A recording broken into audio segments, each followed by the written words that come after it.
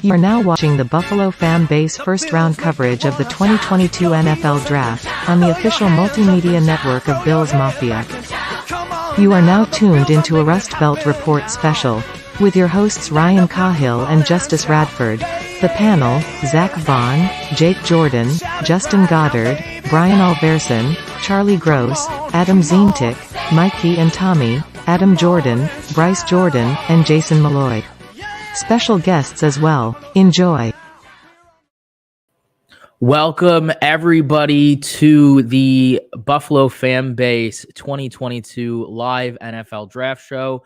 I am your co-host, Ryan Caughill, as well as the producer for tonight. We're going to get to our host here, as well as some of our panelists who have already begun to trickle in. I just wanted to take this moment to say thank you to those of you who we see are already watching. This is undoubtedly the biggest live draft night event special in probably the history of content creation, personal content creation. Not talking about the NFL draft itself. That's obviously the biggest. So I wanted to take that moment to just thank everybody. We're going to have so many panelists from across the BillsMafia content creating community, both tonight and tomorrow, covering round 2 of the NFL draft live.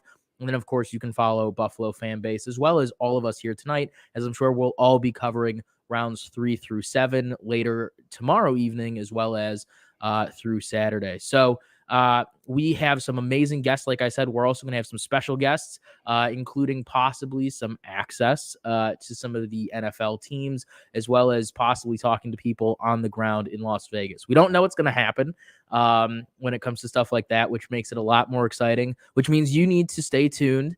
As you can tell, we are all dressed up. We are ready for the evening. So our host for this evening is Justus General Radford, and I'm going to throw it over to him. We're going to have about half an hour of talking topics.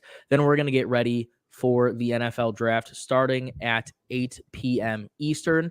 We're going to have commercial breaks. You guys are going to absolutely enjoy this. Please, please, please be active in the comments. Talk to us. Hit us up on Twitter. It's going to be absolutely awesome. And Robert's already in here with the We Want Breece Hall.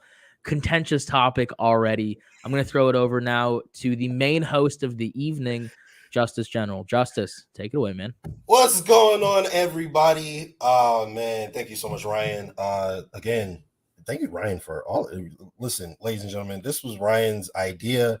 Ryan was like, "Yo, I got this amazing idea." I was like, "Yo, let's talk about it," And he came up with a really cool concept, and I'm super excited about it. And clearly, so are you guys. A lot of people out there rocking with us already. Please stay active in the chat. Of course, we are always going to conversate and communicate with the people who this is for. So welcome to the 2022 NFL Buffalo FAMBase Draft Special, Rust Belt Report Special. It's a lot of names. But before we get to kind of going into talking and introducing some of our panel members, we've got some big storylines kind of to talk about just a little bit. I've seen a few, right? So one that I kind of wanted to bring up was the Eagles are trying to trade up into the top 10 per sources. Okay. And now this is a source. I mean, they're a Twitter account, so I'm not acting like I know anybody in the biz, but they're pretty, reliable. And, so actually it's per rap sheet. So Eagles trying to trade up into the top 10. Obviously, we know Eagles have 2 mid-round picks. And so I kind of want to get your take on that, Ryan, before we introduce, some of our panel members. What are you thinking? What are you thinking about the Eagles taking 2 mid-round picks and maybe packaging those to go get in the top 10? Yeah, so there's a lot that's actually happening with the Eagles. Howie Roseman, the GM there, rap sheet. I've been following the coverage all day today. There's reports that they obviously want to trade up, as you just said. There's also reports that they potentially want to trade back, depending on who gets taken in front of them. We obviously know, and we're going to talk about it later, they did a one-place swap with New Orleans earlier, I think during the playoffs or at the tail end of the season. So I don't really know. There was some talk about the Eagles potentially pursuing a quarterback in some way, shape, or form during the draft or in undrafted free agency, looking at the free agent market that still exists out there or that could exist. Obviously, the draft is going to impact and change how teams look at their roster. That said, talking about those sources, a friend of mine, she's from Scotland, so if she's watching, shout out to her, but it is pretty late over there now, said that they're looking not at quarterback, but that the word that she's hearing as an Eagles fan is that they're looking to possibly move up into the top 5 to 7 to go after a corner, being their number one. And so they're looking at any number of corners that are available, but that's where they're looking mainly for the Eagles if they're going to trade up. Yeah, I mean, you look at it, and for me, I got one Jameson Williams, okay? And the Eagles were one of those threats, with 2 picks right there in the middle of the first round. And if they're using that to package and go get somebody in the top 10, I wouldn't be mad at all, because obviously that probably increases our chance slightly, probably not by much, but slightly, to going and getting that guy. But with that being said, let's go ahead and get to some of our guests. All right. So from the Mafia Sports Report, we got 2 very new family members of the fan base over here with BillsMafia, and really, really dope to have these guys on. We got Tommy and Mikey, like I said, from the Mafia Sports Report. How you guys doing tonight? What up, Justus? Man, I'm getting ready for 4 hours of draft, and my seat is going to be flat by the time we're done. But I'm excited, and let's do this, man. Let's do this. Sounds good. Yeah, Mikey, absolutely. Wonderful. I'm ready. I've been waiting for weeks for the draft. I am a draft guy. I love it. You eat and sleep the draft, the prospects. I dig into that stuff. If most of the people that watch the Mafia Sports Report knows, that's kind of my thing. I love it. But I was listening to you before we popped on about the Eagles. Now, the Giants have been rumored on trying to get out of 7. It is an interdivision trade, so there is an extra tax for that. So could you see a Eagles-Giants swap? Because Joe Schoen is just going to try to compile as much picks as possible as he looks to build that roster in Brian Daboll's vision. Hey, that's a very good question. I like where your head's at. I like the energy. So all right, let's go ahead and get into that. But first, before we do, because like I said, that's a great question. I want to introduce our next panel member. One of my good friends. He is the editor-in-chief from Buffalo Fanatics. I'm sorry, I had like a brain fart. I'm sorry, I'm so used to producing. I'm not used to have somebody. So my whole brain is scrambled. So, but Ryan, you're doing a great job. I'm sorry. It's just, that's me thing. But editor-in-chief over at Buffalo Fanatics. This guy's a writer. He is very good at what he does. He is an analyst as well. And I enjoy talking to him. What's going on, Zach? How you doing tonight? Good. How are you doing? Awesome. Well, I appreciate you joining us on the panel tonight, bro. What do you think of what Mikey was saying about the Giants potentially wanting to trade out of their pick? I mean, I think it makes a lot of sense because Joe Schoen and Brian Daboll are going in there. It's their first year. They might want to stock up as much picks as possible in order to be able to just build the roster in their own image going forward, because that's what everyone wants to do. And you don't really get that opportunity a lot, especially if you have two top 10 picks. So, I mean, if they can get a good offer for it, I could see them pulling the trigger on it. I could also see another team trading out of a top 10 pick, and that would be the Carolina Panthers. And that's because while they have a lot of needs, they don't have any second or third. Their next pick after 6 is in the 3rd round or 4th round. So they need to build that up a little bit. Who knows? Maybe Philly trades up with Carolina if a prospect falls that they want to get their hands on to leapfrog the Giants or something. What do you think about what Mikey said in terms of the the Philly tax, the interdivision tax. So if Philly wanted to go up and get that pick with obviously their 2 first-round picks, they would need to come up off of both of those picks, I'm quite sure. What do you think that they could get the value from them if Philly was willing to do it?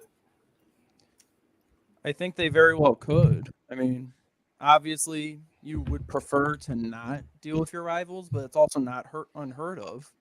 And also, especially if that rival has 2 first-round picks. Yeah. I think that says more about anything than just being your rival.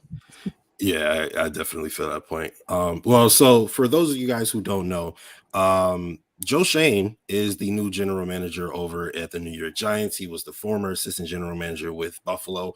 Brandon Beane called him his right-hand man. And obviously the Giants also got our former offensive coordinator, Brian Daboll. So it's kind of like Buffalo Jr. up there in that team over there in New Jersey. But we saw what Brian Daboll did when he first came to Buffalo. He immediately got rid of Ronald Darby and Sammy Watkins and some of the guys, Marcel Daria, some of the guys we thought, were the future of our team. And we've heard reports that Saquon Barkley might be traded. We've heard reports that James Bradbury might be out. We've heard reports about first round pick from last year, wide receiver. Why am I blanking on his name? Kadarius Toney. Yeah. So, Tommy, let me ask you, bro. Do you think Giants about to clean house the way Brandon Beane did, or do you think he might just build on what he has, and that kind of includes Daniel Jones? Well, I don't think Daniel Jones will fit into Daboll's system. So I could definitely see Daboll getting a quarterback. Maybe not this draft, but I definitely could see him getting a quarterback. I just don't see Daniel Jones in the future there, in my opinion. Just the way Brian Daboll likes to run his offense, the way he ran Josh Allen. Though Daniel Jones runs, he's not like built like Josh Allen. He doesn't have the arm like Josh Allen. He can't do the things. And I think Daboll will try to maybe find one of these players in the draft this year. And there is a quarterback, I forget his name. He is kind of like a Josh Allen. They're saying he has the accuracy issues. I think it's Malik something. Malik Willis. Yeah, so you never know there. You never know. It wouldn't surprise me if the Giants went in that direction and got a quarterback to compete with Daniel Jones. All right, yeah, I think so too. I think so, but you know what? I think I'm bigger. I'm bigger on Daniel Jones than a lot of people are. I think he has a lot of talent, and I think he just didn't have a good system. Like I always use like Josh Allen as like a place point, and it's not Josh Allen I'm using, right? It's the Buffalo Bills system is what I'm using. Josh Allen came here into the perfect system for him, and it nourished him into being as good as he could possibly be, right? And I always think like if Daniel Jones had a Josh Allen situation, from years 2 on, right? And let's exclude that rookie year, right? Would he be a better quarterback today? And I really think he would be. So that's how I typically judge quarterbacks, and maybe that's a bit misguided, but it's what I do. So, but before we move forward in the conversation, we got some more panel members. We got my guy, one of my good friends. This guy I've been working with for about a good year, and these guys always produced really high quality content. And he's dressed to the nines tonight, my man. Jay Gosway to Justin Goddard from the Wandering Buffalo podcast. What's going on, Justin? How you doing tonight, bro? You gave me that glowing introduction. I almost left myself on mute there to start it off. You thought I was talking about somebody else? Yeah. I'm doing good tonight. How's everybody else doing? Draft day, baby. Let's go. Let's do it. Let's do it. Dressed to impress. We got a couple of well-dressed people in the building tonight. And then we also have another one of our panel members. Let's go. Actually, since we're talking about well-dressed, you know what I mean? This guy, I started working with a little bit recently, and he is, really hit it out of the park. He is a cool cat, host of the Ring the Gong podcast. Philip Gong, what's going on, bro? How you doing tonight, man? Not much, man. I'm just really happy to be here. Really happy to work with all you guys tonight. Let's hope that Breece Hall isn't the pick. Pray for that. but really happy to be here with you guys and see what we do this first round. And like I said, pray for no Brees Hall. That's just my opinion. My man, Yeah. tugging at my heartstrings. Absolutely. So, I mean, we'll see what happens. Maybe I've been doing too many, Draft Network mock drafts, but I feel like there's other opportunities. I don't think we need to draft them in the first round, but we'll see what happens anyway. But last but not least, of the panel members that are here right now, we're going to go ahead and introduce this guy, owner of 12 Square TTP Analytics. He does draft mock value score. He does. Oh man, this guy is all over the place. What's going on, Charlie Gross? Hey, what's happening? I'm happy to be here. When you introduced Justin and you were talking about well-dressed, makes great content, I was like, oh, he must be bringing in somebody else because it isn't me. And then I saw Justin and I was like, my Lord, this man is looking fly. He's looking suave. He's ready to go. He's got the jerseys in the back. Yeah, I'm happy to be here. I appreciate the invite. I'm doing a little math here in the background, so don't mind me. I'll listen. Yeah, Charlie is our resident mathematician. He is a really smart guy. He does analytics. Obviously, he's the owner of TTP Analytics. So he's a smart guy. Gotta do math on a regular basis for fun. Actually, before we move into our topic of discussion, we got somebody else in the background. We might as well bring them on screen. Are they ready? Maybe they're not ready. All right, so nope, they're not ready. All right. Anyway, thank you guys for joining us tonight. All right. So, I mean, we might as well get down to business, okay? Like, we're Bills fans, right?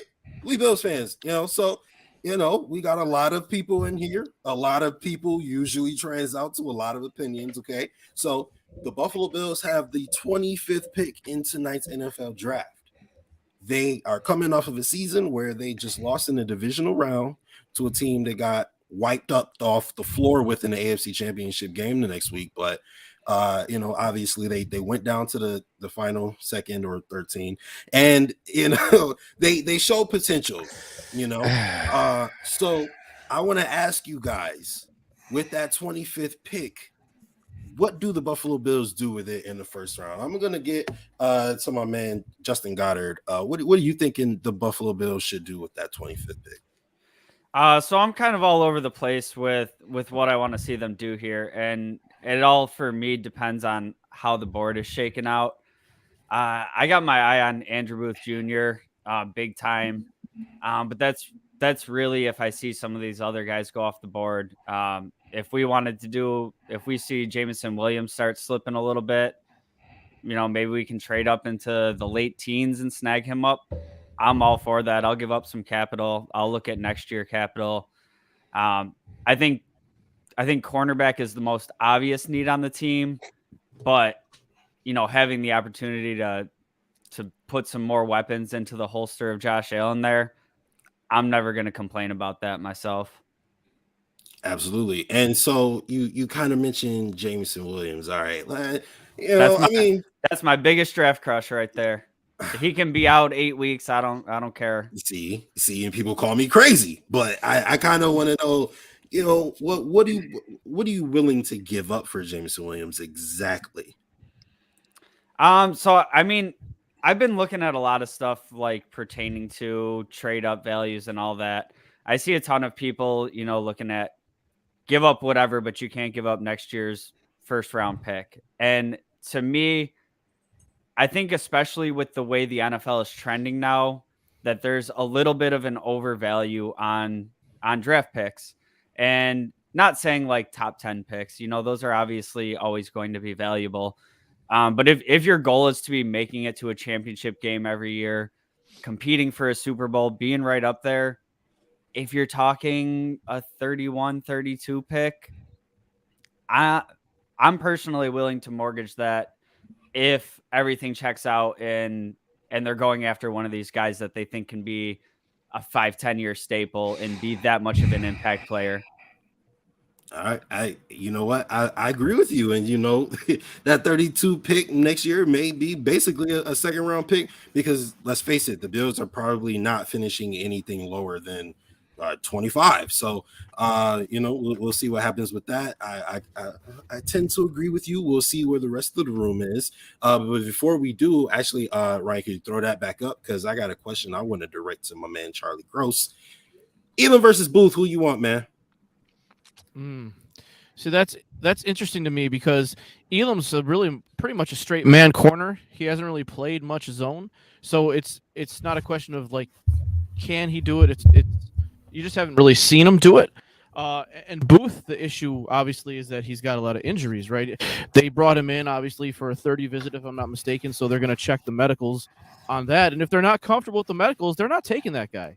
I think they've shown that pretty clear. So that's one thing we can't know. If they're both healthy, I want Booth. I don't know. I know he's injured. I don't know how he is in recovery. So that's something I can't comment on. If they're both healthy, I'll take Booth over Elam. All right.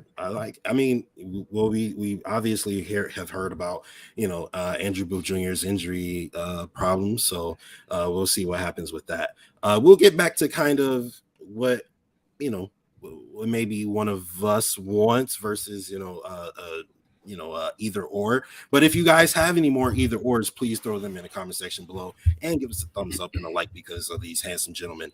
My man Tommy, who you looking the draft, bro? Definitely not a running back in the first round, so we can stop at that talk. I really hope this Breece Hall rumorville, whatever's going on, is not true because I think it would be a mistake for the Buffalo Bills. We need to address the corner. Listen, we got to the AFC Championship game. Our offense was just fine. I understand we want to add pieces and make this offense, oh my God, unbelievable. It's already, oh my God, unbelievable. Okay. I mean, I get we want to add more stuff to it, but we need corner help right now. Trey White is going to be gone till October, November, May, somewhere around there. Dane Jackson's good, but he's still young. And Cam Lewis, I just don't trust right now. So we have to address that position. It is a need. And I hate to say that because I know it's best on board mentality, but I think our first round pick should be a corner, and I wouldn't be surprised if the Bills trade up in this draft to get a guy they like, and McDuffie possibly. And just like Justin was saying, I don't mind trading a first round pick for next year because if it's a 32nd pick, that's basically a second round anyways. That's fine for a guy that can come into this season, be a playmaker, instantly start, and get this team to the Super Bowl. I'm good with that. I'll trade away that 32nd pick. All right, guys. So I just got to point out, all right, 3 of us have talked so far into who we want, in the first round. And 3 of us so far have also said that we are totally willing to give up next year's 32 pick. Yeah. So I find that extremely interesting. Philip, what you thinking, bro? Who you want in the first round? How could we not go punter?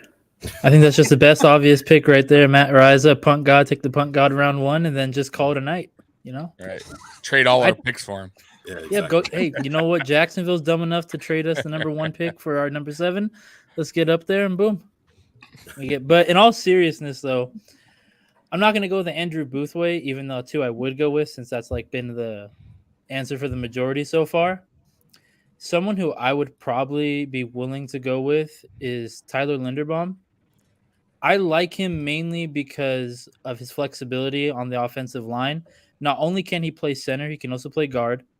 And we need that. We need a Ryan Bates 2.0 who will eventually take over for Mitch Morse. And also, let's say Saffold or Bates gets hurt. Do you really trust Cody Ford to take that starting spot? We saw what happened last season. And I get it. We got a new regime, Aaron Cromer in, maybe Ford fits better under that, running system that he's going to have in blocking. But I don't trust Cody Ford no matter who the coach is. So for the love of God, if we can't get Andrew Booth, Trent McDuffie, Khair Lamb, any of those top corners that we've mentioned, get me a lineman. Get me someone to not have to rely on Cody Ford as depth and someone to replace Bates or Saffold or Morse in the future. You know why I love that answer? I love that answer because as soon as you said it, I saw Zach's face right in the middle of the screen go, like an aggressive head nod in agreement. I love it. But Andrew, listen, bro, I am 6'10" and I have a 7'5" wingspan. If you can find a suit, I will wear it, brother. So I got you, I promise. But until then, polo it is. But hey, since we're here, Zach, what are you thinking about who your potential first round pick might be if you were GM?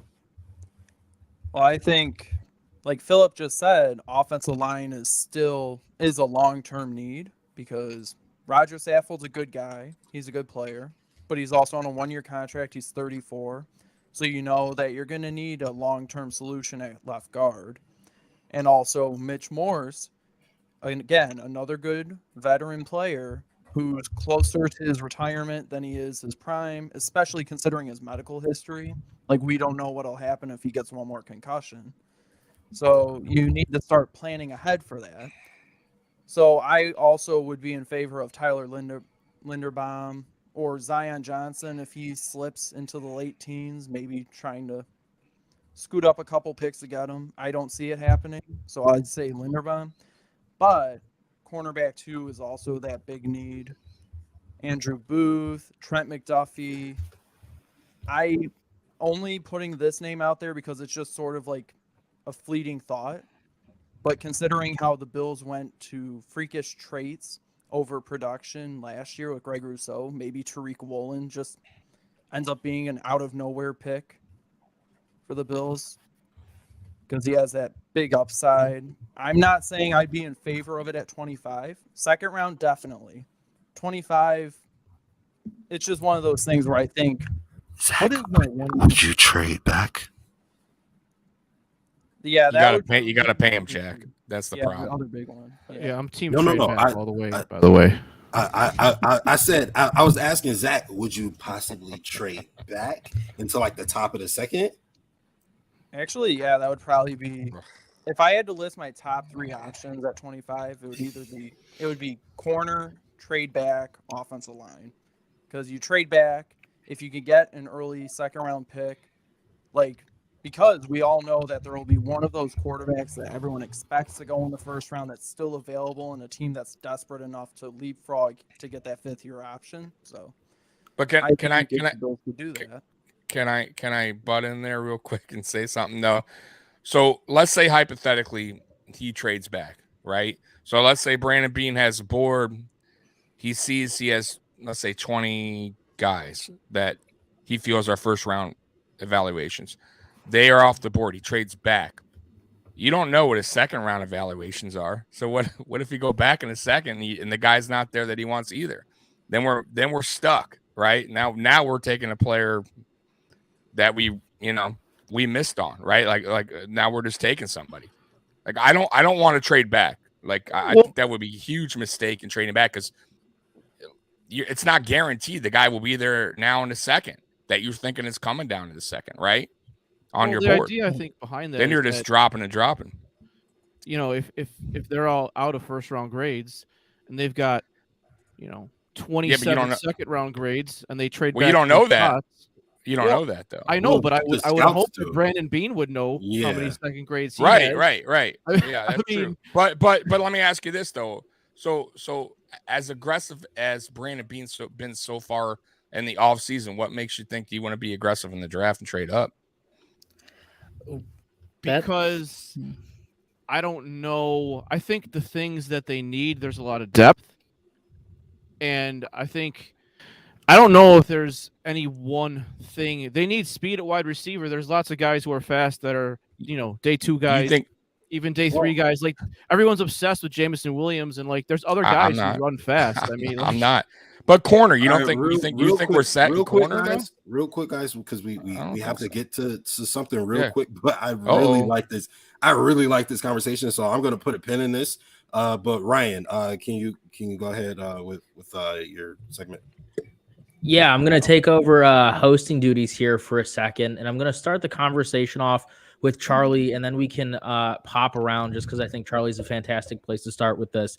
But something really interesting here is we have 8 teams that do not currently have first-round picks for this year's draft. And we were talking earlier about Philadelphia. We know Philadelphia is a team that could potentially disrupt the draft order tonight. We also know that there's tons of other teams. I believe that the report earlier in the week is that a lot of the top 10 teams are willing to trade back, and so that could really disrupt things. But we also have 8 teams that do not have first-round picks. Those are the Rams, the Bears, the Browns, the Broncos, the Colts, the Raiders, the Dolphins, and the 49ers. So, Charlie, I'm going to start off with you. Do you think, really, first off, do you think that any of those teams could potentially trade up into the first round? Or really, the larger question is, as we hit the 8 o'clock hour here and the start of the NFL draft, do you think that we could have even more of a disruption in this year's first round of the NFL draft by having these teams potentially trade back up in? Yeah, that's a great point. I think, first of all, a lot of teams are, stockpiling picks for next year. I think there's probably 15 teams that would love to trade up in the top 3 next year for a quarterback. I think the Giants are one of the teams that's trying to get a second pick for next year, first of all. But yeah, even a team like the Lions, if they don't take a quarterback at 2, they're already at 32, and they've got pick 34 as well. So I think there's a couple teams that don't have first-round picks that are going to be more willing to trade into the back, 6 or 7 of the first round, because I know that they overvalue quarterbacks, but this quarterback class also isn't fantastic. The offensive line class is pretty good. Defensive line class is pretty good. There's something like projected to be like 4 or 5 wide receivers might go in the top 20. The corner class is pretty deep. So I think that you're going to see an opportunity for these teams to trade up, and that's going to, I think, be a great benefit for the Bills, because I think the Bills will get multiple offers to trade down, and provided he's all out of first-round grades, Brandon Beane said last year he would have traded down if Boogie Basham wasn't there. So he'll trade down if his grades are gone, if his first-round grades are gone. He said he'll trade down. All right, it looks like we have some other people that want to get into the conversation. Tommy, did you have something that you wanted to add? No, I just the way this offseason's going, I just don't see Brandon Beane trading down. I just don't see it. He's either going to stay at 25 or he's going to trade up. I just do not see him trading down. How often has he traded down in the first round since he's come here? He's traded up probably more than he's traded back, in total. So if he sees a guy he likes, he's going to try to go ahead and get that guy. That's my feeling about it. And listen, all these like rumors and Breece Hall, all this talk, we don't know. Nobody knows who he has on his board. And it could be a guy none of us expected. So we're going to see soon. 3 hours or so. Yeah, we'll see soon. Right. I think wait, I'll take that back. We're gonna see that in hours. He's gonna trade up to the top 5. I wanna throw it. I just want to throw it over to Philip really quick to get this, just because it's been a minute since you've had something to say. But the Rams, Bears, Browns, Broncos, Colts, Raiders, Dolphins, and 49ers. The Bills might be the only team that start with a B that are not included in this. Those are the teams, though, that I just mentioned that do not have a first-round pick in this year's draft. And who knows? The Bills may join them. However, to Tommy's point, when is the last time that the Bills traded out of the first round? What do you think? Do you think one of these teams is going to trade back up into the first round? Now, it doesn't necessarily have to be with Buffalo, but do you think one of these teams could potentially trade up back into the first round and cause even more of a disruption than we're already expecting? Well, before I start, I just want to say, like Tommy, I am team trade up. Just want to put that out there. But to answer your question, though, a team that I could see trading up is the Bears. Starting with the B, Bills, Bears. Gotta go with the B. But with pick 39, I can see them trading up a little to get more protection for Justin Fields. You're gonna have someone like Kenyon Green, Tyler Linderbaum, like I stated, possibly a Zion Johnson falling. You're gonna have plenty of options there at pick 25 where the Bills are, somewhere towards the end of the first round, where the Bears could jump up from 39 towards the end of the first round and get more protection. Because if they're really going to give Justin Fields a chance to be the franchise quarterback that they think he can be, you can't do that if you don't give him at least an average to above average offensive line, because he definitely doesn't have the weapons So if you don't have the weapons like an Allen Robinson anymore, you need to give him the time to make those smart decisions for below average weapons. So that way he can, if you have below average offensive line combined with below average weapons, you're going to be a dog shit franchise like the New York Jets. So and Chicago Bears, while they're not as bad as the Jets, they don't want to get as bad as they are. So to do that, they got to get some more protection and trade up possibly. Sounds good. All right. So we're 34 minutes. We are just over 34 minutes into our production here. Justus and I kicking it off at the 7:30 p.m. Eastern hour. We are now 5 minutes past the 8 o'clock hour. So I'm going to throw it back to Justus. Just a reminder, though, really quickly, we have 10 minutes between each pick. So there's going to be a lot of time for conversation. Justus, I'm going to throw it back to you. Absolutely. So all right, so we got some more people out there in the queue. So we're gonna go ahead and go to a little commercial break before we get back in and introduce you guys to some more members of the panel, and then we'll start our coverage of the draft since it has just begun. Thank you guys for tuning in to the FAMBase draft special. You are now watching the Buffalo FAMBase first-round coverage of the 2022 NFL Draft on the official multimedia network of BillsMafia. Tune into the Rust Belt Report with host Ryan Caughill, host of the 2022 FAMBase NFL Draft Round 1 and owner of LDG Sports and Entertainment. So that Harrison Phillips chose to sign with Minnesota. I think the Bills chose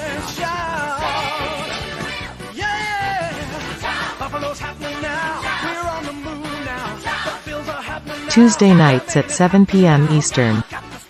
Now back to the 2022 NFL Draft coverage.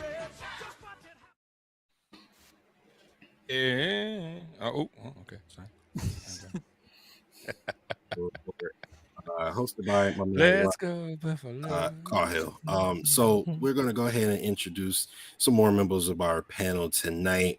We got one of the hosts of a show on our network, the Lowdown Podcast, as well as First Round Bye. Tune in tomorrow night for second round coverage of the first round bye, as well as the 2022 NFL Draft Special.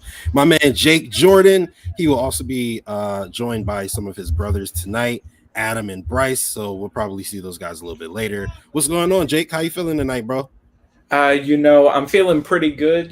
This is the most alone I'm going to be on this couch probably for the rest of the night before I got two dudes way too close to me so that they can fit on camera. So, no, dude, I'm super excited. It's the draft. I mean, it's about damn time, right?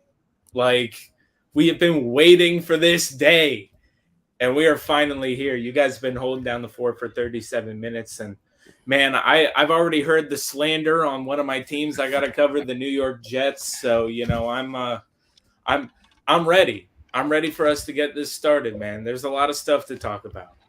Awesome. All right, well, we're glad that you guys could make it, and we'll hear about the New York Jets a little bit later. Let's go ahead and welcome the newest member of the Buffalo FAMBase Network.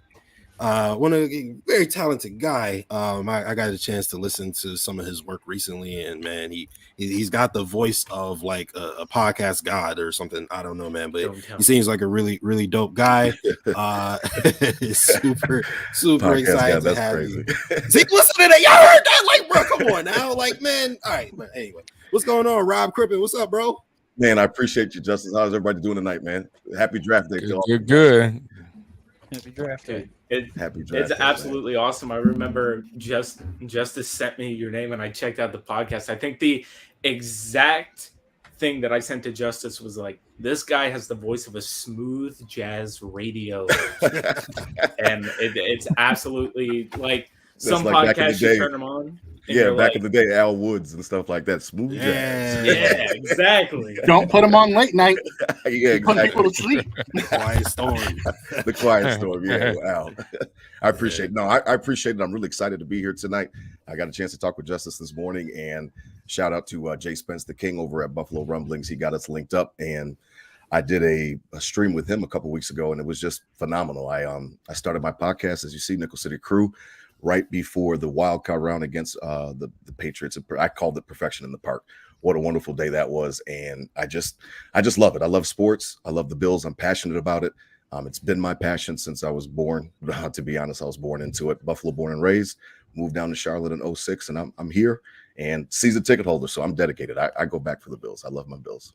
Awesome. All right. Well, the best part of being a Bills content creator is always being a true and passionate member of, obviously fan of the Buffalo Bills. And I think that is one thing I'm pretty confident I can say about every single person on the screen right now and every single person waiting in the queue. Speaking of people in the queue, I'm going to get to listen. All right. So I really joined the Bills Twitter community maybe like a year and a half ago. Right.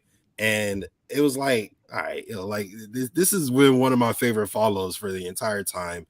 He doesn't get on camera very much, but I think he's a really dope guy. And whenever he does, he always does really well. So my man, Brian Alvarez, he is the user behind Reddit Bills. I don't know. Yeah, he controls the Reddit Bills Twitter page, and he's a really dope guy. Oh no. Okay. All right. The studio is limited. We are full, Justus. What? Oh yeah. All right, I see. I bet you didn't even know there was a limit. I Justus. didn't know there was a limit. All right. Well, got the Brady Bunch sequence going on here. All right, StreamYard doesn't like us right now, but we're gonna say what's going on to Brian real quick. What's up, Brian? How you doing, man? What's up, guys? How's it going? Glad you could fit What me up? in. Kick everybody else out so I can be in here. Exactly. We need Brian in the stream. Excited to be here. Ready to talk some draft. I think the Jaguars are on the clock now, so we should be getting into the meat and potatoes here pretty soon. Yeah. All right. So they're taken. All right, Jaguars on the clock. All right. So do we have our Jaguars correspondent on screen? We do. All right. We do. Give us The some unfortunate task of making this pick. Okay, so I will tell you.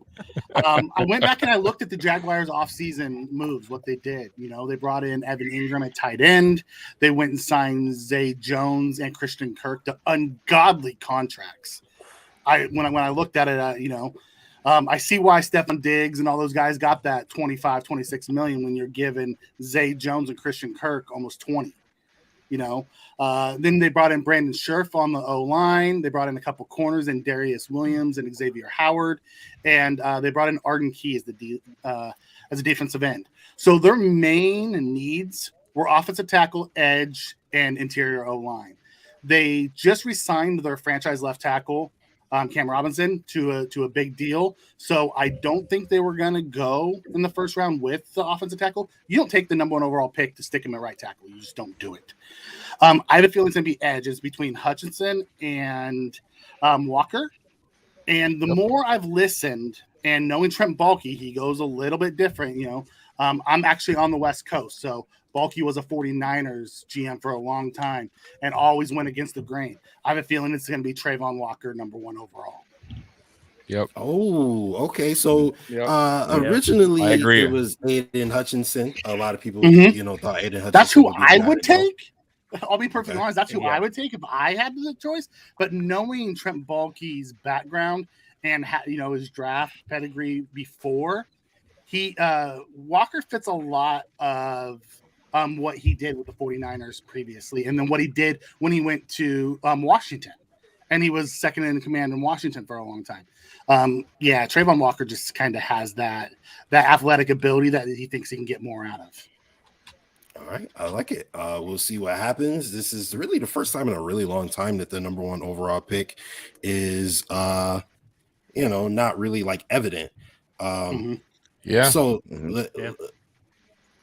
all right. So let me ask you this, Justin Goddard. What's your thoughts? So who do you think the Jaguars should pick, or who they're going to pick? I'm on the same side there. I'm thinking it's also Trayvon Walker. There was so much talk for so long that it was Aidan Hutchinson, and we see this really happen kind of every year, unless it's that blue chip number 1 quarterback, talking like Andrew Luck. There's like that player that's that solid number 1 option the whole time, and then last minute something switches. And I'm agreeing here because the Trent Baalke likes to bet on the physical traits more than the floor. He really likes to swing for the fences on the physical traits of guys, and I think Trayvon Walker has a little bit more of that. There's a lot of talk that, Aidan Hutchinson's already at a ceiling. I don't think that's the case, and I think it's a much safer pick here, which is to me why it makes sense that the Jaguars are going to go Trayvon Walker. Yeah, they're going to mess it up. They're going to mess it up. Yeah. Hutchinson gives me J.J. Watt vibes. When I watch his tape, he gives me J.J. Watt vibes. If you remember back when Watt was coming out, they were saying, oh, we think he's already at his limit. He's not going to get any better. He's kind of, at his ceiling. And he just kept growing. That's what I get. That's the feeling I get from watching Hutchinson, to where Walker didn't have the production, but he has all that athletic ability, and they feel they can tap into it. Yeah, I agree. Brian, I if think you had the number one overall pick, yeah. who would you go with? Yeah, I mean, I feel pretty much the same way. Before they re-signed Cam Robinson, I would have said it would be a home run for Evan Neal, just because, they absolutely needed to protect Trevor Lawrence. Otherwise, he's just going to get killed back there. But as it stands, I mean, personally, I would be A-okay with taking a guy first overall and playing him at right tackle, because I love right tackles. You can never have too many good tackles, but I do agree that I think it'll be Trayvon Walker, just because, when you're drafting that high, you get the premium position with a super high ceiling, and they're in a position where they pretty much need to rebuild from the ground up. So you, sir, are correct, and so is everybody else who said Trayvon Walker. The Jacksonville Jaguars did select Trayvon Walker, defensive end out of Georgia, with the first overall pick, which means Detroit Aidan is Hutchinson happy. is happy. I mean, Detroit Aidan Hutchinson is available in the war room. Yeah, they have their local. They're guy. biting all the kneecaps. Oh, Yes, dude, they're loving it. I'm right here in Detroit. They're so freaking out right now. Aidan Hutchinson, obviously a defensive end out of Michigan, is going to Detroit. So I think they are happy. I think that's a pretty obvious pick, but we'll see what happens. Speaking of it, though, Charlie is our Lions correspondent. So do you want to give us some information about Aidan Hutchinson? Sure. Obviously he went to Michigan. He was going to come out last year, actually, but then he decided to stay. His dad also went to Michigan, and he broke, I think, every record possible, certainly, and they beat Ohio State, so that was important. I think the issue really with Hutchinson, which is what Baalke had the issue is he does have slightly short arms. I know a lot of times that a lot of that stuff doesn't matter, but apparently it matters to Trent Baalke. I think, people are speculating that Malik Willis might go to Detroit, but I think when you've got a guy like Hutchinson and you can get him and you can keep him in Detroit, I just think, the intangibles for Dan Campbell and Brad Holmes, you get a guy, you keep him in the state he played in, he's kind of a hero there in a way, obviously, to Michigan fans. I just think it's a smart move for them. There also was a little speculation that Holmes might go with Kayvon Thibodeau because he's a West Coast guy, and he drafted West Coast guys almost all exclusively last year. But, I think Hutchinson is probably the better pick at this point for what Detroit needs, both on and off the field. Can I ask a question real quick? Could you see them flipping the board and taking a Sauce Gardner, knowing that Holmes came from the Rams? Could you see him looking for that? Well, they do have Jeff Okudah, right? And Okudah hasn't exactly lived up to, his billing, but he was hurt. And the Lions are a bad team, and I think we know, certainly from the Bills, that you need, defense is symbiotic. Whether you believe coverage over pass rush or pass rush over coverage, they're symbiotic. They help each other out. And you got to give him a chance with some pressure up front. He can't just cover forever. So, sure, it's possible that they would take Sauce Gardner. I just think that they're so desperate for pass rush. They're desperate for the intangibles that Hutchinson brings. And I just think that that's where they're going to go. And you are correct. The Lions are going to take Aidan Hutchinson, number 2 overall. We should have submitted a mock draft to the huddle report. Right? Seriously. All right. So that's what we got for everybody. Zach, what do you think about the Lions taking Aidan Hutchinson? What does that mean for them? Well, I think it was a no-brainer for them because you want, especially because Dan Campbell wants to be biting all those kneecaps. Well, you're getting a proven kneecap sneaker in Aidan Hutchinson. Also, Michigan native, or he played his college ball in Michigan, so he gets some marketability there. He's, he gets some brand recognition right there. He's just coming from across the street, basically, or wherever Ann Arbor is. But I think it was a pretty good pick. I mean, everyone was considering him the most pro-ready prospect. So you get someone who can step in day one and just chase after Aaron Rodgers, chase after Kirk Cousins, chase after Justin Fields. Yeah. I mean, he's the consistent number one overall pick just like 2-3 weeks ago, and then all of a sudden, we seen everything else happen, and a lot of people's draft stock really fluctuated a ton. Obviously, I'm pretty sure Detroit is ecstatic. They go ahead and they get their guy, in Aidan Hutchinson, defensive end out of Michigan. So next up on the clock is the Texans. So we're going to go to Mikey again for some analysis on the Texans. Mikey, yeah. So here's great the thing. teams with the Texans, they truly should go BPA. They could go anywhere. You're talking about the Bill O'Brien mess they're still trying to fix. So when I looked at their off-season additions, there was nothing that made me like, oh, okay. So really, their team needs are BPA and premium positions. So they could easily go offensive tackle here and take the best left tackle because they're trying to trade Jeremy Tunsil, even though they gave up 100 first-round picks for him, signed him to a big deal, and now they're trying to move him. So they could look to replace Jeremy Tunsil and then flip him later on in the draft. Or they could go Sauce Gardner, who's truly, I think, the best player available on the board because they need corner help. Lovie Smith's a defensive mind, and he's their new head coach. Or they could go DN. That's the true premium position here, and go Kayvon Thibodeau. What do you think? If I had to choose, I would take the left tackle, the best left tackle. I'd either take Ike Ekwonu or Evan Neal here for them. Protect your quarterback. We know nothing gets going without protecting them. You have a chance to take the best one. I mean, Ekwonu kind of fits their mold more because he could play left tackle, right tackle, or interior. So you could use him in multiple different locations depending on what you do with Laremy Tunsil. All right. Anybody else have anything? Can I make a prediction on what the Texans will do? Yeah, please. Absolutely. I think they're going to go Stingley. Ooh, Stingley's a good one. I actually have Sauce Gardner going 3. I have a different one because where Nick Caserio was tied to before Houston, right? Patriots, yeah. Mm-hmm. Where do they? What is the one position they mainly screw up in the draft? Wide receiver. Wide receiver. Everything. All the time. What is Nick Caserio gonna do?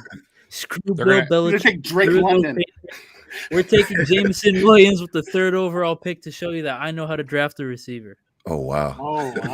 Wow! He's saying Bill Belichick was the one that was messing up those receivers, not him. Yep. I think they're gonna take Sauce or Stingley. Yeah. Oh yeah, the Jameson thing was just a bit. It totally sauce. No, I know. I know. Cornerback. Yeah. Cornerback. That'd be my prediction. Cornerback. Yep. I mean, that's the best player available. I mean, BPA really, when you look at it, it's that. If they take Stingley over Sauce, they're taking his freshman year tape over what Sauce put out last year. Yeah. He was kind of up and down last year, wasn't he? The last 2 years. Stingley last 2 years. 2 years, He's right? been battling injuries since he that got freshman. hurt. I mean, granted, his teammates haven't been as good as they had that freshman year. They had a stacked team. And then they lost a bunch of guys, and Orgeron, kind of killed that team, and they didn't bring in a lot of studs. So he just kind of shut it down. Play man. It's pretty clear to me that Stingley is a much better in terms of flipping his hips and running with guys and that kind of stuff. I think that Stingley's is far and away better than Sauce in that area. So we do have a little bit of breaking news. Oh, Whoa, guys. Walker was involved in an accident prior to the Uninjured. draft. He is uninjured. So prayers up to him and to everyone involved in that situation. That must be tragic, especially before you get picked number 1 overall. That's pretty crazy. But hey, if he's uninjured, then I'm sure happy ending. I'm not happy ending, but you know what I mean. I mean, you're a millionaire now, so it is kind of happy. Anyway, but guys, so the pick has been made. Yes, exactly. I was just about to get to it. Who was wrong? We got Stingley Jr. as the Stingley. Sauce is next. Sauce is next. To the Whoever's Texans. talking about the Jets. No. I don't want sauce next. Please don't do All that. right. Don't So say that. speaking of Come talking on, about Jets the correspondent. we got my man Jake Jordan, host of the Lowdown podcast and first round bye. Go ahead, Jake, with your Jets analysis. Okay, so as we all know, the Jets need a lot of things. It is not just one thing. They have a lot of problems. One of those problems, as of recently, being Mekhi Becton apparently being soured with the coaching staff. Apparently, he wasn't rehabbing the right way. He was overweight. They have a problem with his work ethic issue. All this stuff has been coming up, and it's been a problem the last couple of years with Mekhi Becton. So I think you cannot let your left tackle, if he's not going to be ready for the season, which a lot of the stuff that is coming out is saying that he might not play or suit up for the Jets this season. You cannot let your now second-year quarterback have his blind side just be completely wide open. So while I do like Gardner for the Jets, and that is my replacement pick for this if this player wasn't there, I think Ike Ekwonu is the best pick for them at this, just because when you're thinking about how you want to set it up, I understand Robert Saleh is a defensive coach. It all comes to the trenches, first of all. And they've had some guys in these corners like Michael Carter and Bryce Hall. These guys have stepped up, and they have been able to, at least for a while last year, able to hold down the fort. So they can afford to wait if they want to. But I think that offensive tackle is the move here. I would go Ekwonu, but my replacement pick, if they don't go with that, is Sauce Gardner. So I was just praying for this moment to come here and basically have a 50-50 shot, I think, with this. So, Jake, let me ask you a question. Go ahead. Do you not see them going D-end and taking like a Thibodeau at this point? See, I don't think so, because I think they're really going to bank on Carl Lawson coming back, and they just signed, John Franklin Myers to an extension, another one of their defensive ends. Okay. And there's still some veteran defensive ends that are still sitting out there on the market that they could pick up. So when you really go, which one do they think is more important? I think that being a defensive coach, that they would probably be able to get more out of a veteran defensive end or somebody that they pick up. And because they've been able to get it out of guys that you probably didn't know of before I brought up their names at cornerback last year. I mean, they were still a bad team, but that was one of the bright spots that they still had on their defense. So I wouldn't be surprised either one of these picks. It could be offensive line. I feel like that's more important, especially when you're dealing with, you don't have an established quarterback back there. He has those problems. And if you're going to have a problem where you had a guy you thought was your franchise left tackle, and he's not going to be that guy, maybe you need to just go out and get another one before, you've got a problem there all season, and it could result in your quarterback getting hurt. All right, yeah, so Rob, let me ask you, Rob, what do you think about what the Jets should do here? I think the Jets need to, he said it before, you got to protect him. You have to protect Tyler. If you don't protect him, I think you could ruin this kid, to be honest with you. If you go too long trying to nibble around the edges, and you got Denzel Mims and all these other receivers that are not working out, you've got to make sure that you protect Zach Wilson, in my opinion. You've got to make sure that he's upright. He's got all the confidence in the world.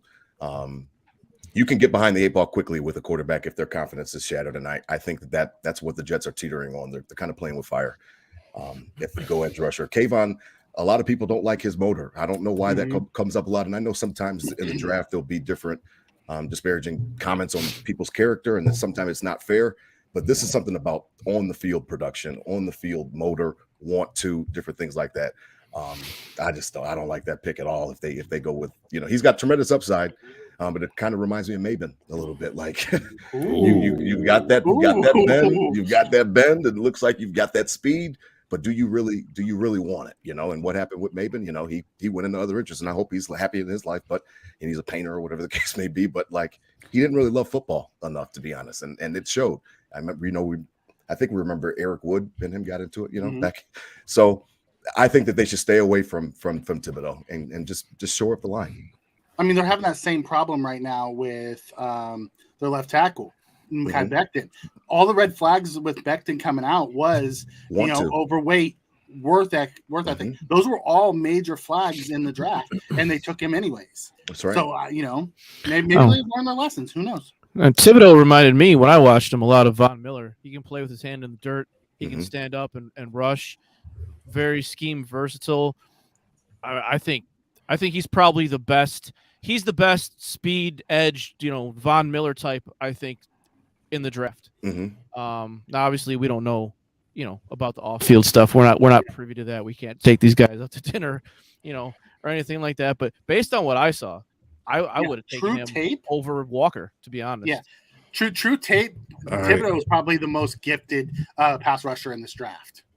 Yeah, and that's actually what I've heard a lot of people say, which is why I'm kind of shocked that everybody kind of has that motor thing. But we are going to go ahead and take a quick commercial break, so we will be right back after that with more draft coverage. You are now watching the Buffalo FAMBase first round coverage of the 2022 NFL Draft on the official multimedia network of BillsMafia. Tune into the Wandering Buffalo podcast every Monday morning.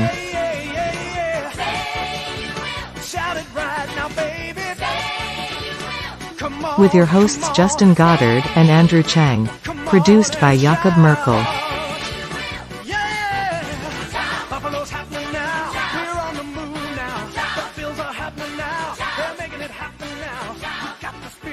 Now back to the 2022 NFL Draft coverage. You are now watching the Buffalo FAMBase first round coverage of the 2022 NFL Draft on the official multimedia network of. All right, let's do it. People are part of the panel as well. Jake and his brothers are now here. We now see the entire trio. So what's going on, guys? And also the Jets took Sauce Gardner with that fourth pick. What I tell you. Let's go ahead. What I tell you. Some analysis from they could have let Sauce go. So, like I said, it was a 50-50 shot. I mean, they could, if at the point they thought that Sauce was the best player available, then yeah, I mean, they had to take him. I think that team has so many problems. They could have gone so many other ways. How dare I be responsible and say that you should protect your quarterback?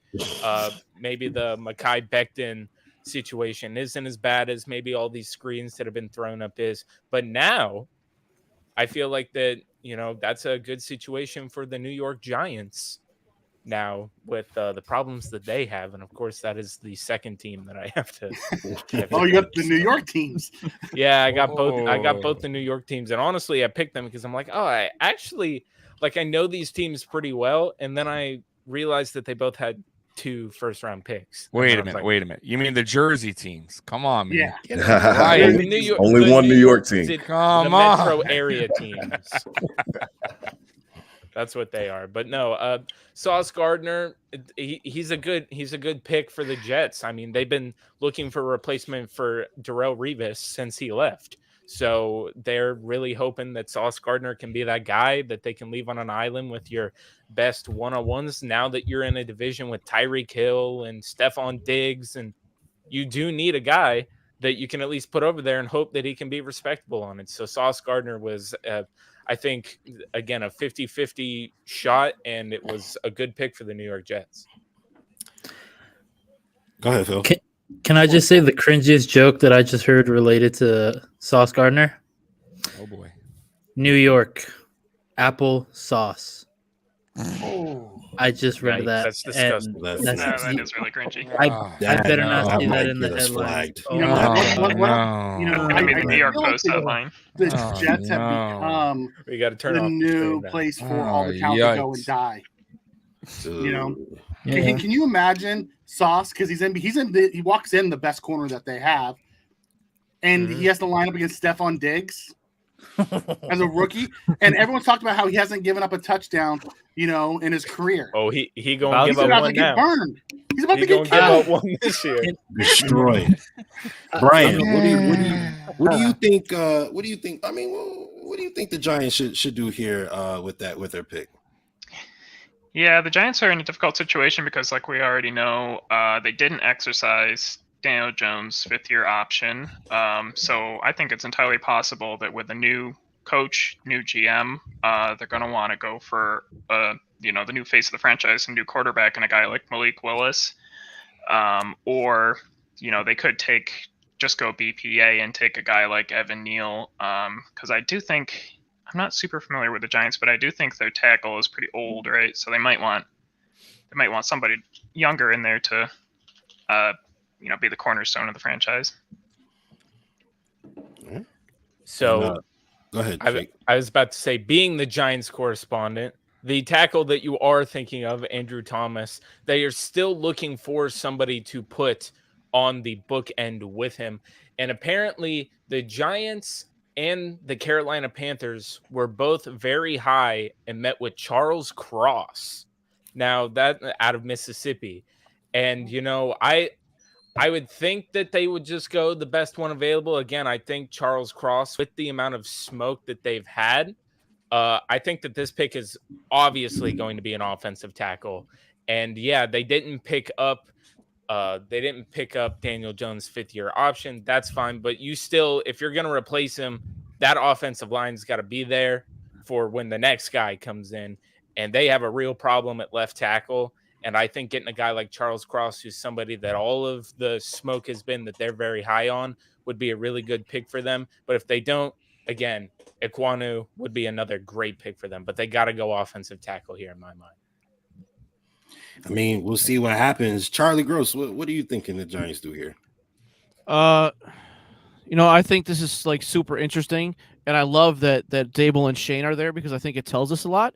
I think that if you look at what McDermott and Bean did when they came in, I think Shane and Dable are going to do the same thing. I don't think there's any way they take a quarterback this year because they don't have the Shane scouts in yet.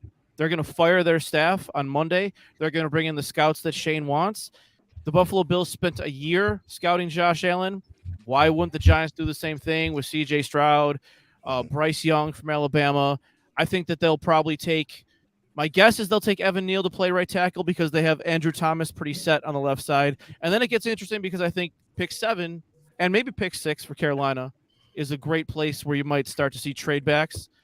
Because like I said, I think the Giants want as much ammunition as they can for next year. Because I really think next year will be their focus on their quarterback. And if Daniel Jones works out for them, great. I mean, I don't think they're opposed to that. Then they wouldn't have to, draft a quarterback next year or whatever. So, but I think this would be a tackle. I'd be stunned if it wasn't. Sorry. Boy. I couldn't help myself. Sorry. The pick is in for the New Jersey Giants. Tommy, let me ask you, bro. What do you think about the New Jersey Giants taking Kayvon Thibodeau, defensive end? Okay. I would have went Cross with this pick. Protect your quarterback here, which they need. But no, solid pick. I mean, listen, they're going to pick right back in 2 more spots. So yeah, they could still have a chance to get their offensive lineman they want. Yeah, so they have their opportunity to still get their offensive lineman they want. So yeah, I don't hate the pick there. I really don't. They just got the best pass rusher in the draft. Correct. Or they could trade back, with the Buffalo Bills, send Jordan Poyer and a future pick up there for number 7 to get caught. Oh, no, Poyer. That's not enough. All right. Whoa. How dare you? I'm just saying. Unbelievable. I don't know if you that won't be enough. They'd have to include Gabe Davis too. Oh, okay. Now who that went too far. Oh, that's Get out of mean. here. Oh, come on. Oh man! All right, No, so but You opened the door. I just walked through it, my man. my God. let me introduce one of my guys. All right, this guy is a super talented guy. I work with him for maybe a little over half a year now. And he does bets, and this boy wins himself and a lot of people a lot of money. So go ahead and make sure you guys check out Bank It with the Back Door with my man Jason Malloy. Welcome to the panel, Jason. What's going on, bro? Nothing much, man. Just enjoying the night. I didn't even have to look up from my screen to know who mentioned trading Gabe Davis. It was Charlie. Oh, what's up, Jay? How you doing? What's up, Charlie? Yeah, interesting stuff. I definitely was thinking, and I had my mock draft that I thought maybe Malik Willis might go to Houston, and then I was thinking like someone mentioned the Giants, and I'm like, that kind of makes sense too. You know, get someone that's got a little bit of mobility. I think has the ability to have a pretty nice arm, and obviously Brian, you know, Mr. Dable's up there now, so yeah, absolutely. All right, Justin Goddard, co-host of the Wandering Buffalo podcast, comes out every single Monday on the Buffalo FAMBase podcast network. No quarterbacks have gone so far, so I mean, like, what's going on? Why are no quarterbacks gone? What do we think a quarterback will go at some point? Definitely a quarterback will go. I don't think it's all that surprising that nobody's gone yet. I had a slight feeling Malik Willis might go at 2 to Detroit. It sounded like they were really liking Malik Willis, and it's kind of like if you like your guy, go take him, and if you kind of overdrafted a little bit, just go for it. Once we get past that point, we have Carolina up next. I mean, maybe you got Dave Tepper is the owner. He doesn't seem very patient with having a losing team, but you also have a coach that's on the hot seat. So I don't know how much that organization is looking to start developing a quarterback right now when you're probably looking at a head coach that should have been fired last year that's kind of hanging on for dear life. And once we get past that 6 range, I think we might be waiting until late teens, 20s for a quarterback to go off the board. Well, we're at that 6 range now, and my man Zach Vaughn, editor-in-chief of Buffalo Fanatics, is our correspondent for the Carolina Panthers. So, Zach, what information you got for us for Carolina? Well, as somebody previously mentioned, that the Panthers are pretty high on a couple of the offensive tackle prospects like Charles Cross. And also, I also heard that there are rumblings that maybe they may try to trade down, which would actually work in their favor because, like I mentioned before, their next pick's in the 3rd round, and they have too many needs, too many holes to fill, particularly on offense.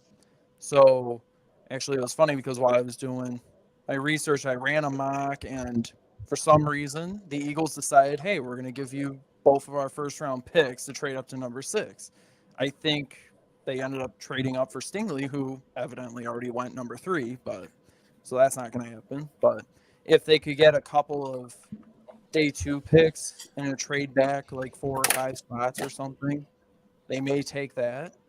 Or they just stay pat, take the offensive tackle that they need because their offensive line was a train wreck last year, and try to build something up for whoever takes Sam Darnold's place next year. Oh, wait, next year, 2023. So you're saying that Sam Darnold won't be a franchise quarterback? It's not looking like it. I mean, maybe if they solidify the O-line, he could show something. But so you're a Sam Darnold apologist? No. Josh Allen backup? See what you're doing. Okay. I'm not a Sam Darnold fan. Okay, I'm not a Sam Darnold fan, but let's give the guy a little bit of a break. He went from the Jets, that was a dumpster fire that did nothing to help him, right into Carolina that had 0 offensive line, and his best weapon, Christian McCaffrey, got hurt in like game 2. I mean, it's hard for anybody to succeed with that type of, I totally agree with you, Mikey. I agree. I agree. I agree and I disagree, I guess, a little bit, Mikey. Surprise, surprise! You don't agree with me? What's that saying about like they said like players don't bust, like teams make players bust, and not all. Yeah, but not all. I don't think Sam Darnold is a franchise quarterback, but I think he's at least better than what we've seen out of him so far. Like you said, he went from the Jets that were a dumpster fire, and then Panthers just kind of taking a swing on him, but not doing him any favors with the offensive line. CMC goes down. That's unfortunate, but I mean, your offense also shouldn't be predicated on 80% going through one guy.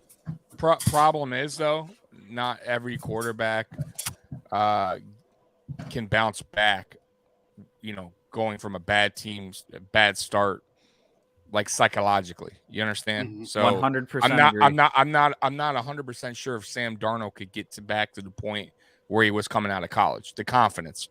Not every quarterback can do that, So I think Sam Darnold's career will be a mid journeyman. I'm going to be honest. He's going to be Matt Barkley. He's going to be Barkley a little better. Slightly better, I'd say. Matt Barkley has carved out a nice little career. Tad better. I mean, there's definitely a little below Tannehill, a little bit above Barkley. He's around that range. All right, so I mean, we'll see what the Panthers go ahead and do with that pick. Rob, what do you think the Panthers should go here with this pick? I think they're going to trade back. To be honest, I think that they're in a prime position to trade back. They can pick up some more picks. I know I heard it on GR this morning. They don't have a second or third rounder. They don't pick till like the end of the fourth round. So that's a big gap between pick 6 and like at the end of the fourth round. So I could see him as trading back. It says the pick's in, so I guess the pick is NC State offensive tackle Ike Ekwonu. Oh wow! Okay, that's smart. That's solid. Smart. Start building that offensive line. So that means that they believe Sam Darnold is a franchise quarterback, and they're getting somebody to protect him, or they're trading for Baker. Maybe. After the draft. Guess who's next? Guess who's next? Cross. I'm gonna call it. Is Baker really better than Darnold? I think so. You don't think so? Now do we get a trade here? Yeah. His rookie season alone puts him ahead of Darnold for me. Well, so you put Darnold on that team that he had his rookie season. It's a different setup too. You have to remember he walked in ready made with that offensive line and those weapons. He couldn't figure out how to use OBJ. Like. That's fair. I'll give you that. I mean, come on. Him and OBJ break up that and his success with LA afterwards. That kind of proves something on Baker. But I think Darnold's better than Baker. I think Baker Jones is better than Baker. But we don't know. We don't know that. You don't know that. To Mikey's defense, you don't know if Baker was with the Jets. You have no idea what he would have been, what he would have turned out to be. Even if he no idea. Well, I guess we might find out what he looked like in Carolina because they might trade for him. Yeah, Baker's made so many bad decisions with like Mikey said. Not only did he have receivers, not only did he have a great offensive line, running game. He had 2 dynamic running backs, and he still couldn't really get him over the next level. And so tight ends, he had everything except the culturally. But right, I was just about to say that, Justin. But even Stefanski is a better coach now than he had his rookie year. I mean, he's digressed year over year. I think Baker. Once again, he's a mid-level quarterback, man. He's not going to get your team to the Super Bowl. I don't think. All right, so the pick is in for the Panthers, as we said. That is Ike Ekwonu, offensive tackle out of NC State. We're going to go ahead and go to a commercial break. Thank you guys for tuning in to the We got to wait till we go to the commercial before. All right, drink break. I'm going to go get a drink. I'm joking. But thank you guys for tuning into the NFL 2022 Rust Belt Report NFL first round. It's a lot of words, okay? Thank you guys for tuning in. All right, we'll go to commercial. You are now watching the Buffalo FAMBase first round coverage of the 2022 NFL Draft on the official multimedia network of BillsMafia. Tune into Home Field Advantage every Wednesday night at 9 p.m. Eastern. It's amazing to see fans obviously out there, and it's a home field advantage for us. With your host the Caveman, Michael Lisman, the GM, Justus General Radford. I feel like like celebrating the life of super talented. Now back to the 2022 NFL Draft coverage. Always pick such fucking Jerry Jones and his son. You are now watching the Buffalo FAMBase first-round coverage of the 2022 NFL Draft, on the official multimedia network of BillsMafia. Tune into the Wandering Buffalo podcast, every Monday morning.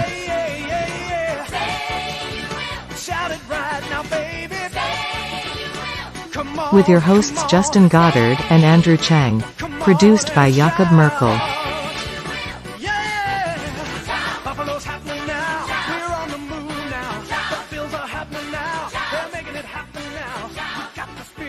Now back to the 2022 NFL Draft coverage. You are now watching the Buffalo FAMBase first-round coverage of the 2022 NFL Draft, on the official multimedia network of BillsMafia. Tune into the Rust Belt Report, with host Ryan Caughill, host of the 2022 FAMBase NFL Draft Round 1 and owner of LDG Sports and Entertainment. Come on. I think the Bills chose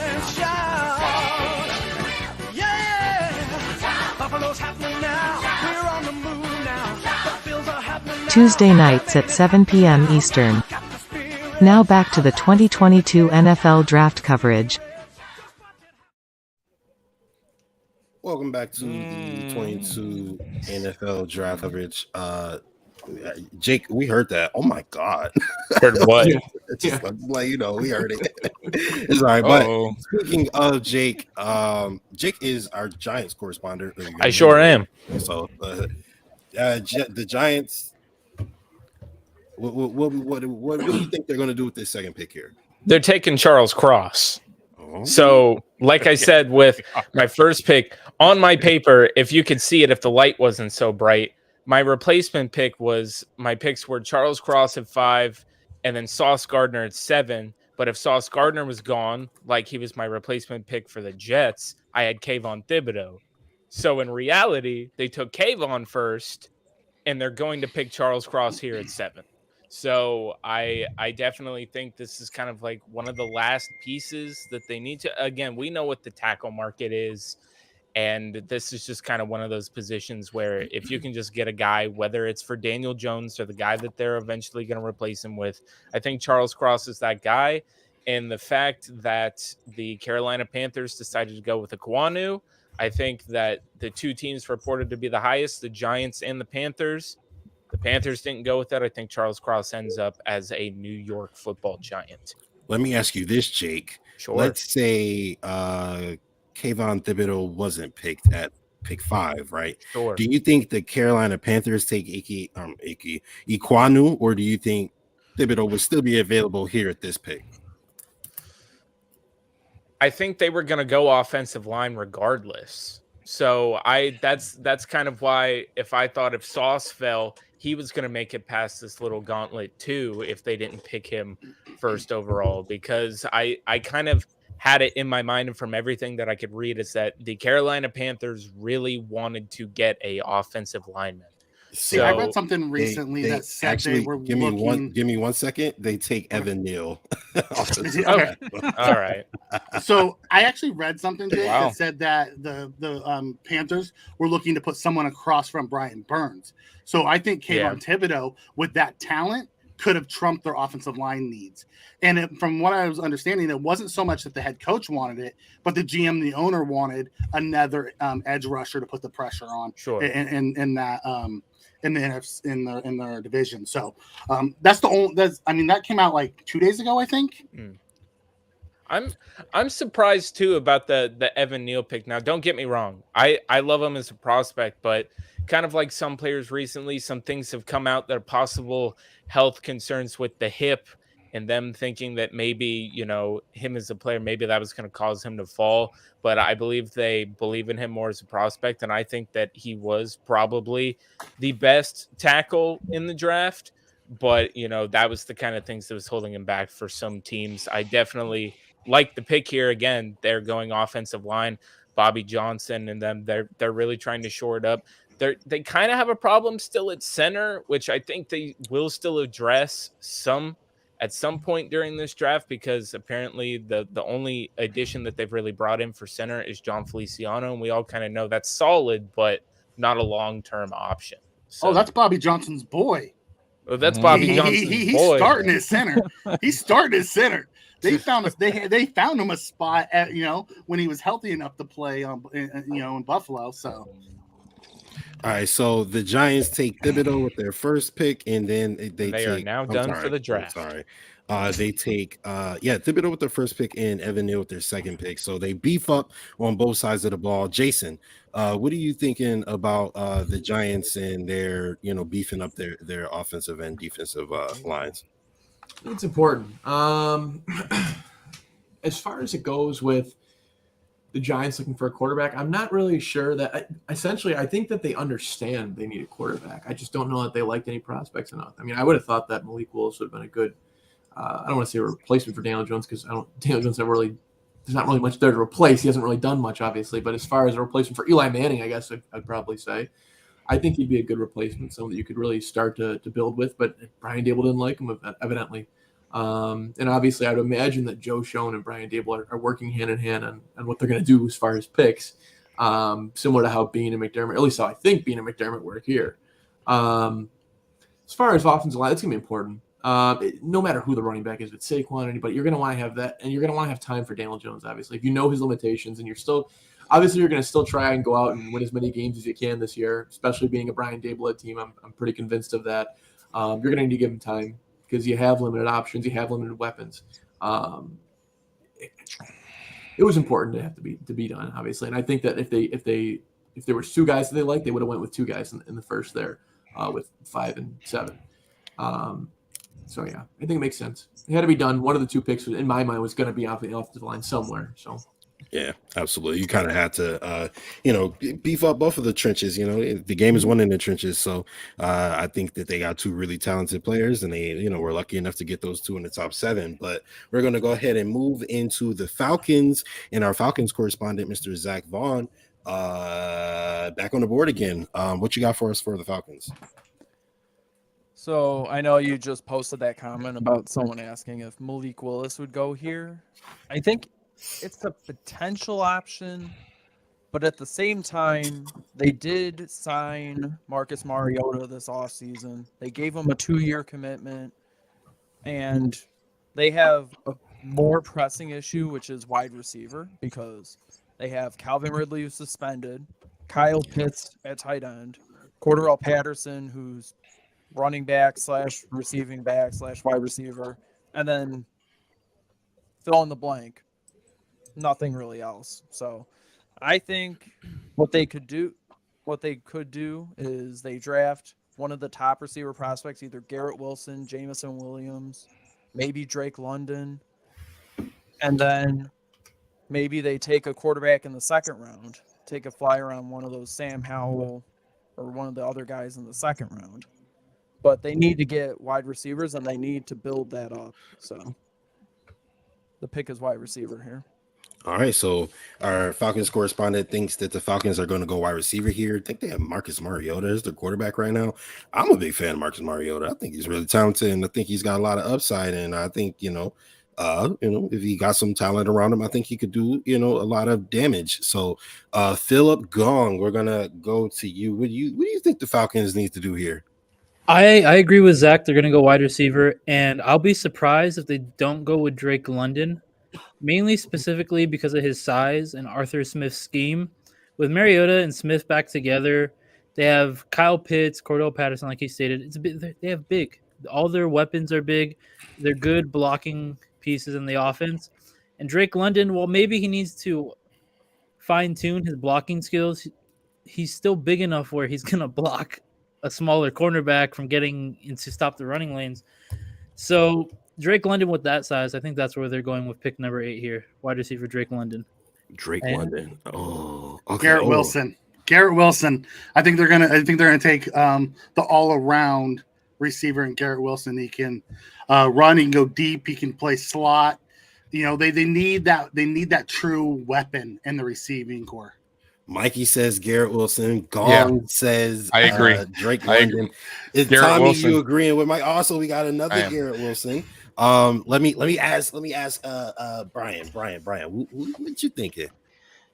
Yeah, I guess if I were to throw out another option, I think maybe they could go with Kyle Hamilton. Last year, their defense was pretty atrocious. Oh, Philip got it. I'm sorry, Brian. I was wrong anyways. The Giants are taking USC wide receiver Drake London. Wow. And that's why he's the correspondent. Hey, nothing wrong with that. Nothing wrong with that. Hey. Good job, Zach. Good job, Zach. I have a question, but I have a narrative that I want to push, but I don't want to be the one to push it because I don't want to feel like a hater. So I'm going to ask somebody who I think is an even bigger hater than me. Charlie, what do you think of Drake London? I'm joking. But what do you think of Drake London, Charlie? I don't know. I think he's slow. I think you're gonna sit there. You're gonna sit there. You play in a dome, and you're gonna take Drake London. You know what they did? I'm gonna say it. I'll say it. They just took Kelvin Benjamin. Like, what are you doing? You're not gonna take Jameson Williams. You're not gonna take John Mechie. Look how many guys are on the board right now. What about Sky Moore? I know it's a little early for some of these guys, but like, my God, you're gonna take. Okay, look, there's some franchises that are completely lost, okay? Whether it's because of ownership or coaching, Atlanta is the worst franchise in the league. They have no clue what they're doing. Neither does Carolina. I can't argue with that. Like, this is ridiculous. Like, what? I can't argue with they're going to make Seattle look like geniuses, and Seattle's the worst team ever at drafting also.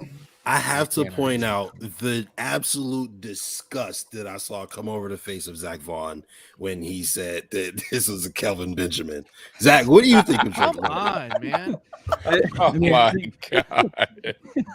I don't know if he's that bad, bro. Come on now. No, what do you think of Drake? I know Drake they London, see that it's Mike Evans 2.0, but come on, Vincent Jackson. I just think it's like, it was just funny that you were saying Kelvin Benjamin. I mean, obviously, I would just say though that, you know, the Falcons wanted to get another good weapon. They got one, and I think maybe the appeal there is now you have Kyle Pitts and Drake London, who you could line up wherever. Yeah, have like Twin Towers or whatever, which I guess similarly is like Carolina when they had Benjamin and Devin Funchess, but. I could understand, though, because Jameson Williams, you'd think he's a better deep threat. So would Garrett Wilson, Chris Olave, some of those other guys. I mean, I'm not going to knock Atlanta for taking a receiver because they needed a receiver. We'll just have to wait and see. Body frame is a lot different, by the way, than Kelvin Benjamin.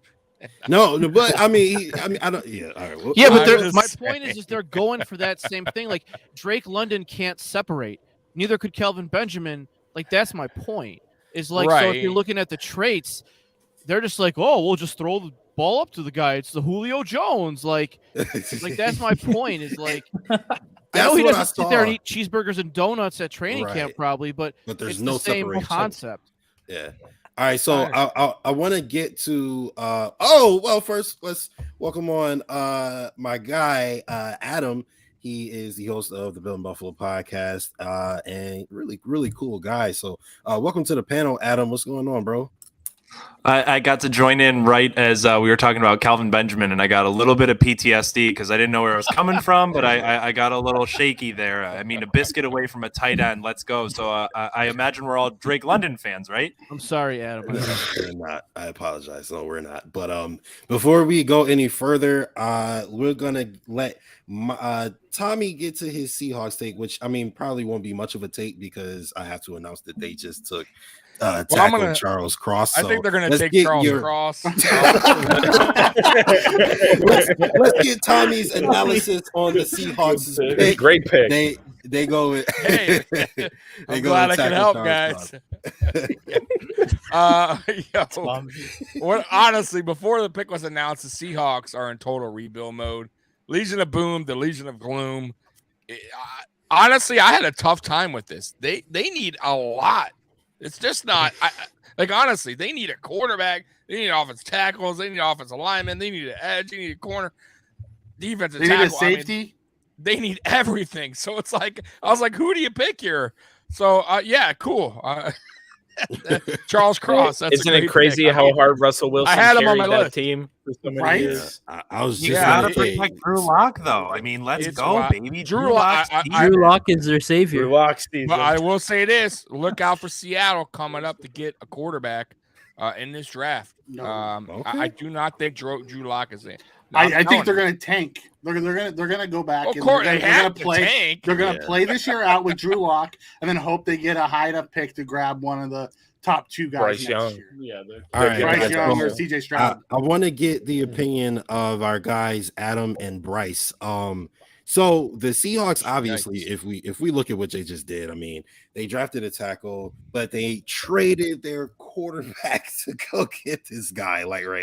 They got rid of Russell Wilson. So let me ask you guys. We'll start with Adam, and then we'll get Bryce. What do you guys think about the Broncos and them getting Russell Wilson and what they could potentially be here in the future?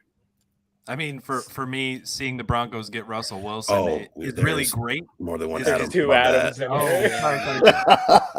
Sorry. I got you next, Adam. Adam Z. So I was spending some time looking through what the Broncos still need and what they did getting Russell Wilson, and adding Russell Wilson to that offense with the receivers they have. And they just went and got Melvin Gordon to back up Javonte Williams. That offense is looking pretty good for competing with the Chargers, who are obviously going for it, and the Raiders, who are obviously going for it.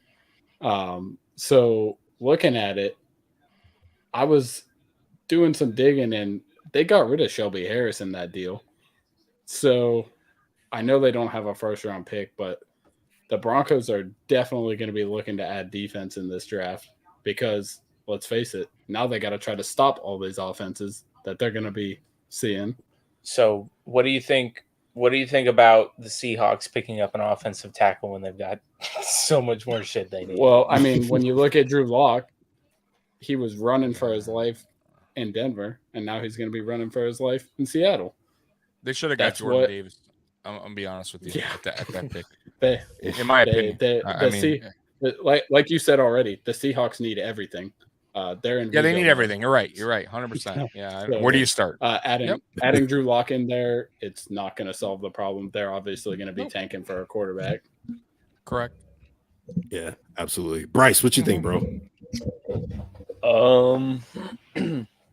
I think adding Russell Wilson to the Broncos makes them the favorite in my eyes to win the AFC West now. Just because the Chiefs lost Tyreek Hill. The Broncos have Jerry Jeudy. They have I like Tim Patrick. Tim Patrick's a guy I like a lot. I think he's going to have a good year this year. Seattle, if I was Seattle, I would have just thrown it all in the ring and went Malik Willis just to try it out. But that's me. Yeah, I have to agree with you, bro. I heard some people who maybe disagree, but I ain't gonna lie to you, man. I think Tyreek Hill gone. They are drastically worse than they were before. Now they're still a good team, but Tyreek Hill is a different animal in himself. You know what I mean? Yeah. And then, I look at the Broncos, and I were like, last year they were a quarterback away. So you give them one of the best quarterbacks in the league. 2 + 2 = 4 to me. So I totally agree with you, Bryce. Thank you guys for your analysis. Let's go. And it's Jets. It's the Jets and Jake. It's the Jets, baby. So let's go ahead, Jets. Jake. Let us hear your thoughts on the Jets. What they might do here. They need a goddamn wide receiver. I'm dropping you from the stream, bro. Whoa. Then you're gonna have to drop me from the stream because Jake, I think they're taking Jameson Williams. Dude, so I was just talking about it with these guys, right? Is that, I like Garrett Wilson. Dude's a route, like his route running is so savvy. I like it. But the thing with the Jets is that they wanted Tyreek Hill, man. They want that speed. That's what they want. And Jameson Williams gives you both.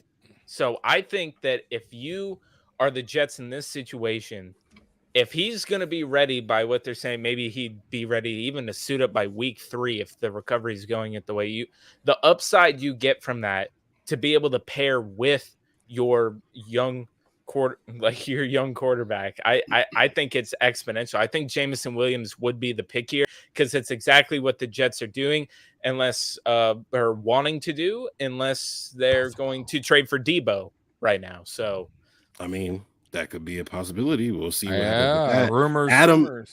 Adam Z.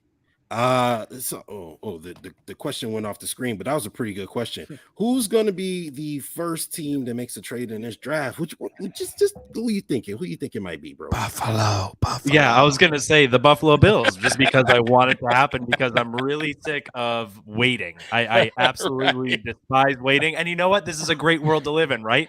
For the next 10 to 15 years, we're gonna have to be waiting until pick 32. So maybe we just kind of get used to it and enjoy it while it's here. But I don't know. Maybe the Bills, depending on what Bean and McDermott kind of feel is the biggest point that they need right now. If they think CB is the guy and they need to get someone that they like, I can see them moving up and maybe trading, or they could trade back. But ultimately the Bills, just because selfishly, I really want it to happen.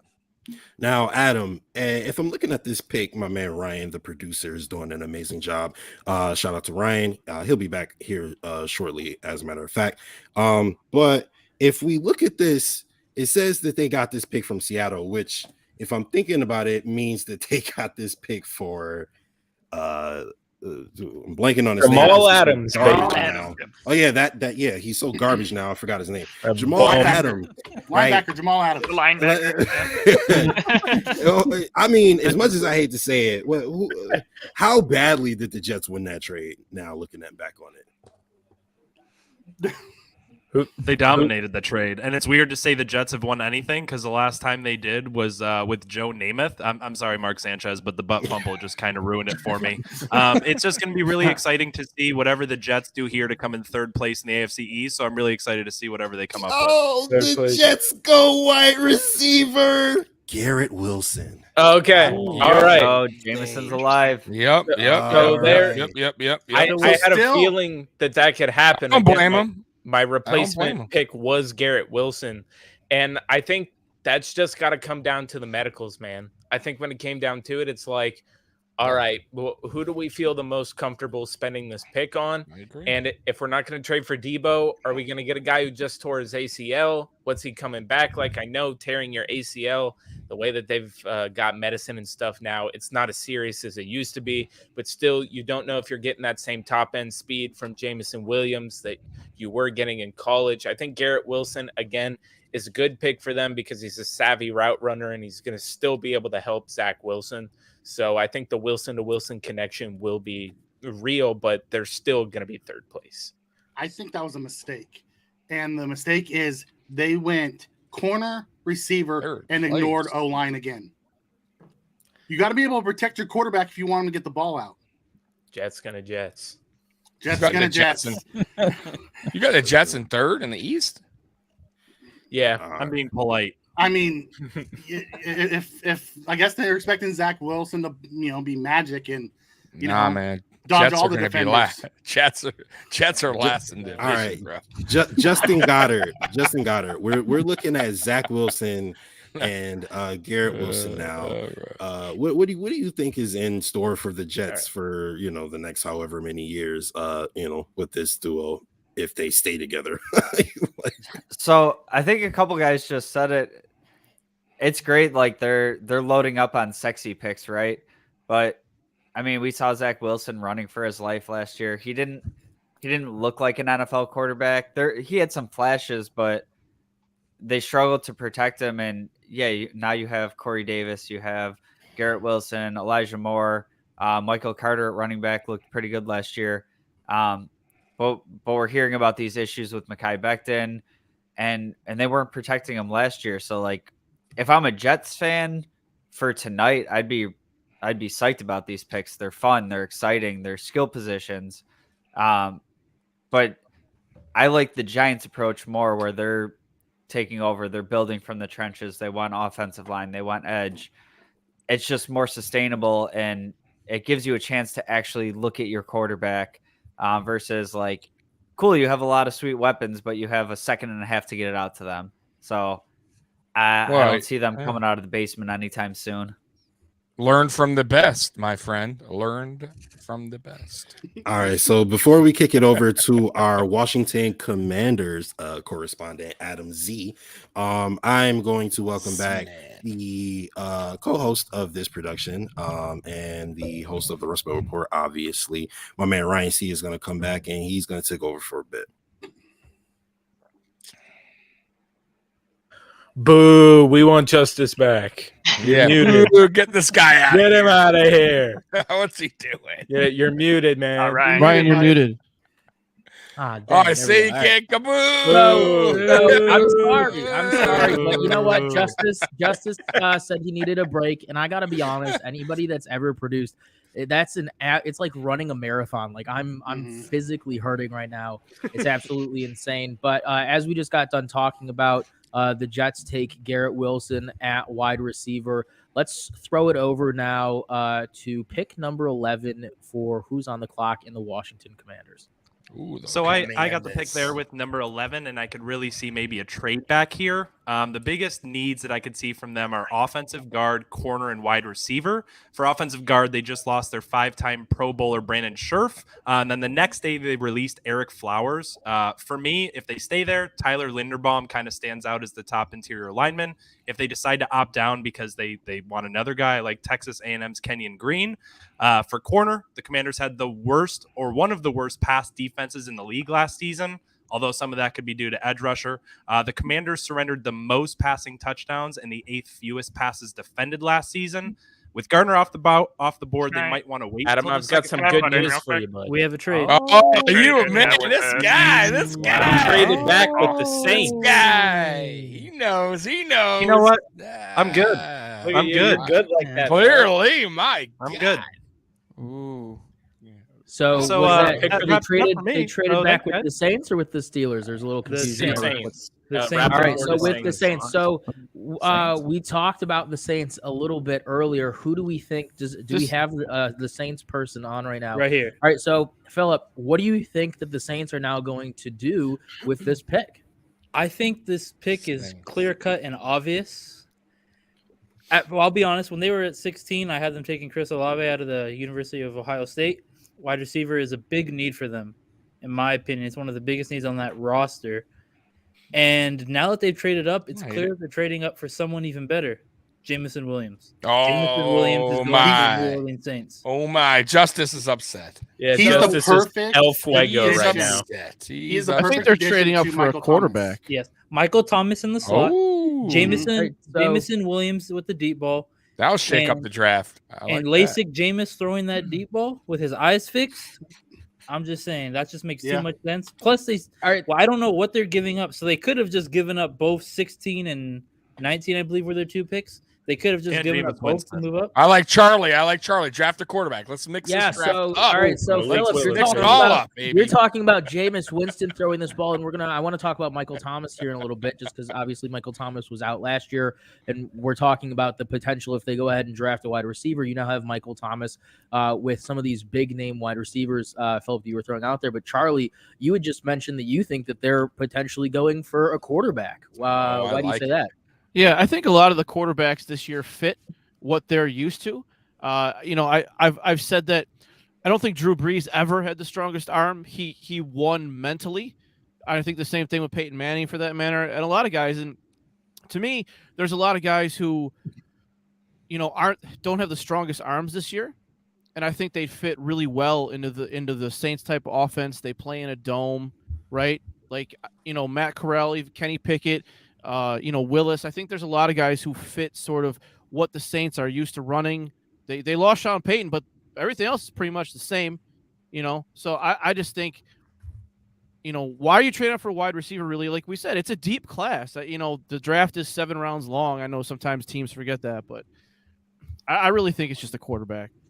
So we have some preliminary information here. Washington looks like they are getting the 16th overall pick, as well as the 98th overall pick and the 120th overall pick in this year's draft for number Not bad. 11. That's good. So, Good trade.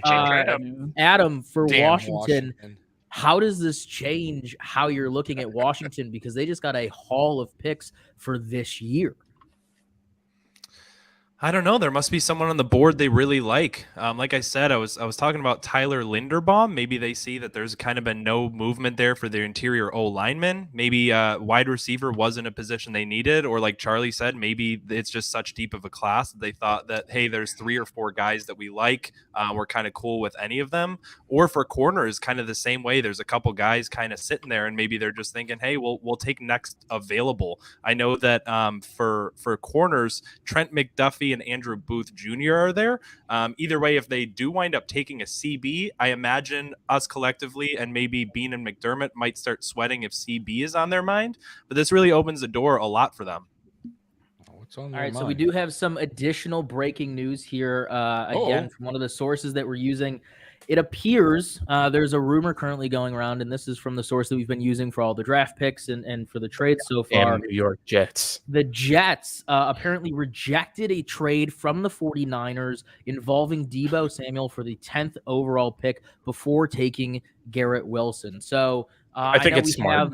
All right. So Jake, go ahead and take us in with this because you are the Jets guy. And so Deebo Samuel, let me put this down. Deebo Samuel was heavily rumored to be going to the Jets, taking the rumor being, hey, they're going to take Gardner at 4, which we know that they did. They then trade the 10th overall pick to get Deebo Samuel. We obviously know that the Jets lost out on Tyreek Hill earlier this year. So talk about that really quick before we get into the Saints pick, because it sounds like they just picked 2.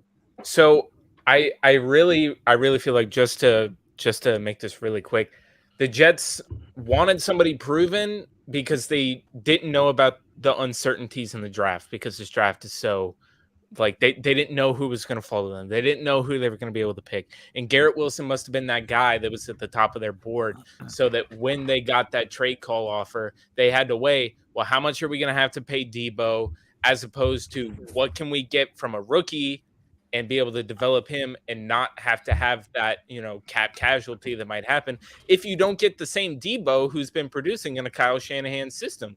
Because you are getting that risk when you trade for a guy like that, just like you don't know how he's going to be when he goes there. Yeah, you can argue that they do run a similar type of system because they come from San Francisco, but you're never going to be able to say for certain that a player is going to work out if they go there. So I think they just decided that they were just going to develop their own guy.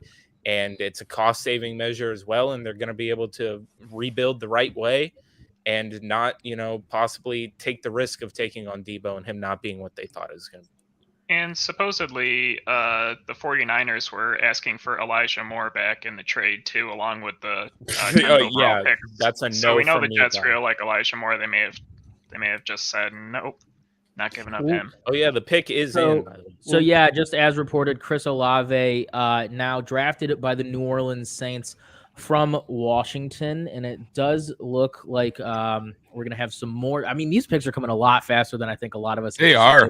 10 minutes between draft picks, and we're literally talking like a pick or 2 back. So I just want to talk about that. And Adam saying that there's now been another trade. Wow, Buffalo. This is absolutely insane. So we're going to talk about this, but Chris Olave in the Saints system. I want to throw it over to Mikey to talk about this, because we've talked about, or I mentioned it a little bit before. I wanted to talk about Michael Thomas. There's a possibility that Michael Thomas is back this year. We know that he had issues with the Saints organization itself, in addition to some injury concerns. But you now have Chris Olave at wide receiver, in addition to possibly getting Michael Thomas back. We haven't heard about Michael Thomas in a little bit. So imagine that Thomas remains with the team. You now have Chris Olave to partner up with him on the other side of the field. What does that do for the Saints? Now, obviously, there's the question about whether or not they remain with Jameis Winston at quarterback. Yeah, I truly believe that Chris Olave was 1B when you come to the deep threat receivers in this year's draft. You know, Jameis Williams is obviously 1A. I believe Chris Olave is 1B. You add that with Michael Thomas and some of the other late round picks that they tend to be able to groom receivers pretty well in New Orleans. But you clear out that space and give Michael Thomas the ability to work one-on-one. It's a dangerous game, and it actually changes that offense because you don't forget you still have Kamara coming out of the backfield and the hammer and Ingram. And regardless of who the quarterback is, whether it's Jameis or Taysom Hill or whoever it is, you know, having that big burner outside changes their offense. Boys, we've got some terrible news for Justus. All right, go ahead. He's gone. The He's pick gone. is in for the Detroit Lions. Oh no! It's Jameson Williams. Oh, Wow. that changes That's really Detroit's interesting. whole offense as well because So Detroit also crazy. signed DJ Chark this offseason. Yeah.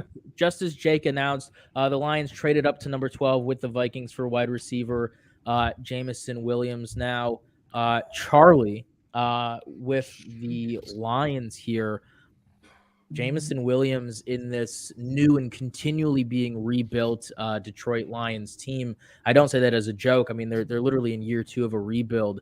What does this do? Where do you think? I mean, this is a team where you thought Detroit was potentially going to take a quarterback. They now trade up. They don't take one. They're still rolling with Jared Goff for the time being. And they're taking a wide receiver in Jameson Williams. Yeah, I think out of all the teams that are rebuilding, I think the Lions. Are you actually... sure it's Jameson Williams? PFF just reported that it's Kenny Pickett. JPA, the guy who's been pretty much Hold breaking on. all this for 2 years, has said Jameson Williams. Hold up. Yes. So Controversy. Let's go. I would understand if it was Kenny Pickett, though. First one of the day. Wait a minute. We're just messing with Justus at this point. Every pick from now on, we're going to say, "Oh, I don't Jameson understand went why you now." would trade up that far for Jameson. I love Jameson Williams, but I don't understand it either. I felt when I saw that, I was like, they're going quarterback here. Hey, So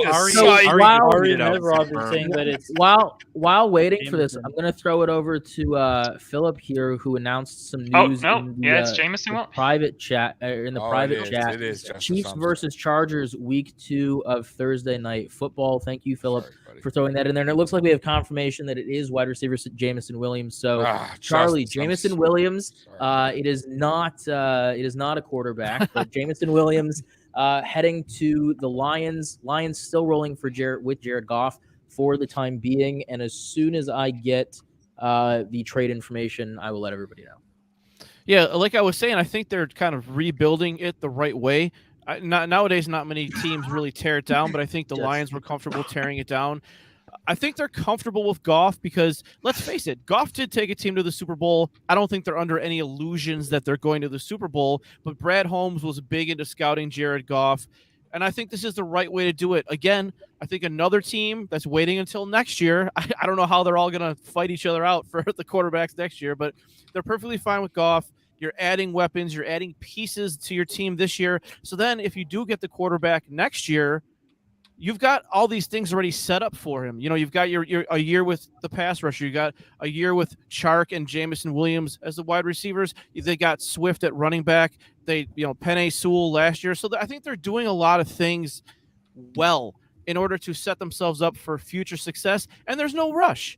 There's no rush. Wait till Aaron Rodgers retires or moves on, and then your team is ready to go. So I think they're doing things the right way. They play in a dome. Jameson Williams' speed with DJ Chark on the other side will be great. I really actually like what the Lions are doing a lot. All right, so it sounds like we have another trade, but before we get into that, by the way, three in a row. Before we get into Houston, Justin, with this trade, where Minnesota is trading out of the 12th pick, does that change anything for you for where they're heading in this first round? Oh, 100%. And I was actually sitting here really liking the way the board was shaking out for the Vikings. I mean, you still had Kyle Hamilton on the board, Trent McDuffie. I could see them liking Jordan Davis. I guess maybe with the way the board's shaking out, they think that they can get one of those guys a little bit later on. But I think it was a great trade for Detroit, and I think Vikings kind of missed an opportunity here. They have an aging secondary. You have Harrison Smith, who I think is a stud of a safety, but he's 33. You got Patrick Peterson back there, 31. And then looking at a guy like Jordan Davis, I mean, yeah, you just brought in Harrison Phillips. Love Harrison Phillips. I think he was kind of an unsung hero on the Bills, a little bit low key, but I don't think a guy like that stops you from drafting an athletic freak like Jordan Davis if that's who they were looking at there. So I was kind of surprised at this trade here. All right, so pick number 12, Detroit trades up to take away Minnesota's pick at 12. Jameson Williams, wide receiver, is the choice here. Mikey heading into pick number 13 in the Houston Texans. And again, we're at 3 straight trade-ups now. So as this trade information comes in, I'll be sure to update everybody. But Mikey, pick number 13, Houston. Unless Houston goes ahead and goes and adds to this trade mania here that we're going to keep tracking, where do you think Houston's going to go with pick number 13? Just to recap, they obviously just traded away Deshaun Watson to Cleveland. It looks like, at least for what everybody's saying, they're going to roll with Davis Mills at quarterback. How comfortable really are we with that? And do we think potentially that Houston's going to be in on this year's very limited and rather regarded as weak quarterback class? Or are they going to go and try and build around Davis Mills because they think he's the guy moving forward? I don't know if they believe he's the guy, but I think he's going to be the guy for this year. And I can see them doing one of two things. I can see them going BPA because they need the best player. That could be a Kyle Hamilton as safety. But then do they go secondaries, or do they go Jermaine Johnson, the D end, or Trevor Penning, the tackle?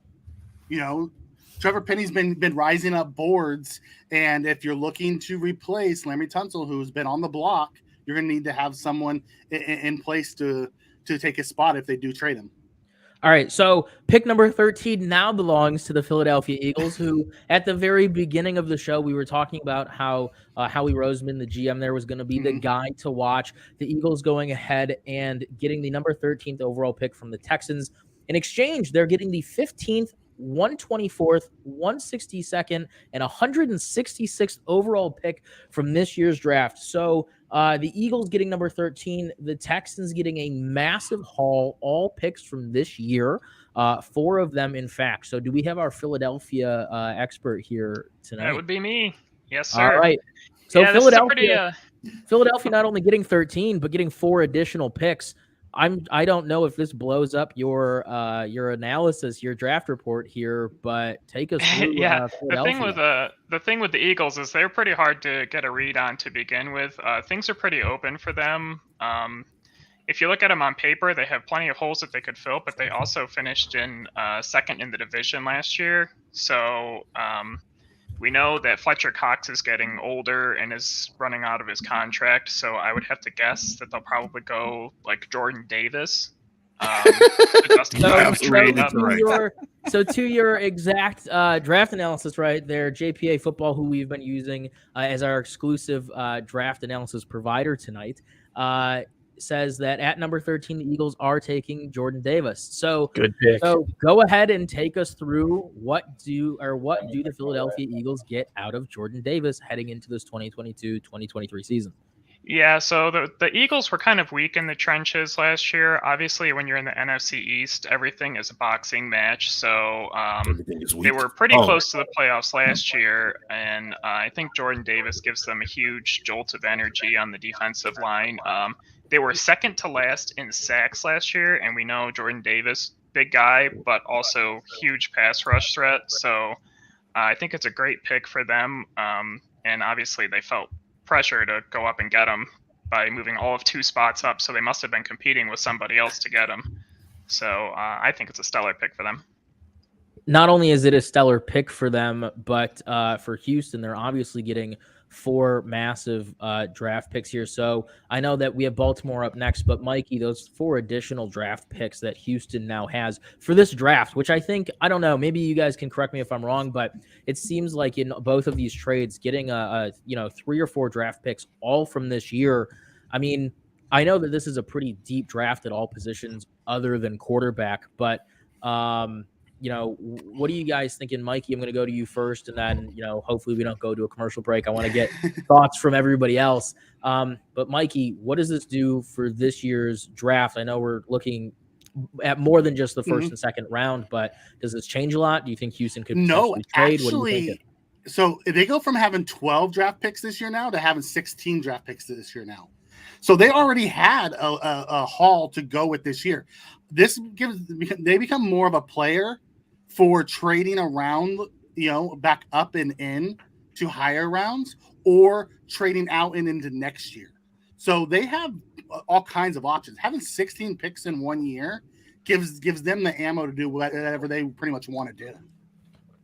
And now, obviously, they just traded down 2. They went from 13 to 15. So, really quick before we get into Chewy's question here, again, do you think that they go quarterback, or do you think that they're going to build around Davis Mills? I think they're going to build around Davis Mills for this year. They want to see what they had. He played really well last year in spurts. I could see them looking at, a defensive end. The best defensive end is Johnson out of Florida State. They could look at Kyle Hamilton, the best secondary player left. They could go Trevor Penning, the best tackle left. So, there's a lot of different things. They need everything. Then they need premium positions in everything. All right. So heading over to Baltimore now at the 14th pick. They're on the clock. And again, for people watching, we do apologize. We're a little bit ahead of where you're going to be seeing on your TV screen. So, once we get to once you see the pick is in up on the screen, if you just want to go ahead and mute us, if you don't want to know ahead of time, then that's fine. But if not, if you want to know ahead of time, we're going to tell you ahead of time. So pick number 14 with Baltimore. Who do I have here representing the unfortunately me for those no good Ravens?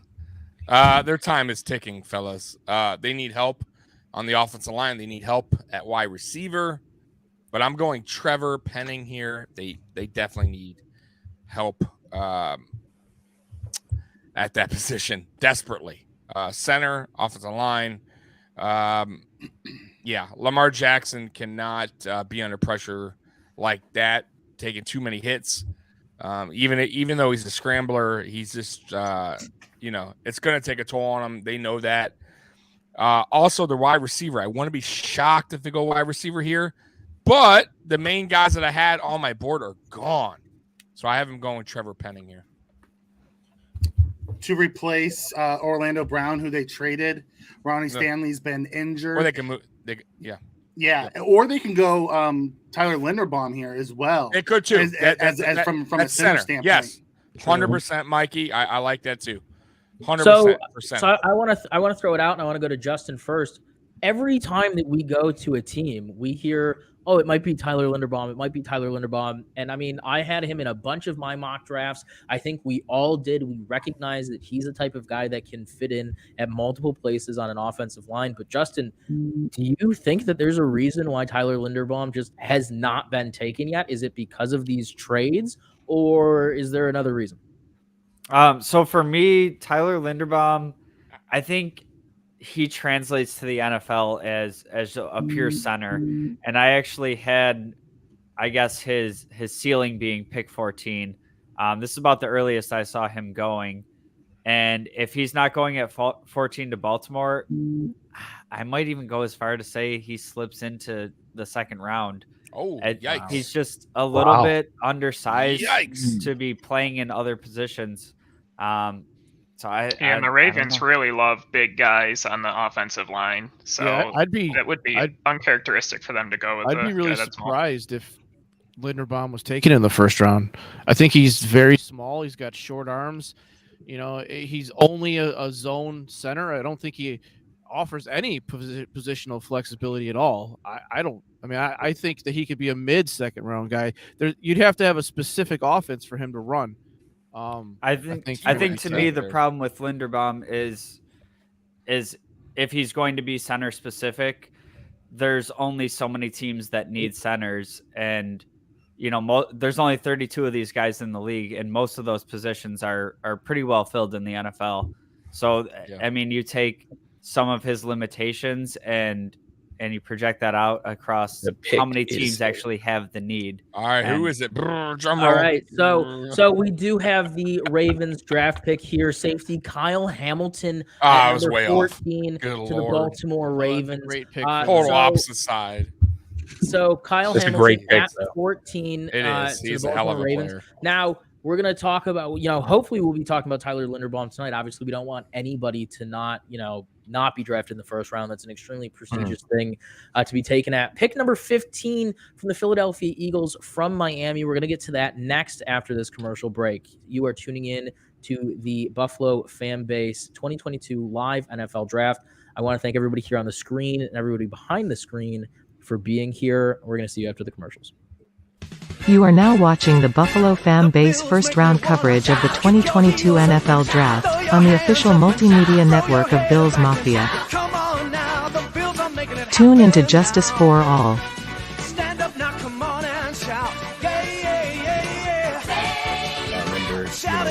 With Justus General Radford, podcast and YouTube manager for the Buffalo FAMBase. It might say different, but they know what to do with it. Yeah.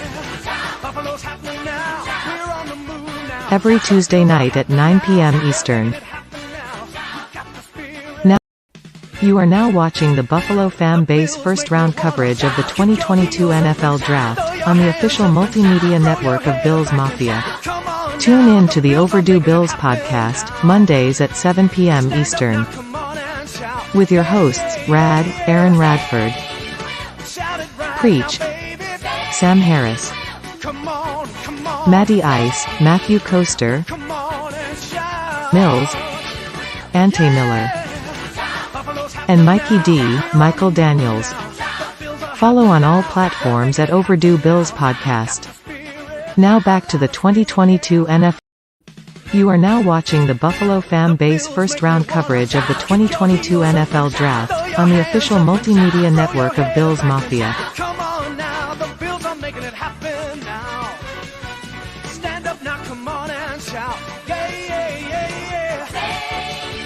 Shout it right now, baby.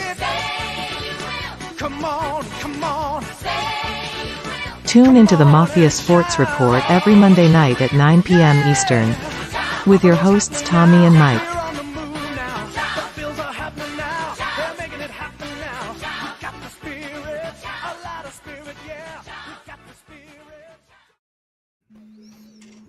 Hey. Hey.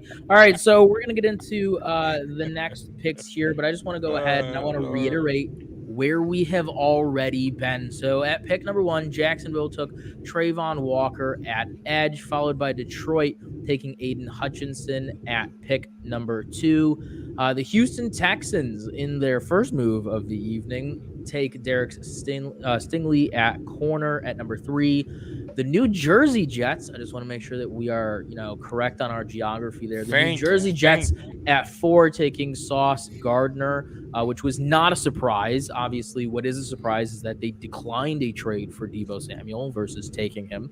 At pick number 5, again, the New Jersey Giants took Kayvon Thibodeau, which is going to be, that's the beginning of, this new Giants regime. And I think he fits perfectly with what they're planning on doing over there. At number 6, Carolina took Ikem Ekwonu at offensive tackle. Pick number 7, the Giants, their pick from Chicago, Evan Neal at offensive tackle. Wide receiver at pick number 8 for Atlanta in Drake London. A lot of mock drafts had him going to Washington, Drake London. Pick number 9 at Seattle from Denver is Charles Cross, offensive tackle. Pick 10, the New Jersey Jets again, the pick that they got in the Jamal Adams trade from Seattle, Garrett Wilson, wide receiver. Chris Olave, taken wide receiver, was taken at pick number 11 from the New Orleans Saints from Washington, or the pick originally being from Washington. At pick number 12, Detroit, trading up to take the 12th overall pick from Minnesota, Jameson Williams, wide receiver. That was where Justus started crying, and it seems like that's going to be a continued theme throughout the night. And then at pick number 13, Philadelphia trading up to get pick number 13 from Houston. the pick originally from Cleveland to take Jordan Davis. And finally, just before the commercial break, before I did not get my back to stop hurting, the Baltimore Ravens at pick number 14 took safety Kyle Hamilton. Now on the clock at pick number 15 right now is a pick originally from the Miami Dolphins. It is currently the Philadelphia Eagles. So I'm going to throw it over to our not so local Philadelphia Eagles draft expert to weigh in on where Philadelphia could potentially go at pick number 15. Actually, this one goes to the Texans. They traded up. Sorry, it has not been changed. So at pick 15 is Houston. Mikey, go ahead. Yeah, and Houston, who knows what they're going to do? They could trade back again for all we know. They just seem to be accumulating picks. They could go multiple different ways, and I think I talked about this when they were on the clock at 13. They could go, offensive line. They could go corner. They could go Devon Wyatt here, defensive tackle. I mean, really, they need premium positions, and they need talent. They are across the board. There is no one spot they're set. Okay, so right there, I mean, pretty much, and I mean, that's not an unfair analysis, and I never would say it is because you are the expert here, but we know Houston has been in a perpetual rebuild mode for a while here. Now, it feels like they're going to ride with Davis Mills. We know, again, that's what most of the draft analysis and the draft reports have been. So does it feel like with the move that they've been taking that they're going to build around him? Now, that doesn't matter because it looks like we have an update. Kenyon Green is being taken at pick number 15 by the Houston Texans. So, Mikey, Kenyon Green in Houston, what does that do for the team heading into or starting with this upcoming season? What that tells me is the Laramie Tunsil rumors aren't as pressing as they've been reported. It sounds like Laramie Tunsil's coming back. If they're going to take a guard, that means that, with Trevor Penning still on the board, that's telling me that, Laramie Tunsil's probably going to be there in 2022. And now they're starting to build out that offensive line, which they need to do. They need to be able to protect their quarterback and also open running lanes for their running backs.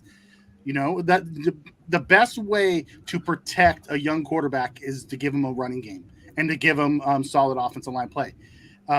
Kenyon Green is a really good tackle guard. He has the flexibility. He could play on either side, left or right. So, it's extra versatility. Yeah.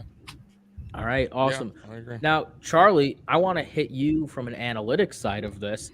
What do you think Houston, because I know you've been working and going through the teams. What do you is this addressing Houston's needs from an analytics side of football? And then what does also Kenyon Green do from an analytics side for Houston? Well, I would say that the general analytics thing is that we'll get to that in a minute. They always want to trade down, because analytics look at it as, okay, well, just take more shots. You'll probably get more draft picks, right? And analytics really views it as this thing of like, well, no one really knows what they're doing, so trade down, get more picks, it'll be great. I think a lot of it is based, obviously, on the ability of the coaching staff and the scouting staff to scout, and the coaching staff to develop players. So I don't look at it quite that way.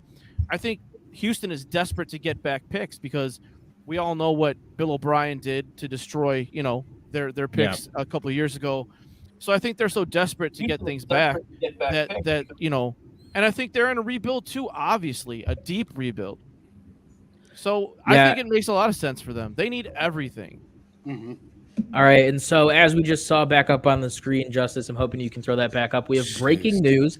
The Ravens are trading wide receiver Marquise Brown to the Cardinals. Now, obviously, we know the big Cardinals storyline is that Kyler Murray was it looked like he was not going to play this season. It looked like he was potentially going to sit out if he didn't get a contract. We now know from either today or yesterday that his fifth-year option was extended, and now he gets even more weapons than he already had in terms of getting wide receiver Marquise Brown gifted to him during this trade. Now, I'm going to keep watching for what the actual trade details are, but I want to go if we have our Ravens and our Cardinals. And can I ask a quick question on that? Yeah, go ahead. Can you read into this that the Hopkins injury last year may be lingering?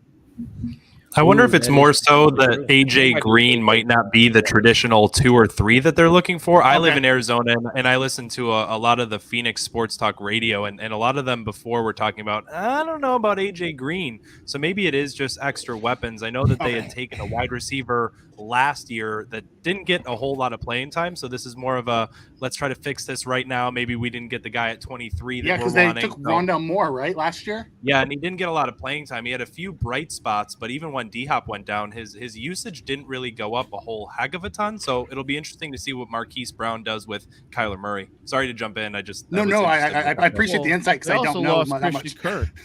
Yes, they did. Yeah, for like $78 million. All right, so we've talked a bunch about the Cardinals here with Baltimore, and I apologize, I don't have who is who off the top of my head. When I just say I'm going to throw it to This you. guy's for the Cardinals. All right, so I want to get to Baltimore though first, really quick. They now lose a team that consistently is looking for that true number one wide receiver in Baltimore. Continues to lose wide receivers. Yeah. What does this do in Baltimore to the offense? It sets them back. It sets them back because that was the number one knock. Lamar didn't have any weapons, right? Lamar was by himself. And Marquise Brown, not that he was anything special, but he was still a threat to go deep. Now you trade him away. They better have a plan. Yeah. There's still some good receivers on the board. Don't get me wrong in the later rounds, but you better stockpile up because the Ravens are, in my opinion, right now taking a step back. Like, they better fix this now because I think the time for the Ravens is not looking good, and they still got to give Lamar his contract. You got to make him happy. You got, this is not probably making him happy. I'm gonna be honest with you. I gotta ask you. Because I see this, and the first thing I saw is like, well, who the hell is their receiver now? Like, they are already complaining that Lamar doesn't have a weapon. Correct. So then they Tight take end. Marquise Brown away. Mark Andrews. That's it. Yeah, Mark Andrews. Well, they drafted a receiver last year, didn't they? And he came on towards the end of the year. But they lost their top two receivers from last year. Still, Sammy They Watkins. got rid of and Sammy Watkins. Still, I mean, the legendary Watkins is gone. I don't know what they're gonna do. Who's So gonna catch the ball? are they gonna try to make it? They Last got to show. make a trade for someone. Are they in on Debo now? Are they in for AJ Brown? That's Or a do good they point. wanna- These are all That's a great these are all point. these are all They very good drafted points. Rashad Bateman last year. Yeah, Correct. they did. Bateman, and he came on towards the end of the year and he looked good. But to gamble on a small slate of games as your true number one, that's Well, let's be honest. Their offense Brown looked best wasn't all when they that, had though. two really good tight ends. When they had Yeah. Hayden Hurst and they had Mark Andrews. That's when their offense looked the best. Now, I don't know. You can't draft a tight end this year and expect them to, So I don't know what they're going to do, but I just think the middle of the field is where Lamar excels. So Yeah, I So, agree. When he kills time, he needs that speedy guy, like a Hill kind of receiver to get open for well, that him. was Marquise Brown. Getting out right. So that means what? They need to either find a guy in the draft that has the speedster. But Marquise Brown wasn't anything special, Mike. No. He was an over the top guy. He had One dimensional, very hands one issues. dimensional. Yeah, to me, For one the- dimensional. For the Cardinals, I'm just really happy that Kyler Murray gets the team back up with Hollywood Brown. So that's going to be an exciting tandem to see them kind of reunited again. I mean, instant Good chemistry. You got a guy who's upset clearly without getting a contract. You get DeAndre Hopkins. You get his guy from college back again. You get the offense back up with AJ Green. I think that's a pretty solid pickup for not really going anywhere in the draft. 100 for 23. I mean, they get Marquise Brown. Yeah, that's a win for the Cardinals only because they got a primetime receiver in Hopkins. And that Now was they got an You over can top no longer double Hopkins. Right, If you now you double got a guy Hopkins, who now can you got run you got, free. Hollywood running down the field. Right, running free. I mean, you'd almost say that what Arizona's doing is similar to what Buffalo is doing. They're throwing all of these weapons out on the field because as soon as you double up on one, you're going to open up, potentially not just 1 to 2, but potentially 3 others, depending on what the offensive game plan is. But speaking of wide receivers, Jahan Dotson, wide receiver, taken at pick number 16, which was just recently acquired by the Washington Commanders in a trade. Originally, this was Indianapolis's first-round pick. We know that from the beginning of the show, Indianapolis does not currently have a first-round pick, and I have no idea if they're thinking about trading up into it.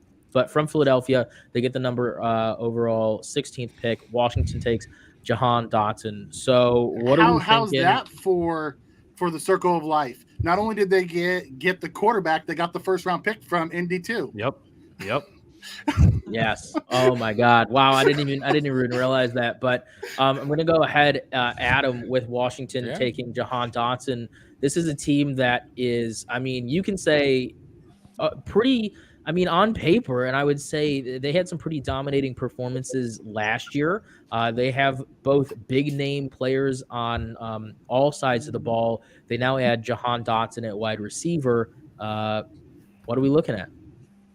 I mean, Terry McLaurin's a freak, but we kind of saw what that offense looks like when he's predominantly the only weapon. I know they have Antonio Gibson there too, but I think this is a huge pickup there. I was going to kind of pound the table a little bit for Tyler Linderbaum here, but I like Jahan Dotson's hands a lot. And look, let's go get some help for Carson Wentz. Adding him to the roster, despite popular belief, has opened up a ton of options for the Commanders in this draft. And I think wide receiver, aside from offensive guard or maybe corner, were their biggest need here. So, I mean, they got to fall back in the draft. They got to pick up a couple extra picks, and they ultimately got their guy from what it sounds like. I don't have any inside reporting, but it seems like everything kind of worked out the way that the Commanders were hoping it would. You know, I saw a tweet earlier today that said, really, in reality, at the end of the night, or really at the end of the weekend, all NFL teams are going to get what they want, regardless of if it's a specific player. They're really going to go for that position group. And I was just about to mention, thank you, Justus.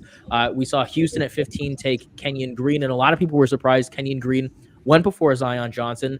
Wonder no more with the 17th overall pick in this year's first round of the NFL draft, the Los Angeles Chargers, who were literally a kneel down away from a playoff berth last year, take Zion Johnson at offensive line. Do I have my Chargers individual here? Breaking news. AJ Brown traded to the Eagles. Wow. That is a trade. The Colts are definitely winning the division now, baby. All right, so that's pick 19 going back, probably, right? So before we get to AJ Brown to the Eagles, let's talk about Zion Johnson to the Chargers. Yikes. Who is my Chargers person? Yeah, I like the pick a lot. I initially thought they would go Trevor Penning because they really need help at the right tackle position, but I like Zion Johnson too. I think he can step in right away for them. I think they could have went either way. They could have went corner as well. Their corner is only under contract. And I think their cornerback too, Davis, is under contract till 2024. And I know they had met with Trent McDuffie, who they really liked, and he thought he'd be a good fit in LA. But I think Zion Johnson can step in right away and help out there. Yeah, Zion has that guard center flex, which is actually fantastic because that's what the Chargers really need, is that interior. Yeah, and again, and a third rounder for AJ Brown. Sorry to jump in there. No, you're good. I was about to say I'm still waiting for it. First and third. Wow. That's a good trade. Wow. So again, a lot of people were surprised that Kenyon Green was taken before Zion Johnson, but now both Green and Johnson are off the board. Let's head to pick number 18 here. Tennessee at 18, getting the pick originally from both New Orleans and Philadelphia. So we're looking at Tennessee at pick number 18. Who do I have? No Tennessee people here? Is that potentially Justus? Yeah. I'm still not over the Music City Miracle, so I'm not going to add any notes to Tennessee. I'm good, man. I'm glad they lost their best Tennessee weapon. Now needs I'm not the Tennessee correspondents, but if you look at them, all they have now is Robert Woods outside. So they're going to get a receiver. Yeah. Mm-hmm. All right, so Burks maybe here? Justus, if I remember correctly, you are Tennessee, correct? You just give me a thumbs up if you are. Man. He's not paying attention to me right now. Well, can I just say for the Eagles end of this trade, I think that's a really solid deal for the Eagles. They needed somebody for Jalen Hurts to know whether or not he's the guy, and A.J. Brown is definitely that. They've had a hard time getting reliable wide receivers through the draft, so getting the proven guy in there. You pair A.J. Brown with Devonta Smith, now you have a real set of receivers in Philly. All right, so it seems like with Kyler. Sorry. No, I was just going to say I've been informed that Adam Z that you are the Titans correspondent here. So go ahead with what you were going to say, and then take a crack at Tennessee. Just talk about how it's the Derrick Henry show. I am the Colts, Bears, and Commanders pick, but for the Titans, I don't know what I was going to say with Jalen Hurts and Kyler Murray. It seems like they're kind of building the team around him, like make or break it, kind of like with Kyler Murray picking up the 5th-year option. Go get him Marquise Brown. You got D-Hop. It's make or break it. With Jalen Hurts, there's been a lot of talks about is he the guy or not? Okay, go get him A.J. Brown. You got Devontae Smith last year, so it's kind of make or break for those guys too. For the Titans, I love Robert Woods so much, but it's going to be really interesting to see kind of what are you going to do with your number one wide receiver gone now? What kind of is the game plan from here? Because you were competing last year. I understand Derrick Henry is a god on the football field, but it's kind of strange to me that they'd get rid of A.J. Brown. It'll be interesting to see what we come up with here. I mean, especially if they were to hypothetically take a wide receiver, that would just be absolutely bonkers to me. But that's a need right now immediately, right? Aside from Robert Woods. I'm not very privy on who the receiving core is. And I'm 100%. I'm sure that a Treylon Burks spot, or did they come up for Jermaine Johnson? Right? That's what I mean. But is Treylon Burks immediately that much better than A.J. Brown? And I'm not not even close. But we have tape on A.J. Brown. We know what kind of receiver A.J. Brown is in the league. And I thought A.J. Brown and Robert Woods paired together were going to be filthy with Derrick Henry in the backfield. So if they take a wide receiver here, it's going to be gross. Yeah. And don't forget, they got a mediocre core. Listen, Tannehill's not terrible, but he's a middle. Maybe this is Kenny Pickett. Okay. Are they going to take him? He's okay. A.J. Brown makes him better. Like they also, get rid of your number one receiver to get a rookie quarterback. That might be worse than Tannehill. They also lost their tight end last year. John Smith left and went to New England. So over the last 3 years, from when they went to the AFC Championship game, they've just slowly seen their roster dismantled. Yeah. Is there a guy on this board that's still available that you would be willing to trade your number one receiver for because you're that set on that guy? They just don't want to pay him. I mean, I think I wouldn't have traded for any of the receivers in this year's draft. Yeah. A.J. Brown is a true number one. It's about they know they got to pay him. It'd be a more it. difficult conversation if we saw Sauce still here, right? Or one of those big name players that were still here. We'd be like, okay, that makes sense. But you got no disrespect to all these athletes, but there's not anyone here that I'd be comfortable trading my number one receiver for an unproven rookie. As proven as they are in college, it's an unproven rookie. Number one receiver and still young, still top of his game, but you got to pay him. So maybe whoever said it earlier. It's about paying them, right? And maybe the Tigers they don't want to pay these guys. It is, So really quickly, I just want to say before we throw it to the commercial break, Adam Z hit on exactly what I was going to say. We know Treylon, wide receiver, drafted at 18th overall by Tennessee. Big mistake. What are they thinking? They need a passing game. Happens every year, guys. They're one of they have to. You know what? He has no Joe Marino running. raised up a really good point, though. He raised up a really good point. He said Jonnu Smith was basically this take 3 steps and throw him the ball guy. Yeah. That's who Treylon Burks is. Yep. And they've missed that. He just takes 3 steps, they toss him the ball. That offense has missed that. Now I don't know why you trade A.J. Brown to get that. That's what I was going to say. You don't have to trade away A.J. Brown, but now they're going to miss A.J. Brown next season. So this is what happens when you have cheap ownership. Maybe Robert Woods was the A.J. Brown replacement. This is that's fair. This is one of a number of teams in the NFL currently that is a primarily running team versus a passing team, and obviously now they're going to be missing A.J. Brown. They take Treylon Burks, who, as Charlie just pointed out, is a guy who you're going to take 3 steps and throw it to for your short intermediate passes. I know a lot of people, especially as Bills fans, we know Jonnu Smith was a name that was attached as potentially coming to Buffalo a whole heck of a lot when you really looked at it. Jonnu Smith at tight end and Dawson Knox at tight end at that time had very similar stats. So just something I wanted to throw out there. I'm going to throw it over to Justus now, who's going to take us to another commercial break. So that way we can all get up, hydrate, maybe grab a quick snack. You have been tuning in to the live NFL Thanks, Adam. show you've been what? Adam's leaving us as well, so we were just saying thanks. Okay, for his Adam, insight. Adam, you're leaving us as well. Thank you for Come on, tuning in. Adam. Golly. Everybody on and behind the screen once more. Let's go Titans. Hey, Ryan, can I? You are now watching the Buffalo FAMBase first-round coverage of the 2022 NFL Draft on the official multimedia network of Bills Mafia. Come on now, the Bills are making it happen now. Stand up now, come on. Tune into Bank It with the Back Door, the place to hear great sports content and win money. Come on, come on. With host, Jason Malloy. Come on and shout. Currently, we've got the draft coming up. We've got baseball in full swing as we've got the Robinson Day, important day. Every Saturday night at 9 p.m. Eastern.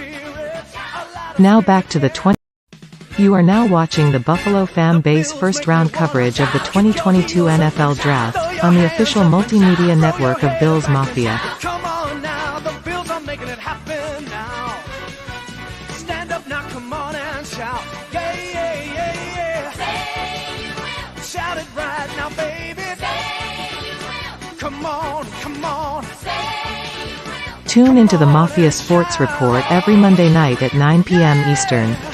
With your hosts Tommy and Mike.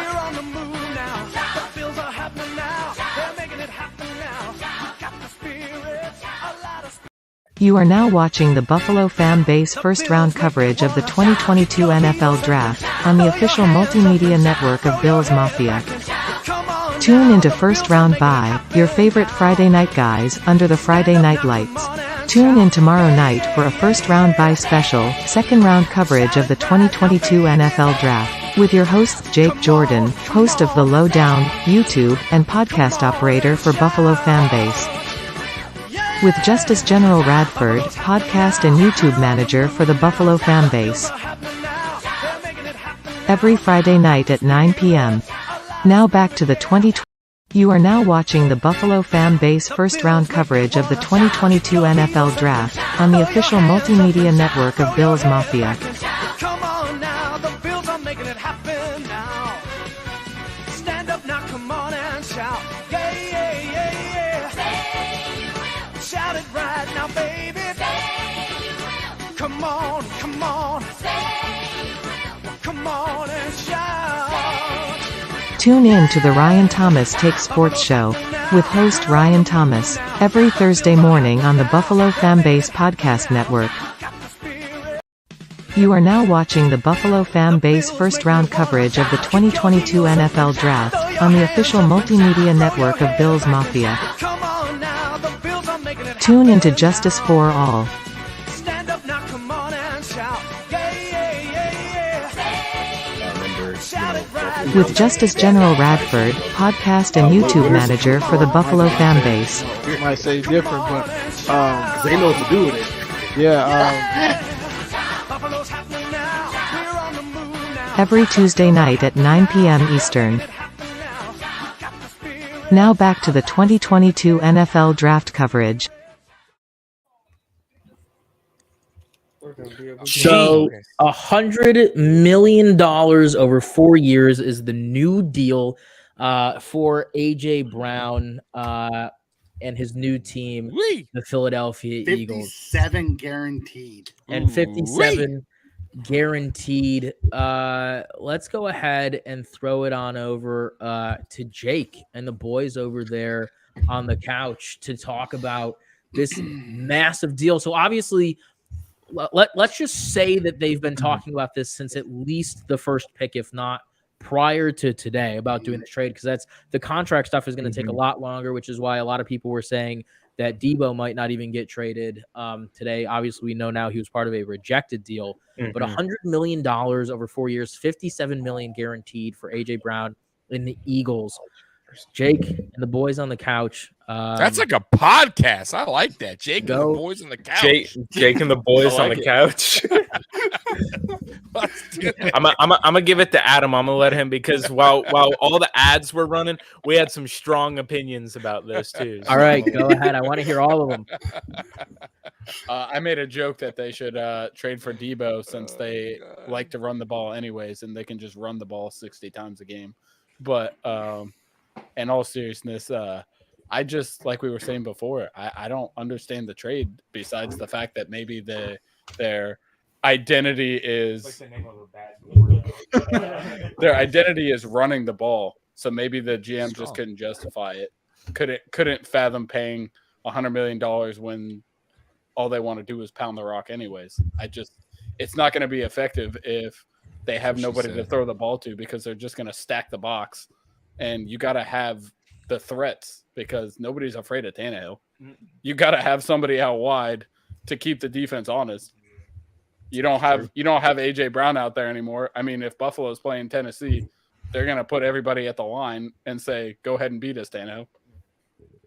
All right, so I apologize to Jake and the boys on the couch. Trevor Penning, offensive tackle, is being taken at 19 to the New Orleans Saints, originally from Philadelphia. Now, I was going to go into this whole storyline about how was it worth it for New Orleans and Philadelphia to swap picks 18 and 19 like they did earlier, but obviously we know now Tennessee takes Treylon Burks because they trade up into that 18th pick. So New Orleans taking Trevor Penning. This is another offensive move that they're going ahead and making.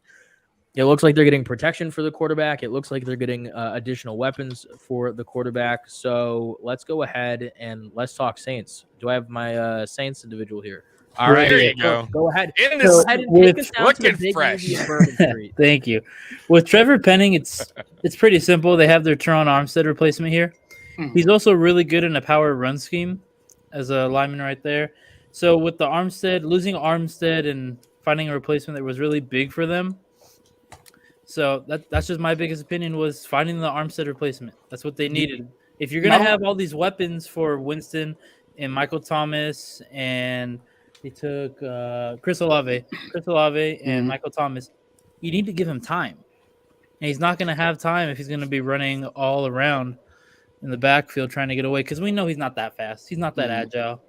Maybe when he's stealing crab legs and stuff, he's running away fast. But other than that, not so much. Trevor Penning's a natural left tackle. If you think about it, that team had Trevor Penning at left and Spencer Brown at right tackle. Granted, they didn't have a lot else there, but Teron Armstead, who really over the last 2 or 3 years has missed a ton of games. So now they got this young kid in there who has all the talent to try to rebuild what they used to be. Yeah, all right. Let's throw it on over. I want to hear from Tommy. It feels like we haven't heard from Tommy in a bit. Trevor Penning being taken. I'm just loving the boys on the couch and everybody. I mean, you guys are killing it. They look like they're having a good old time. By the New Orleans Saints at number 19. We obviously you guys should hear the stuff we say when I have it muted. Buffalo having played the Saints on Thanksgiving earlier this year. The Saints seems like a team that we have actually seen. I feel like we've seen them a couple more times recently than we ever have. Just give me a really quick one on Trevor Penning in New Orleans before we head into my last pick right now as host, which also happens to be my team. It's a good pickup for them. I like Trevor Penning, but really, I mean, honestly, they need a quarterback. They really do. You have no faith in Jameis? No, I don't. They're not going to get. The thing is with Jameis, he's just I don't even have to explain about Jameis. He's one of those guys. 5,000 yards last year before he got 50 interceptions. I know, but it's like a give and take with him, right? So I don't know if he's the answer like for the future for the Saints, but no, I like the pick. I do, because either way, even if you draft a quarterback next year, you're building that line for the rookie to come in and have a good line foundation. That's one thing, by the way, Josh Allen didn't have coming in when he was a rookie. And that wasn't our fault, by the way. But Brandon Beane kind of messed up a little bit. And he owns that. Brandon Beane owns that. He does own that. He does. But no, I like this. I like that pick. But I don't think Winston is the answer for the future. And just like Hill was I don't understand what the Saints were doing paying him that contract either.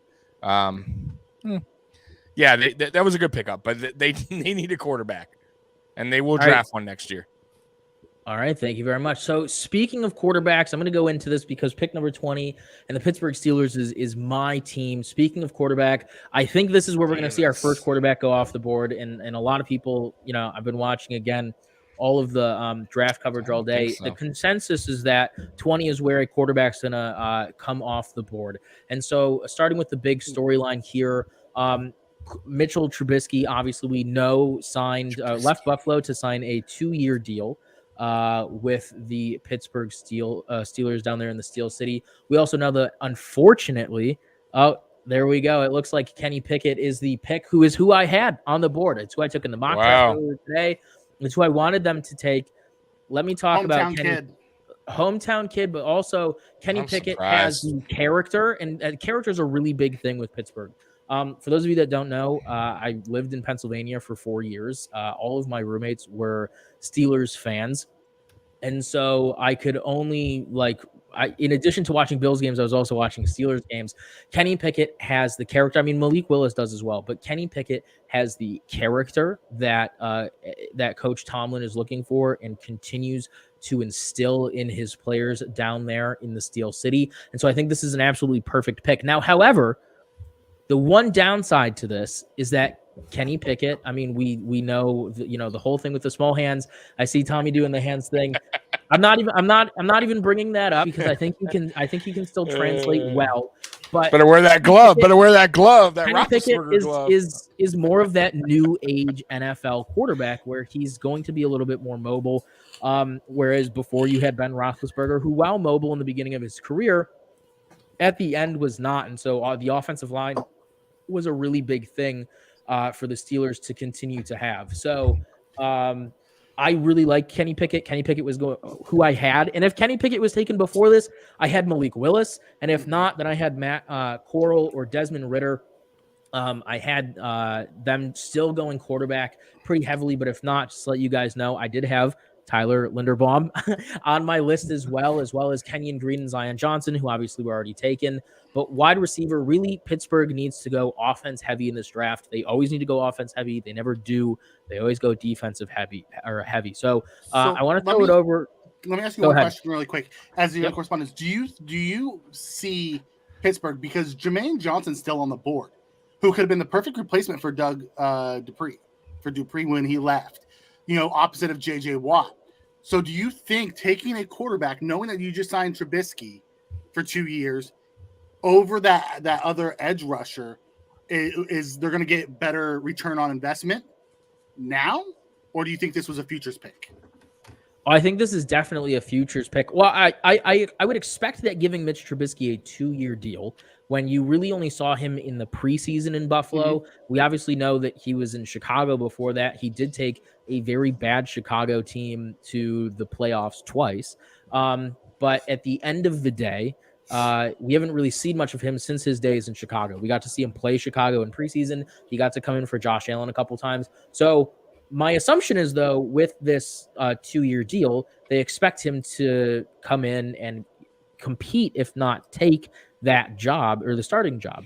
Kenny Pickett does, to me, feel like in 2 years potentially, because again, you also don't know what you're going to get with Mitch Trubisky because you haven't seen him play as a starter for a long time since his days in Chicago. So I feel like it is a long-term pick, but I also feel like this could change. And again, when you're looking at Kenny Pickett and Mitch Trubisky, you're looking at two fundamentally different quarterbacks. And so that's going to change their offense. However, I think right now is a perfect time for this quandary, because I think Pittsburgh's offense in and of itself is in a changeover mode. So I want to throw it over to Justin. Man, what do you think? What do you think of my analysis? So I actually absolutely love this as a landing spot for Kenny Pickett. Personally, my favorite quarterback in this class was Malik Willis, but I think Kenny Pickett, just, the school ties to Pittsburgh, the fact that he's going to such an established, strong organization. I think Mike Tomlin still doesn't have a losing season under his belt. They're going to handle the situation correctly. And like you said, with Mitch Trubisky, Kenny Pickett's not expected to come in and start right away. Is there a possibility that he comes in and takes the job from Mitch Trubisky? Absolutely. And that's a win-win for the Steelers. You didn't pay Mitch Trubisky top of the line money.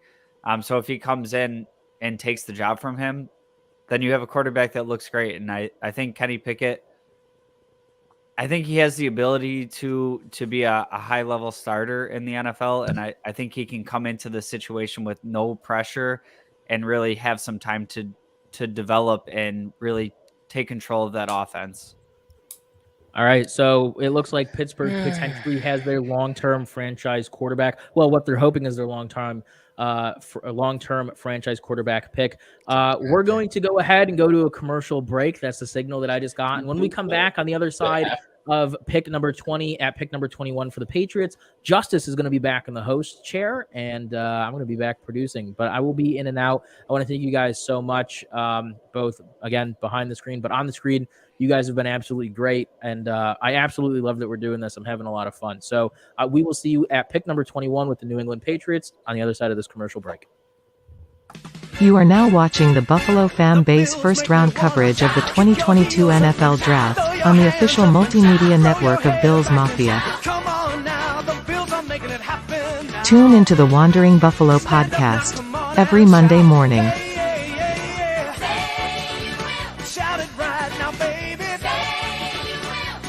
With your hosts Justin Goddard and Andrew Chang.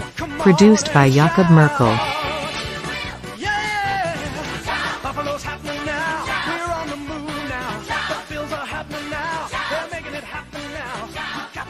You are now watching the Buffalo FAMBase first-round coverage of the 2022 NFL Draft on the official multimedia network of BillsMafia.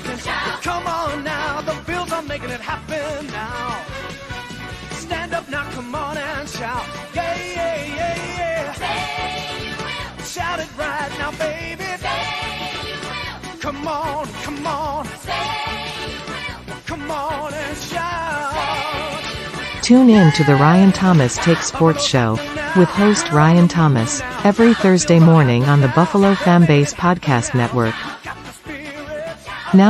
You are now watching the Buffalo FAMBase first-round coverage of the 2022 NFL Draft on the official multimedia network of BillsMafia. Tune into First Round By, your favorite Friday night guys under the Friday night lights. Tune in tomorrow night for a First Round By special, second-round coverage of the 2022 NFL Draft, with your hosts Jake Jordan, host of The Lowdown, YouTube, and podcast operator for Buffalo FAMBase. With Justus General Radford, podcast and YouTube manager for the Buffalo FAMBase. Every Friday night at 9 p.m. Now back to the 2022 NFL Draft coverage. So, Hey-o. Justus, you're muted. Justus, you're muted still. You're muted. Justus is muted. See, I just gave that. Trust There me, he it is. was absolutely perfect the way I just introed that. Y'all just gonna have to take my word for it. But we are back, and so we got a couple of conflicting storylines today. So for the 21 pick, we heard for a little bit that it was. Is it not the Patriots anymore? Did I write It's the Patriots, right? And so first I got that they were taking cornerback Trent McDuffie.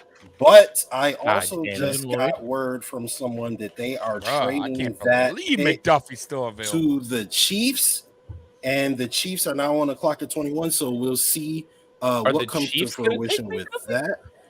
They're taking the corner. I don't know yet. They can take McDuffie. They can take Dax Hill. Give me 1 second, guys. So we're gonna, because we have to kind of get back into people. So I don't know what's going on here, but it looks like we're gonna go ahead and give some Chiefs analysis. So who's our Chiefs person? That'd be right here, Justus. All right, go ahead, Justin Goddard. So I was originally looking at all the draft capital that the Chiefs had in this draft, and I was expecting them to jump up and go receiver. At this point, the receivers are pretty picked over. I think this pick has to be Trent McDuffie. Something in the secondary, maybe they like Lewis Seen. But I mean, they're losing the Honey Badger. They don't have a very strong secondary. And I think the other priority here would be wide receiver, losing Tyreek Hill. And I just, at this point in the draft, I don't see the value at receiver at this spot. So I'm thinking Trent McDuffie here. You hit the nail on the head. The Chiefs are taking cornerback Trent McDuffie. He is off the board at 21 to the Chiefs. Now, we know the Chiefs had, I think it was like the 28th and the 29th, if I'm not mistaken. So they undoubtedly gave up one of those picks to move up and take their secondary, probably starting cornerback over there with Trent McDuffie. Rob Crippen, you just hopped back in the chat. What are we thinking about the Chiefs taking McDuffie here? I actually thought that there was some reports before that they were going to try to replace Tyreek Hill. I obviously know you can't replace the Cheetah, so this is a solid pick for the Chiefs, in my opinion. You know, I don't know what the situation is with Matthew. I know he's a free agent, and he still hasn't been signed back by them, so I think this is a solid pick for them. It helps them on the corner, helps them on the boundaries. Nothing wrong with the pick. Yeah, it's solid. They did lose. All right, so for the pick we got, the Chiefs traded picks 29, 94, and 121 to the Patriots to move up to pick 21 to select McDuffie cornerback. Jason Malloy. They didn't take a weapon, Juju Smith-Schuster is their number one receiver. What's going on here, bro? Yeah, I mean, why would the makes sense. Patriots do that? It makes sense. Wow. It does make sense that the Chiefs would go and get a cornerback. I was just telling my friend, he's a really good Chiefs fan, that it was about a week ago, that I thought they would trade up and take terrible trade. A cornerback. I mean, it makes sense that they would take a cornerback, obviously, being that that's their position of need, really, since Marcus Peters has left. Now, yes, they've had guys that have come through and played well for them, especially last year with their number one cornerback going to San Fran now. They've done nothing to be able to replace him. I don't know if they've probably taken shots at guys like maybe Gilmore, or they may have even been on J.C. Jackson for all I know. I'm not sure cap space wise how they were going to make it work, but either way, yeah. I mean, they needed a cornerback. They had to get a guy who was a lockdown guy. He probably went fairly late for most people. I know I saw him in a lot of top 15s. I had him in the top 15, but it's a win for them. I was hoping that they would give up if they made this trade to my bad. Basically be able to get both those picks out of the way, the late round pick or the later picks in the round, but unfortunately, just one of them. But 94, 121, those are still important picks to an extent, especially for a team like them that is really going to consist on drafting well now with the amount of money they've spent. So. What the heck? Yo, I'm sorry, guys. You wanted to contribute? I am so sorry. What an awful trade for the Patriots. What are you doing? You lost J.C. Jackson. You have McDuffie, who shouldn't even be there. Wow. Like, this is why I tell you. I listen. Bill Belichick is a great coach. GM, not so much. Mikey, great for us, by the way. Great. He's playing third-dimensional chess. He's playing 3D chess. Don't forget, he's smarter than all of us. He's playing 3D chess. Mikey, what you think about this pick, bro? Love it for the Chiefs. They lost Ward. They lost the Honey Badgers, and they replaced him with Justin Reid from the Texans. I thought they were going to go Jermaine Johnson, the edge rusher, because they need to get more edge rushing. But you couldn't go wrong with grabbing one of the top corners out there. McDuffie's going to be a great fit in that defense. I don't like it at all for Buffalo, but it is what it is. You don't like it at all for Buffalo. Why?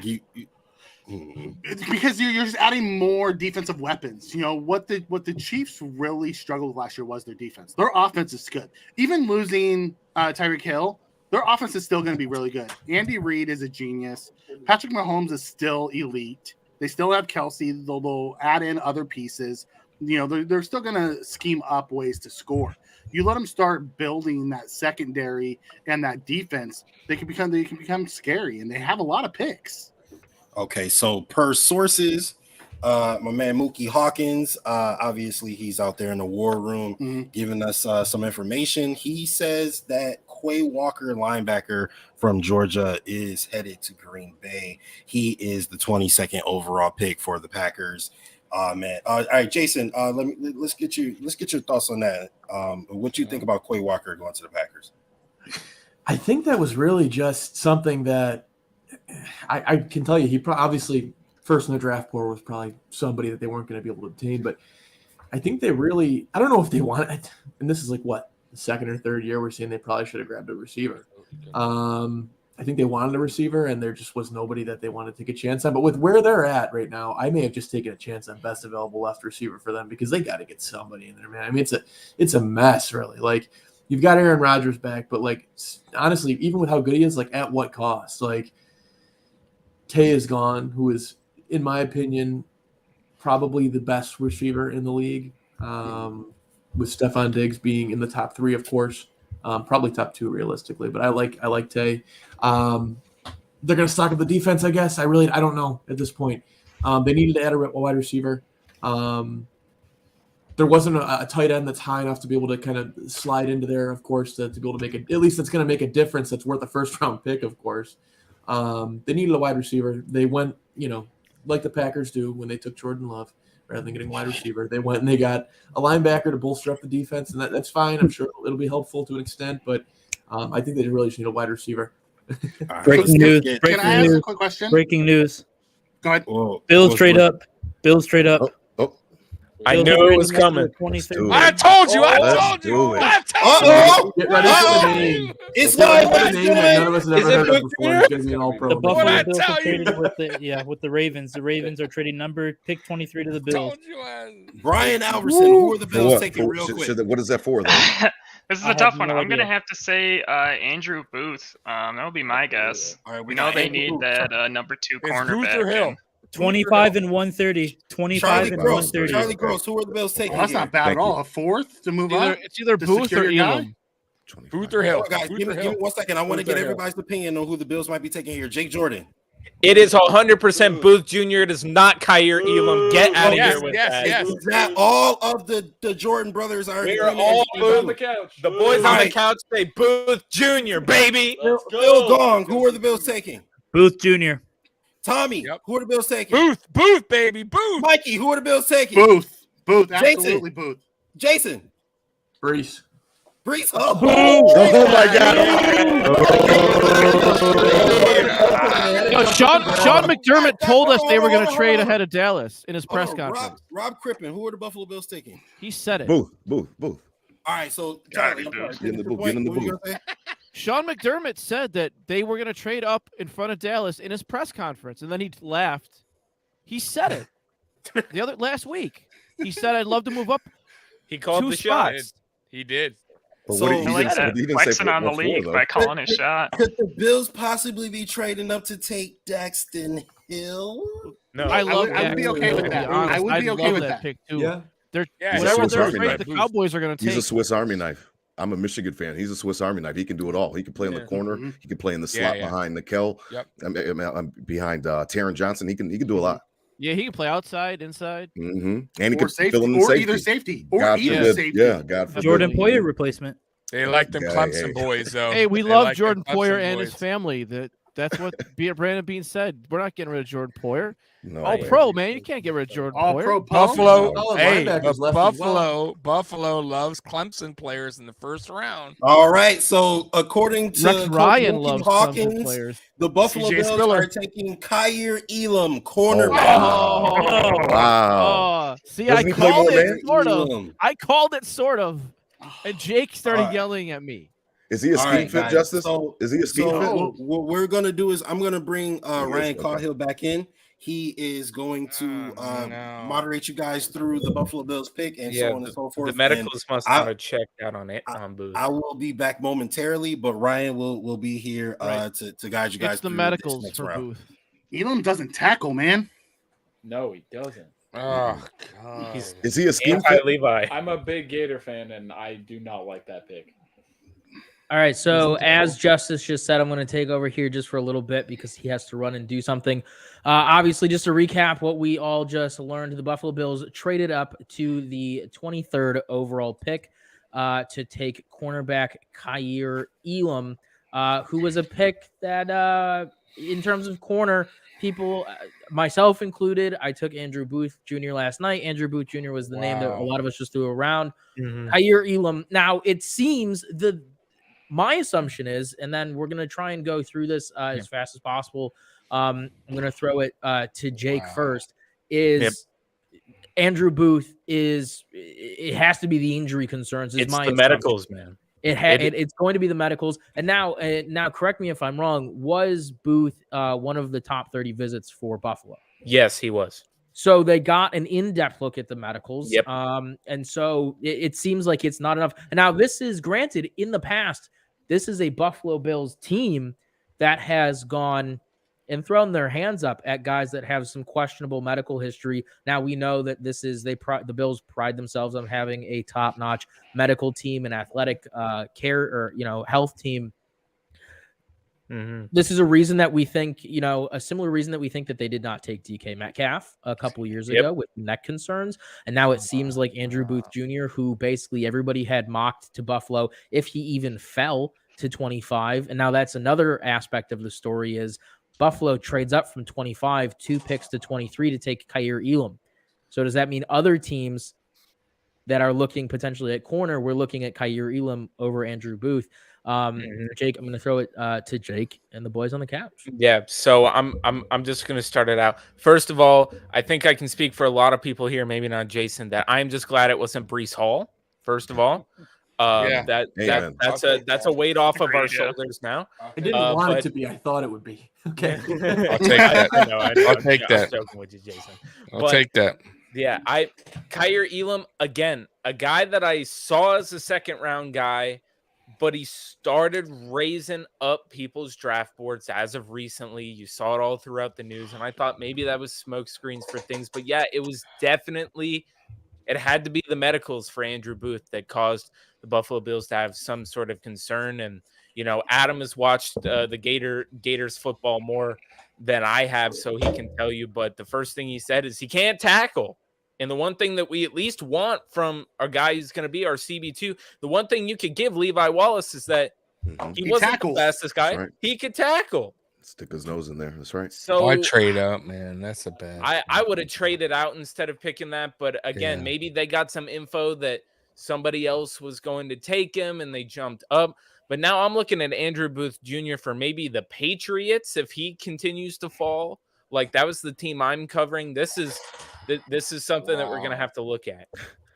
Well, now you're talking about somebody who is a little bit more physical and can tackle. We know that Dane Jackson can fill that role. We know that he did fill that role in addition to filling the pass defense role that Trey, gave up when he was injured on the Thanksgiving game against the Saints. Now, in our personal chat, Rob had a fantastic question, and so I want to throw this out to Jay. Is he a scheme fit? Oh, that was me that asked. Yeah, Rob, you asked it, but I want to ask. Oh, I want to ask Jay, our local gambler here, our gambling expert. Is he a scheme fit? I gotta be honest with you. I did not have Elam anywhere on the radar for us, and that's probably a mistake of mine. Like I had mentioned before that the trade or the pick was made, that we're probably going to see the Bills take someone who we either didn't think was going to be in our radar, or someone that we hadn't really scouted, at least on a first round basis. And that's I would say that's just from going through this group, that's probably where a lot of us are at. Could it work out? Could it not work out? Here's the thing: if you want to talk about scheme fit, ironically, the Bills as a whole, in the secondary generally, at least with Trey White has had these issues. Levi even did originally have these issues. We've had a big missed tackles problem since Coach McDermott has been in town, really. And that's not any indictment on him. It's just something that I've noticed. And I think part of that, though, does fall in line with what he teaches. And he teaches ball hawking, obviously. We saw some of the only things that Josh Allen was effective at while he was here. And a lot of the guys that we have, Tre'Davious White early in his career and throughout his career, is being able to have a nose for the ball. Now, whether that's going in, and I think that they're going in and they're going for the ball. I think they're playing the ball a lot more than they're playing the actual man in the body. And that's what leads to a lot of missed tackles. Does it add to contribute positive plays? At times, of course it does. I mean, of course, we've seen those turnovers. We've seen Trey make game-saving fumble recoveries and forced fumbles. But more times than not, it's going to be negative, and that's where I'm generally noticing it. And scheme fit that direction, I guess so. He's a bigger guy. He's 6'1", which I like, obviously. I wanted a big corner. And what it comes down to is, does he have the speed to keep up with the top flight of the NFL? And I guess we'll see, honestly. No, and we'll see. I wanted to just add in there, because I pulled up Draft Network. The first thing I wanted to do is I wanted to see what they wrote up on it, right? On him. And Joe Marino had to say this about him. He said, Elam is a sufficient athlete. First of all, red flag for me. I don't understand what it is for the Buffalo Bills and wanting sufficient athletes and people that cannot keep up with the top flight of the NFL. Because guess what? Wide receivers keep getting faster. That's not a question. All right. So I think that when it comes to scheme fit, though, it says that, he will work well in a zone. And the Bills, like to run zone. They'll do that, especially when they have corners that are sufficient athletes. So this feels like a Buffalo Bills. You're going crazy over there. Yeah, so I'm losing my mind, bro. I'm losing my mind, bro. I want to cover this question really quick before I go to Brian, because I have a question for Brian. But when do the Bills pick next? Assumably right now, because I don't know the details of the trade right now. As far as I know, we're still picking. Our next pick would be at 57th overall. And so I want to ask a question to Brian really quick before Dallas comes up on the board, because they got about 5 minutes left. Like Jake was just saying, we have this thing about picking sufficient athletes, guys that are athletic but are not necessarily fast. That was the really big knock against Levi Wallace, is that, hey, he fits really well in this scheme that gets him to where the ball's going to be, and that's why he looks really good. Did we potentially just replace Levi Wallace with a Levi Wallace-esque player? I was thinking that too. I do think Caughill is a better athlete than Levi Wallace. He's got that size and length, but he's a bit faster and more maneuverable. So I think as fans, we tend to want Brandon Beane and Sean McDermott to adopt our views, but ultimately they're going to do what they believe in, and they've always valued these cornerbacks who have the size and the arm reach, but not necessarily the straight line speed. So I think this is a very Buffalo pick, like you were saying before. And I'm not entirely concerned about the athleticism, since, once Trey White comes back, I think they'll be able to pair up. Trey White will be able to take the more athletic matchups, and then Caughill can take more physical guys, which is where we've struggled in the past, like Preston Williams just dogging Levi Wallace all game just with his height and size. So that's what I think Elam brings to us. All right. So unfortunately, we're going to need to move on here and talk about the pick number 24 with the Dallas Cowboys. They have about 3.5 minutes left on the clock, and I keep watching to see where they're going to be at. But do I have somebody covering Dallas here this evening? Yep, that's me. All right. Let's go ahead and get into the Dallas Cowboys. This is a team who continues to say that they are going for the playoffs each and every year, blah, blah, blah, and they continue to lose talent. So where do we think Dallas is going to go moving forward right here, right now? Honestly, I'm kind of interested to see if they try to trade back here, because their biggest need was guard. And they kept saying leading up to the draft, we need a guard. We're going guard. And there's not really any first-round guards left, so they may go tackle or maybe corner, but I don't know. Now that Booth Jr. is kind of falling down the draft board, that we didn't take him, I'm thinking that they may go either tackle or corner here, but there's not really anybody that fits for the Cowboys right here. All right, so you absolutely knocked it out of the park. The pick here is Tyler Smith, offensive tackle for the Cowboys. Now, before we get into pick number 25, which I'm assuming right now belongs to the Baltimore Ravens, I still have not gotten the Bills draft or the trade information yet. Offensive tackle Tyler Smith. He gave up 25 and 130. Yeah, he told 25 and 130. Okay, thank you.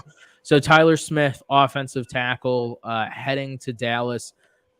What does this do to their line? Does it significantly improve it? I mean, they're taking an offensive tackle, albeit 24th overall, but pretty early in the draft, being in the first round. Does Tyler Smith, I'm going to go back to our Dallas Cowboys correspondent here. How does Tyler Smith improve the line? If not now, then later. So that's interesting because their tackle spots were actually pretty solid spots for them. I don't know. Their guard McGovern is not well liked and they don't have depth behind him. So I don't know if they're thinking that they can slide their current right tackle into guard, or if they're thinking that Tyler Smith can play guard for them. I'm kind of confused as to why they would go tackle right there, because they have bigger needs. And if they were not gonna go draft a guard there, it probably made more sense to trade back. Yeah, this seems like Jerry Jones is potentially losing touch with the modern NFL and just not making fantastic decisions left and right. Let's go ahead and move to pick number 25, formerly of the Buffalo Bills, now belonging to the Baltimore Ravens.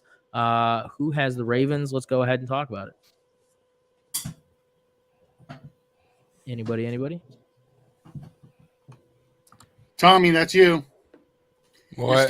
You're still mad about the corner pick. You're the Ravens guy. I'm sorry, man. That. I'm sorry, guys. I've been watching you the whole time. That totally just threw me off. It honestly, it wrecked my mind. Like I don't. Where are we? What's going on here? Where? All right, Baltimore. They need. Jeez, man. I'm sorry, guys. I would go receiver here because clearly they trade the receiver. Let me see who's best on the board, guys, because I'm just not. I'm not myself right now. Let's see here. So I would go receiver, best available if I'm them, but best available right now. Honestly, Jermaine Johnson is the best available if he hasn't been picked. I would go him. Yep, I would go Jermaine Johnson. I'm surprised he's even here. So even though they need a receiver, I would go Jermaine Johnson. Best on the board. Okay, and you think he fits pretty well into the scheme, obviously, if you're I think everyone, yeah, I do. I think they yeah. Any wide receiver right now would fit really well in the scheme because they have no like true legitimate wide receivers. Right, but there's nobody right now that I would draft this early when there's better players on the board. You get what I mean? So I'm going Jermaine Johnson. Yeah, if they have to go receiver, I could see a Christian Watson here because of traits, but there are better players on the board. Way better. You can take any of the you guys. You take Jermaine Johnson. You could take Devin Lloyd. Can you imagine Devin Lloyd in that defense? Yeah, you'd be reaching right now, Mikey. You can get a receiver in a second or third round that's serviceable. There's still a lot of good guys out there, so I would not draft receiver. Get a receiver in a second or third round that's 100%. Yep, 100%. All right, Rob, I want to hear from you a little bit just because, like Justus said, you do have the voice of an angel here. But, Rob, talking about Baltimore, if they don't go wide receiver, where do you think that they should go if they're able to get a wide receiver deeper? I'm all in on Nakobe Dean. I don't get how he slid down. I don't understand. He's the best linebacker to me last college football season. Like there's even with Quay Walker, his own teammate. There's nobody that's more explosive. He reads it. He works faster because he reads the defense so well. He reads what the offense is doing. So I don't understand. I heard some reports this morning saying he could drop to the second round. He won't be picked up till tomorrow. He is an impact player, impact linebacker, and he speaks Baltimore. Like that's Ray Lewis Jr. all day long, or type of T Sizzle type thing. Like he's versatile and he reads the plays. He'll be there before he'll diagnose the play before it even happens. And I've watched countless highlights of that. So I don't get the slander on this guy. He's a stud. And it's interesting that you brought that up because I saw on a lot of Patriots mock drafts Nakobe Dean going, and now we know obviously the Patriots have traded back. They chose not to go ahead and take him. So along the lines of what you're saying, he seems like a stud who can, obviously with most everybody being taken in the NFL draft. They're going to develop more, but I saw him on a lot of Patriots mock drafts or Patriots related mock drafts. And I apologize. I keep checking over here to see if there's an update, but I saw him on a lot of Patriots mock drafts being taken in the first round, and they didn't. Can I ask a question? Do you think that Roquan Smith, because he was picked in the top 10, and he really hasn't been what they expected him to be in the top 10? Do you think because Dean kind of fits that mold of a Roquan Smith? Do you think that's part of the reason why he's sliding? Is people who are like, okay, Roquan Smith was a little bit smaller and he hasn't developed. Maybe Dean's the same way. We don't want to take that chance. You're asking me? I mean, I think that Dean also reminds me of Devin White, though. I mean, a little bit undersized. Devin White, yeah. But I went Roquan Smith because it's the Georgia connection. Yeah, I mean, but they went to the same school. That's like saying all USC quarterbacks are garbage. Like you got to get past the school thing. So have we seen one that wasn't other than Carson Palmer? Hey, put some respect on Matt Barkley's name, okay? Yeah, but sometimes you can get lost on those types of things, is what I'm saying, and you move away from talent because the guy went to the same college. Like Kobe Dean, to me, he diagnoses those plays. So I was going to ask you guys the same thing. You took the words out of my mouth. Like, does anybody know? I don't pay attention to all the prospects leading up to it. I told Justus that this morning, but I don't know why he's been sliding, and I don't understand what was being said about him leading up to it was his size. His size was the main red flag. Okay. Also, Georgia related, I heard this morning there's an undisclosed issue with Devontae Wyatt, and he is expected to fall rapidly out of the first round as well. Really? Wow. Yeah. Wow. That's kind of been floating around for the last couple of days, and I've heard people kind of talk about it, and I was like, really? Like, I didn't know. I know the Draft Network reflected that also on their mock draft machine. I was very surprised to see that he was falling. We don't really know what it is, but it must be serious enough. Joe Marino has some pretty big connections within the Georgia program, and he got a call from whoever, and he was pretty set that Wyatt was going to fall out of the first round. So. Wow.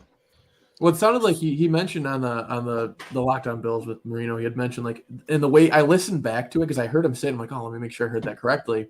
And it didn't sound like it was something related to like an injury or something like that. It sounded like he said that it was something that occurred that would take him completely off the Bills draft board anywhere. So it's got to be something, on the bad side. Character side? Okay. Yeah, character. Legal side, maybe. Who knows? Mm-hmm. All right, so the pick is, and I was going to throw it to a commercial and then have us come back with Justus, but the pick is in for Baltimore. Tyler Linderbaum finally taken in the draft. Baltimore takes him at 25. Now I know that we had talked about before if he the kind of ceiling being 14, and if not, he potentially falls into the second round. Baltimore looking to add to their team with Tyler Linderbaum. Whoever is, I don't think we have anybody covering the Ravens, and if we do, I apologize for not remembering. But all right, so Tommy, go ahead. Tyler Linderbaum on the Ravens, and then we'll throw it to a commercial, and on the other side, we'll have Justus come back as host. Yeah, no, he's a solid center. They need. I told you guys in the beginning they needed offensive line help. That's a great pickup for them. To be able to move back like that, pick up picks, and still get him. Exactly. That's a great way to the fact that he dropped that far and they didn't need to trade up to get him. It's good. Well, also the fact that Dallas just the pick before took an offensive tackle, but took an offensive guy. All right, so we're gonna go Smith's ahead. more of a guard than a tackle. Yes. Traded up. The Jets traded up. Yeah, to Tennessee. All right, we will be back. It sounds like there's potentially some trade. We're gonna come back on the other side. No, I didn't prepare for this. Well, I'll be back producing. Justus will be back hosting. We're gonna see you guys on the other side of this quick commercial break. You are now watching the Buffalo FAMBase first round coverage of the 2022 NFL Draft on the official multimedia network of BillsMafia. Tune into the Rust Belt Report with host Ryan Caughill, host of the 2022 FAMBase NFL Draft Round 1 and owner of LDG Sports and Entertainment. So that Harrison Phillips chose to sign with Minnesota. I think the Bills chose Buffalo Tuesday nights at 7 p.m. Eastern. Now back to the 20. You are now watching the Buffalo FAMBase first round coverage of the 2022 NFL Draft on the official multimedia network of BillsMafia.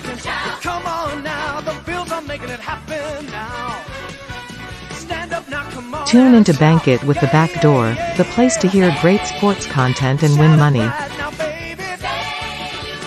Come on, come on. With host, Jason Malloy. Come on and shout. Currently, we've got the draft coming up.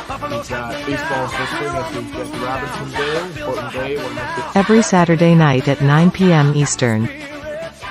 Now back to the 2022 NFL Draft coverage. Let's see. Yeah, Jermaine Johnson's best available. Yeah. Jermaine Johnson. The 2022 NFL Draft coverage brought to you by. Oh, I was right anyway. Okay. Mafia, the Buffalo Man. FAMBase. What's up, everybody? I take a quick break, but I am back now. There he is. I mean, we got Kyer Elam. Oh, my bad. Mikey came. Oh, so we got Kyer Elam.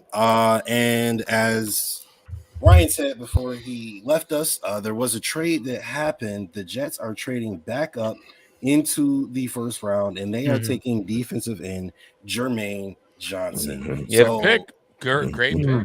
It is a good Great pick. pick. Jake It's a good Jake first is round. Our Jets correspondent. So Yep. let's what Jake, what do you guys say about this, bro? So the first thing that when I heard the Jets trade to 26, Adam looked at me and he goes, "It's Devin Lloyd." And I looked and I told Bryce, I was like, "Pick up my Jets paper off of the ground." And so he picked it up. The last guy on my thing that they were interested in was Jermaine Johnson. And I said, "It's Jermaine Johnson. That's the guy they need." If they're bringing Carl Lawson back, I know John Franklin Myers got the extension, but having that cost control thing of Jermaine Johnson on that team is one of the last things they needed on that Robert Saleh defense. And I love this pick. I think this is a great pick for the Jets. All right. I don't like it. I don't like it because they got better. Yeah, they got better. I don't true like indeed. it. Yep. Not the Jake, best. because if you remember, And- we were talking about this at pick 10. Yeah. We were debating, do they go that edge rusher or do they go that wide receiver? The fact that they were able to get back in and still get that elite edge rusher, Dude, people don't give Joe Douglas Still the enough. Jets, though, Mikey. It's the Jets, but nobody's giving Joe Douglas enough credit for how well he has been running the Jets the last couple of years. And that's exactly kind of what I wanted to get into. If you look at the Jets draft so far, we have got cornerback Sauce Gardner, we got wide receiver Garrett Wilson, we got defensive end Jermaine Johnson. So Jake, kind of talk about in what ways Jake actually the Jordan crew, Jake and the boys on the couch. What are you guys' thoughts process on the Jets? Where do you guys say after this first round, currently, without seeing the next 6 rounds, where do the Jets rank in the AFC East? I'm very curious. Well, I got to see what the Patriots do, but the Patriots are I had my sheet on them too before they decided they wanted to trade back, and I actually had more positions that were holes for them than the Jets had. They've got some problems that they have to fill, and they've been doing things this offseason that don't really make sense.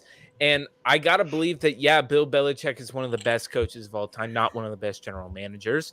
But I got to think that they are loaded up on late round picks, but I don't know. I feel like the Jets are still an ascending team. And if Zach Wilson takes any step up this year with what they're building and what that defense could be now with some of these key pieces that they're needing with a Robert Saleh defense, they could be a team that's, they're not a problem for us, but I don't think they're still, the Jets only winning 4 games a year come next year. well, What about they the still boys on have the to couch? protect. What are the boys on the couch thinking? Maybe 6 wins. No, 6. Better than the Pats. They still have Zach Wilson at quarterback and no offensive line in front of him. So until you fix that problem, it doesn't matter what they do. They're not going to compete in the AFC East. That's got us at the top with an offense. The Dolphins are trying to put an offense together. The Jets aren't gonna be able to hang. I don't think they hang with us, but I think that still with their offensive line, if Mekhi Becton, if that really isn't an issue, and they didn't think that that was an issue at left tackle, and they've got George Fant at right tackle, who was probably one of the only bright spots that they had, they still have options in these next other rounds to where they could have some solid depth that they build to where that offensive line isn't straight trash next year. Mikey, what you They haven't had a quarterback since Joe Namath. You know what? I love. I mean, I hate it from a Bills fan's perspective, but I love what the Jets have done. They got one of the top corners, got one of the top receivers, and then they turned around and landed themselves and one of the top pass rushers. Yeah, you know, I mean, Jermaine Johnson was projected to go top 12. Yeah, and he fell to 26. But Mikey, one thing we learned, right? The Browns will be the Browns. The Jets will be the Jets. You know what? And people used to say the Bills would be the Bills, and guess what? The Bills ain't. But guess what? However, all right, we got a trade alert. Hold on, guys. Hold on. We got a trade alert. Jaguars are trading. They're going to trade the pick number 27 and give Tampa Bay 33, 106, and 180. So Tampa Bay is getting pick 27. It looks like. So I'm going to ask Charlie. Jacksonville the gets Jaguars are getting 27. So Charlie, what do you think the Jaguars are looking to do here, grabbing this 27 pick? Yeah, this is actually really interesting to me. There's not a quarterback. I can assure you of that. You know, I think to me the best position group left is actually the safeties with Daxton Hill, Lewis Seen, Jaquan Brister. So I don't know if they're gonna go in that direction, or maybe they feel the need to get up and get another wide receiver for some reason, even though they spent a ton of money already. So this is really interesting to me. I know Balky's a bet on traits guy. Maybe they're gonna bet on a linebacker like Devin Lloyd, or maybe this is where Nakobe Dean ends, his slide ends. We'll see. All right, so we saw here in our little private chat that we have my man Justin Goddard from the Wandering Buffalo podcast. He says, "I hate that Joe Douglas knows what he's doing." So I want you to expand on that, Justin. You think the Jets are going to be a threat for the Buffalo Bills? Is that what you're saying? Because I'm definitely reading into what you're saying. There's just been so long that the Jets have been just so terrible, and it was like just write it in as 2 wins. I like their draft so far. I mean, you start off with Sauce Gardner, and now you're sneaking in for an impact D end. I don't think they're touching us anytime soon, but Joe Douglas, he's not a slouch like they used to have, and he's been assembling pretty decent. He's been making moves to assemble decent teams. I think it still all comes down to Zach Wilson, who I'm not sold on, but if I was a Jets fan, I would be pretty stoked about this draft right now. You know who's tweeting right now, right? If she heard about that, his mama. His mom is very upset. Oh yeah, saying you don't like Zach Wilson. Shame on you. Yeah, not only from the GM standpoint, but Saleh is a fantastic defensive mind, and you just went out and got him. You know, what's the 2 areas that they really struggled last year? You know, coverage and pass rush, right? That's the whole name of the game. So now you're going to give Saleh these new weapons to start working. Now, Sauce is going to get schooled by Tyreek Hill and Stephon Diggs early, but you know, if they start putting those pieces together and they continue to have this type of draft moving forward, you know, they're not that far in the rearview mirror. All right, Philip. But you don't know what they got in their quarterback. Thoughts on the Jets draft so far? What do you think they're doing for themselves? I hate that I'm going to give Jets fans hope, but you are likely long-term, you are likely the toughest competition we will have in this division long-term. And I say that long-term, mainly because I don't believe in the Dolphins. I never will. Joke of a franchise. And the Patriots have the best coach ever, but one of the worst GMs ever, who can't put a roster together. And Joe Douglas, like I said in the private chat, went to the school of Big Baller Bean, apparently. And it just seems like they know what they're doing finally. They're putting together a stable organization. Now, is their owner still a joke? Yes. But so this is just my opinion. So is I'm not the biggest fan of I'm with Arlen. you, bud. I'm with you on that one. I want to disagree a little bit. Yeah, I totally actually disagree, with you guys about Joe Douglas. I don't have data yet on 2021 because it's too new for me, but his hit rate on the 2019 draft is currently 40%, and on 2020 it's 25%, which is 30% cumulative, which is like the bottom 6 in the league right now. Now, obviously, these players are young. Yeah, but Adam Gase was running the show there. Joe Douglas was reporting to Adam Gase. Okay, but now it's not. But now it's not, though. So for 2021, hold on, Tommy. Let Charlie finish. I'm not talking. I'm sorry. Go ahead. Come on. I mean, I'm just gotta blame me, Justin. Well, that situation's my bad, that bro. situation's weird too, right? Like, how are you going to draft for a head coach that you're going to fire? So those picks are just weird to begin with. So right now, he's bottom 6 GM in terms of hit rate. Now, will that change? Probably, maybe, but right now that's his hit rate from an analytical standpoint. All right, so the pick is in for the Jacksonville Jaguars. sense. They are going with Devin Lloyd, linebacker. So they trade back up into the first round to get a linebacker. Brian Alverson, excuse me, not Alvarez. Messing up everybody's name right now. All right, so Brian, what's your thoughts on what the Jaguars might be doing right now? Yeah, I think they were just going pure BPA on their board right there. Everything's wide open for them when you're a terrible team like they are. It's kind of liberating because you just do whatever you want and you're going to get better. So I think that was their motivation for this. And he definitely does improve them defensively. Great at coverage. Really does all sorts of different things. So solid pick. All right, sounds good. Rob Crippen, what are your thoughts on the Jaguars? Well, I mean, they still confound me with some of the moves that they made. I mean, Laviska Shenault. I'm not Shenault. Who did they bring in?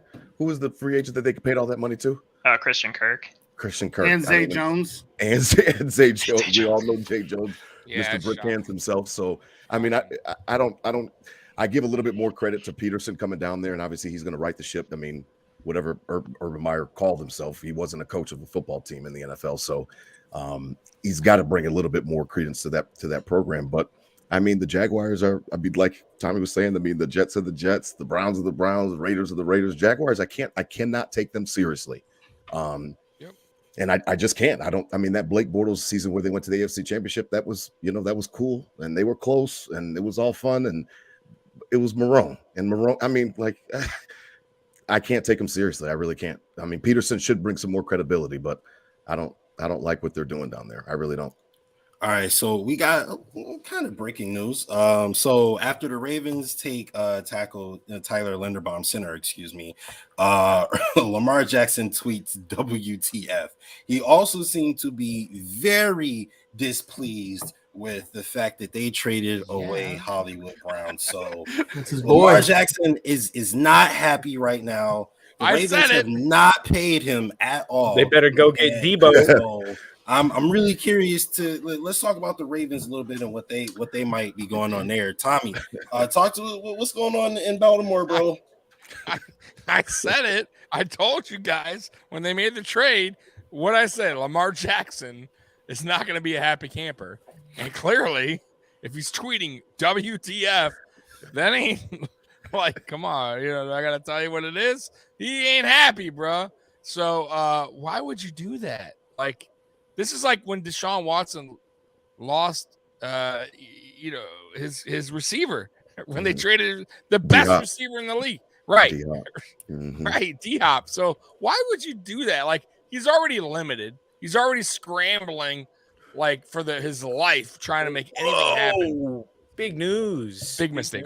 Big news. Boom. Bring it. Devontae Wyatt was picked with the 28th pick. Good pick. For the Packers. He didn't fall out of the first round. So whatever he That's did, a good pick.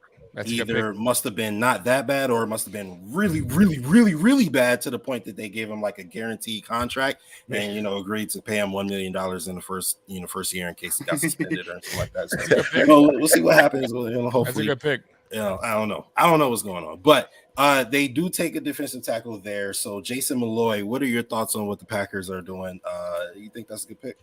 Yes, I'll touch on that very quickly. If anybody knows me, they know I'm a diehard Baltimore Orioles fan. We're going back to the Ravens right after this, so give your Ravens take. Let me give this then. See, I'm tied in with some Ravens fans here. They've been chatting it up. So I answered on the Packers before, and I don't really know what they're doing. I don't know who's at the helm there, who's behind the wheel, who's making the picks. Is it the GM's son? Is it is the water boy? I don't know. The dog. Bobby Boucher. I don't know at this point. I mean, they're just completely ignoring the wide receiver need or the need for Aaron Rodgers. It's like they want to give him excuses to be pissed and give people weapons and bullets to be able to justify anything Aaron Rodgers does because he has no supporting cast. I don't know if he walked in and said, hey, if you guys give me $50 a year, just make me the highest pay, give me this boatload of money, I'm just going to try and make it happen. We've seen that even when he does have some weapons, he's been struggling to make it happen for years now, in the playoffs at least, and against certain opponents, San Francisco being one of them. I don't know what they're trying to do here. I've heard enough about Devontae Wyatt, not what actually has happened, but from enough people that I respect to think that something actually seriously is up. It wasn't just some random thing that everybody got flaked over in the Packers. Oh, they got someone at 28, and this is just like when they got Aaron Rodgers late and then no one else knew. And I don't believe that. I think something's going to come up. Let's just see. Maybe it's something that they think, all right, we can live through an 8-game suspension because this guy is that damn good and he should have slipped this far. Maybe it's something like that, like the Zeke issue where he was out for, that ended up happening years in, but the Zeke issue where he's out for 6 games and they can eat it, or they'll eat, maybe he's out for a year and they'll eat that too because they think he's that damn good. You're right. It might only be 19 civil lawsuits. Right. Justice, I just want to quickly go back to the analytical piece. I was wrong in the fact about Gase because Whaley gets the credit for the picks in 18 that McDermott made. So he is right. Technically, that those picks do fall within Joe Douglas's area because he was the GM, even though he may not have been getting the final say. He's the GM. They're his, just like Trey White and all those guys are Whaley's. Very quickly on the Baltimore Ravens, real quick, because like I said, I'm tied in. Huge Orioles fan, so I'm tied in with Ravens fans. They're blowing up the group chat right now. Apparently, people that are tied in there, and this is apparently from a friend of a friend, that are close with the Ravens and the media staff, kind of like what we do here, they do there, but they're very tied in because it's a small-knit community, kind of like Buffalo.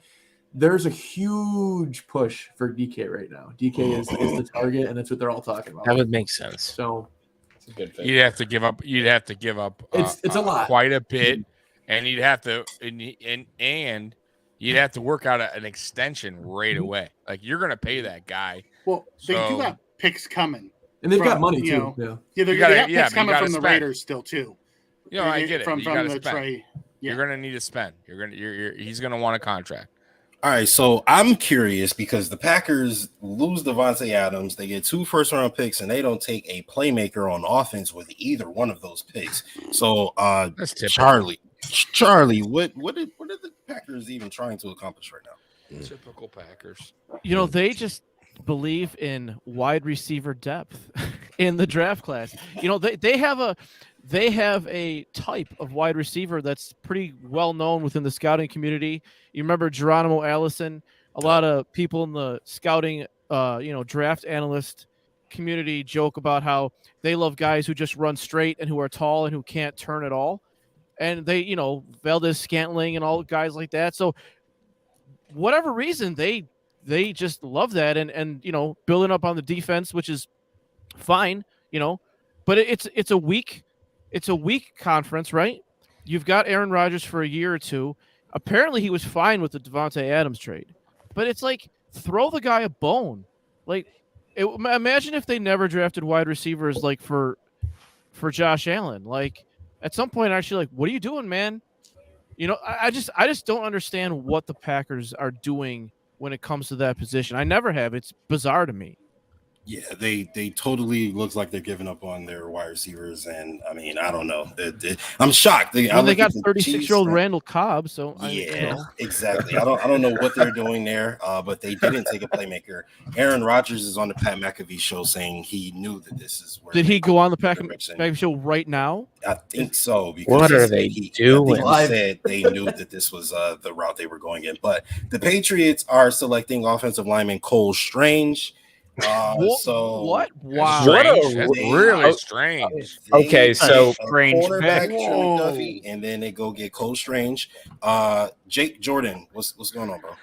So I thought that they were going to get Daxton Hill here. I thought Daxton Hill would be a pretty good player to coach up and be able to, try to put in the shoes of what J.C. Jackson was there. But they also need offensive linemen. I believe Adam just informed me they really only have 3 good offensive linemen still on their roster. So they need offensive linemen.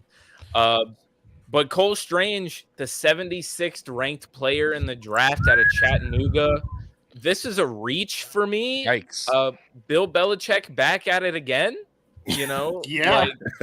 Maybe the dog accidentally hit this pick, Nike. I'll have to see the pictures when they come out. But Cole Strange, I don't know. Maybe we'll be sitting here and he'll be decent next year, and we'll be like, oh wow, But again, you could have got this dude in maybe the beginning of the 3rd round, like the 1st round. I don't know about that one, Chief. I haven't seen him selected higher than mid 3rd round. In anybody's mock across the industry. Bill Belichick's hit rate over the last 22 years is below 40%. Well, and that's with Tom Brady. And Tom Brady has elevated guys in my system like Joe Panos to returning value of like a Hall of Fame player. Okay, and his hit rate is still 40% under those circumstances. So terrible. Bill Belichick is probably the worst general manager in the league. I've said that. Remember Jerry? I've said that so many times. Dylan Parham's on the board. Like if you're gonna, why do you trade Shaq Mason and draft second day guard? Take him.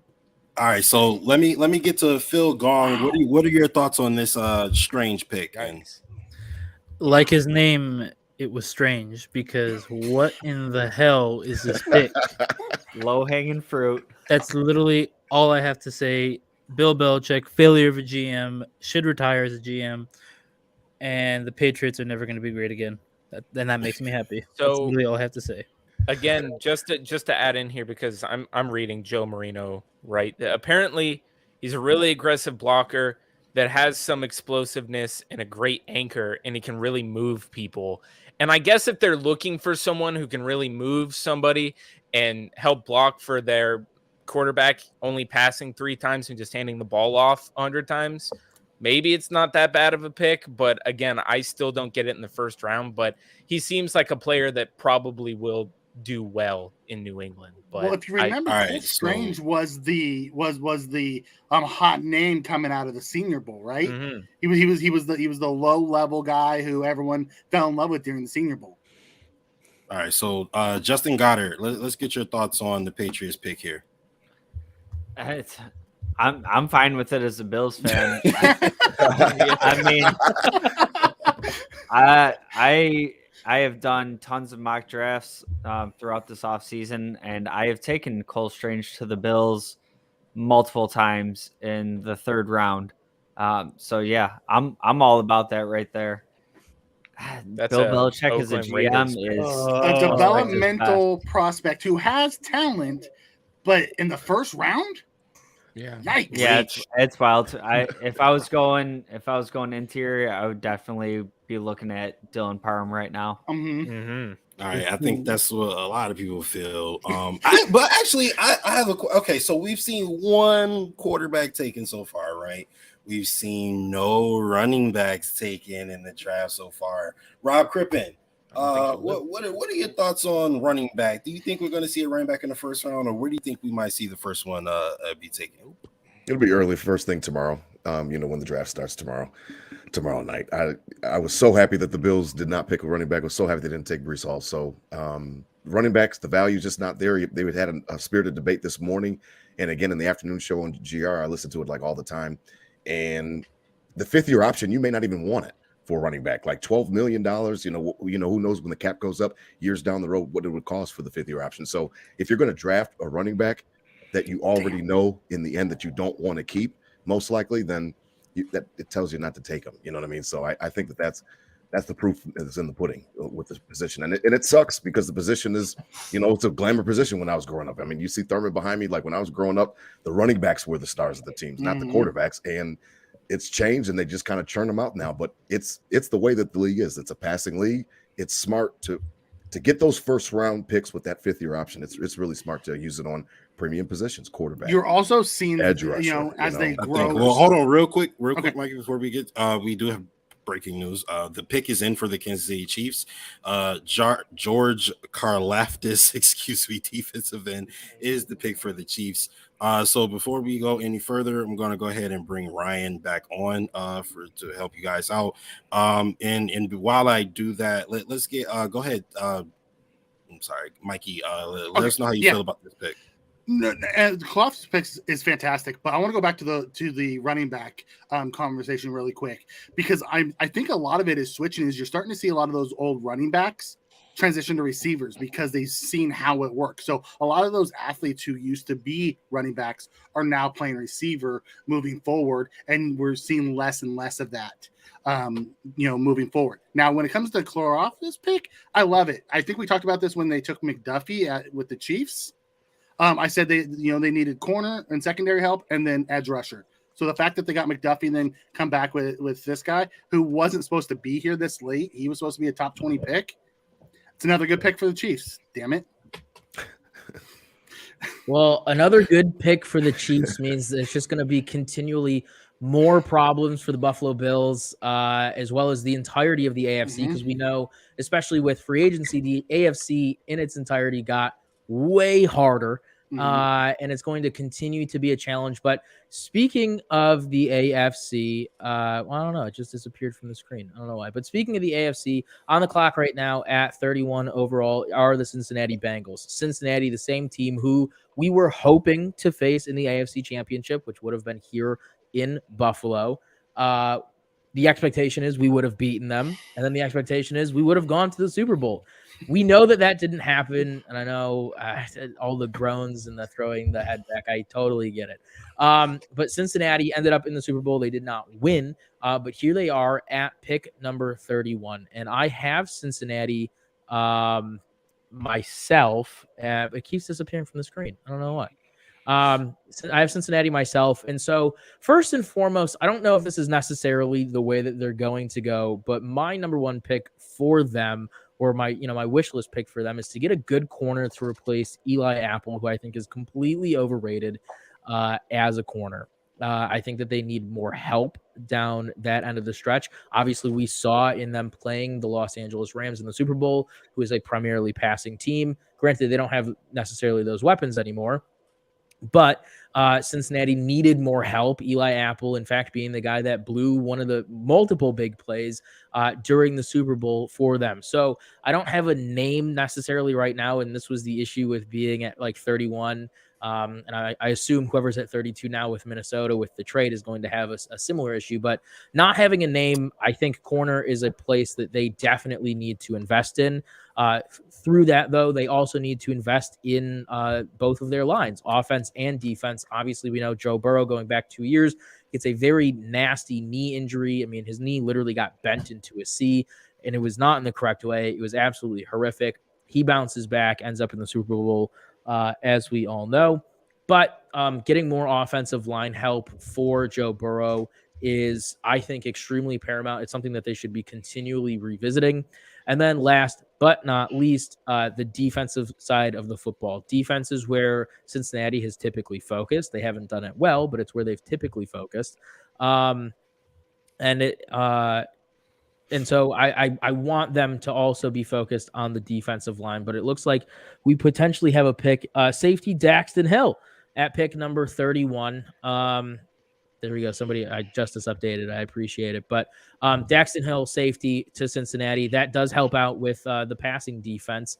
at the end of the day. I'm going to throw it to Charlie. One, do you think that my analysis was correct in terms of, I know I said corner, but they ended up going with safety. One, do you think my analysis was correct? And two, what do you think about Daxton Hill for the Cincinnati Bengals? Charlie, you're muted if you're talking. My bad. Yeah, you're spot on. The Bengals used to be like the laughing stock, right? And then all of a sudden, 2-3 years ago, they started actually learning how to draft. I think, defense is probably the biggest issue for them. I think they've done well on the defensive line. But I think they had some serious concerns in the secondary. You're right. I think Eli Apple is, average at best, probably. I think that if Linderbaum was here, they would have taken Linderbaum. I do think they want to shore up that offensive line for Joe Burrow because he's not the runner that, the Felon or Josh Allen or Pat Mahomes is.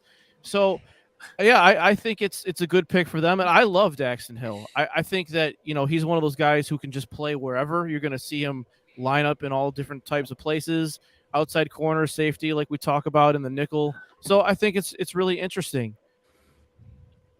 All right. Thank you very much. There was a storyline, not really necessarily a storyline, but a topic of conversation I wanted to have, and I want to throw it to Rob really quick with this one, and then we can see how much time we have left before we have to get into the final pick for the first round.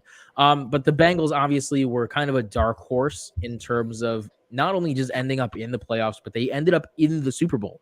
And so, Rob, do you think that the Bengals can be not just a consistent playoff presence, but again, to my comments earlier about how stacked the AFC is in its entirety now, do you think that the Bengals can be a consistent playoff presence in the AFC? No, I don't. I don't expect much from them. I think that, sports a lot of times are a lot about, circumstances coming together and luck. Sometimes you need luck to win a championship as well. I think that their ride last year was a lot of circumstances kind of lining up in their favor. I don't know what Patrick Mahomes is doing in the second half of their game. You know what I mean? He didn't play like that against us, so I don't understand that. I think that the stars kind of aligned for him for Cincinnati Bengals last year. In addition to the fact that the AFC, like you said, got so tough. Now we don't have to play everybody at the same time. That's one of the great things about the tournament. But I mean, Denver got better. The Chargers got better. All these different teams are stacking up. The Bengals, I mean, their coach was a joke before. I mean, if he didn't have this type of season, he might have been fired last year at the end of the season. So I don't really put too much credence in their year. It was a great year. It was a magical run. I think a lot of things lined up perfectly for them to be in that position. And not only would we have trounced them at the Ralph to host the AFC Championship game, but they still might be doing cleanup at the stadium from that game. I mean, like, I just don't. Things lined up. It was a perfect season, but that doesn't mean that you're going to have sustained success. What the Bills are building, the Chiefs have built, obviously the Patriots back in the past, that type of stuff leads to sustained success. But the Bengals got hot, they got lucky, and they didn't get the best shot from their opponents. And that a lot of times is sometimes why they'll say the best team doesn't always win the championship. And that the best team was not in the AFC Championship game last year. Let's just leave it at that. The best team was not there last year, whether you want Bills or Chiefs.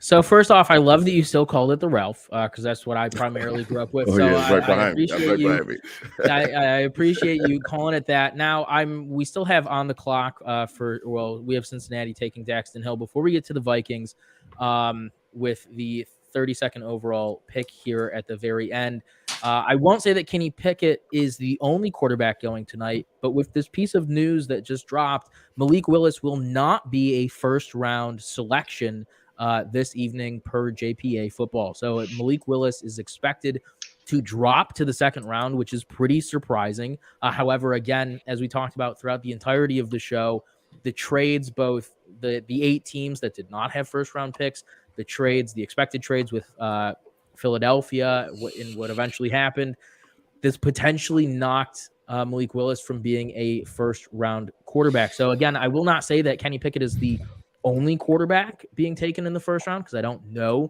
who the final pick is. But speaking of that, Minnesota Vikings are on the clock at pick number 32. This coming to them from Detroit, who originally got the pick from the Rams. So let's go ahead and talk about the Minnesota Vikings on this final pick here of this 2022 live NFL draft coverage. Can you believe they actually have a chance to get Booth Jr. still? That's who everyone we thought was going to take Booth Jr. when they traded back. We're like, what were they thinking? And he's still sitting there on the board. Yeah. I had They're them. franchise. I just don't know what they're doing. I had them taking Daxton Hill here, and then he just went the pick before. I also had them as a dark horse candidate for Malik Willis, and kind of the way you teased it there. Maybe we're looking at Desmond Ridder sliding into the last pick of the first round. We saw it with Teddy Bridgewater. We saw it with Lamar Jackson towards the tail end of the first round. Getting a look at a quarterback, having that fifth-year option. I had them going secondary, but maybe they sneak in and get a quarterback. You extended Kirk Cousins for one more season. Maybe they want to get a look at a guy for a few years there. Well, I have a take on these Vikings right here, and I've talked about this with Justus, and I know pretty much everyone in here is probably not going to agree with me on this, and is probably going to look at me like, what the hell? I think the Vikings will be the best team in the NFC next year. In the conference or their division? They have a division. I can give you the division. In the state of Minnesota? No. The entire NFC. I believe the Vikings will finish with the best record in the NFC. Now, I'm not saying they're going to get to the Super Bowl. I'm not saying they're – because we've seen, like, with the Bengals, the best team doesn't get the best record always or the best gets to the Super Bowl. I just feel like with Green Bay's not going to be as good as it was last year. I don't care that they still have Rodgers because I don't believe in him anymore. And he doesn't have the weapons around him anymore to do something special. And with the cupcake schedule, I believe that the Vikings are going to have this year, outside having to play us, of course, which is great. I just see them getting the 1 seed. I can say now, before we continue on with this, I can say now that Kenny Pickett is the only quarterback being taken in the first round. I was going to call Lewis Cini is being taken by the Minnesota Vikings, which ends our which is a perfect fit for Minnesota. But this is kind of the beginning of the end of our coverage here. I just wanted to talk really quick. We can talk about this pick by Minnesota, but I wanted to talk really quick. Obviously, as Bills fans, we know we were able to acquire Von Miller from the Rams. Now, the Rams gave up that 32nd overall pick, being that they were Super Bowl winners, to Detroit. Regardless of where it ended up, does not having a first-round pick this year, obviously not having the foresight to know that they were going to lose Von Miller, does this hurt them in some way, that being the Rams? Whoever wants to go ahead with it can go ahead and take this one. For the Rams, I don't think it hurts them. They took that money and went out and got Bobby Wagner, and they got another linebacker. I mean, you have Aaron Donald still in the middle who wreaks havoc before him. You still have Floyd. Does it hurt not having a future Hall of Famer in Von Miller? Yes, but giving up that to get the Super Bowl, tell me which one of you wouldn't do the same thing right now. If you had a chance to say Buffalo's going to win the Super Bowl, you have to give up, but you only get the guy that you get back is only going to be there for 1 year. Would you do it for the Super Bowl? Yep. It's a very fair question. Know what? More power to the Les Snead. All right. So as we just reported on safety, Lewis Cine taken by Minnesota.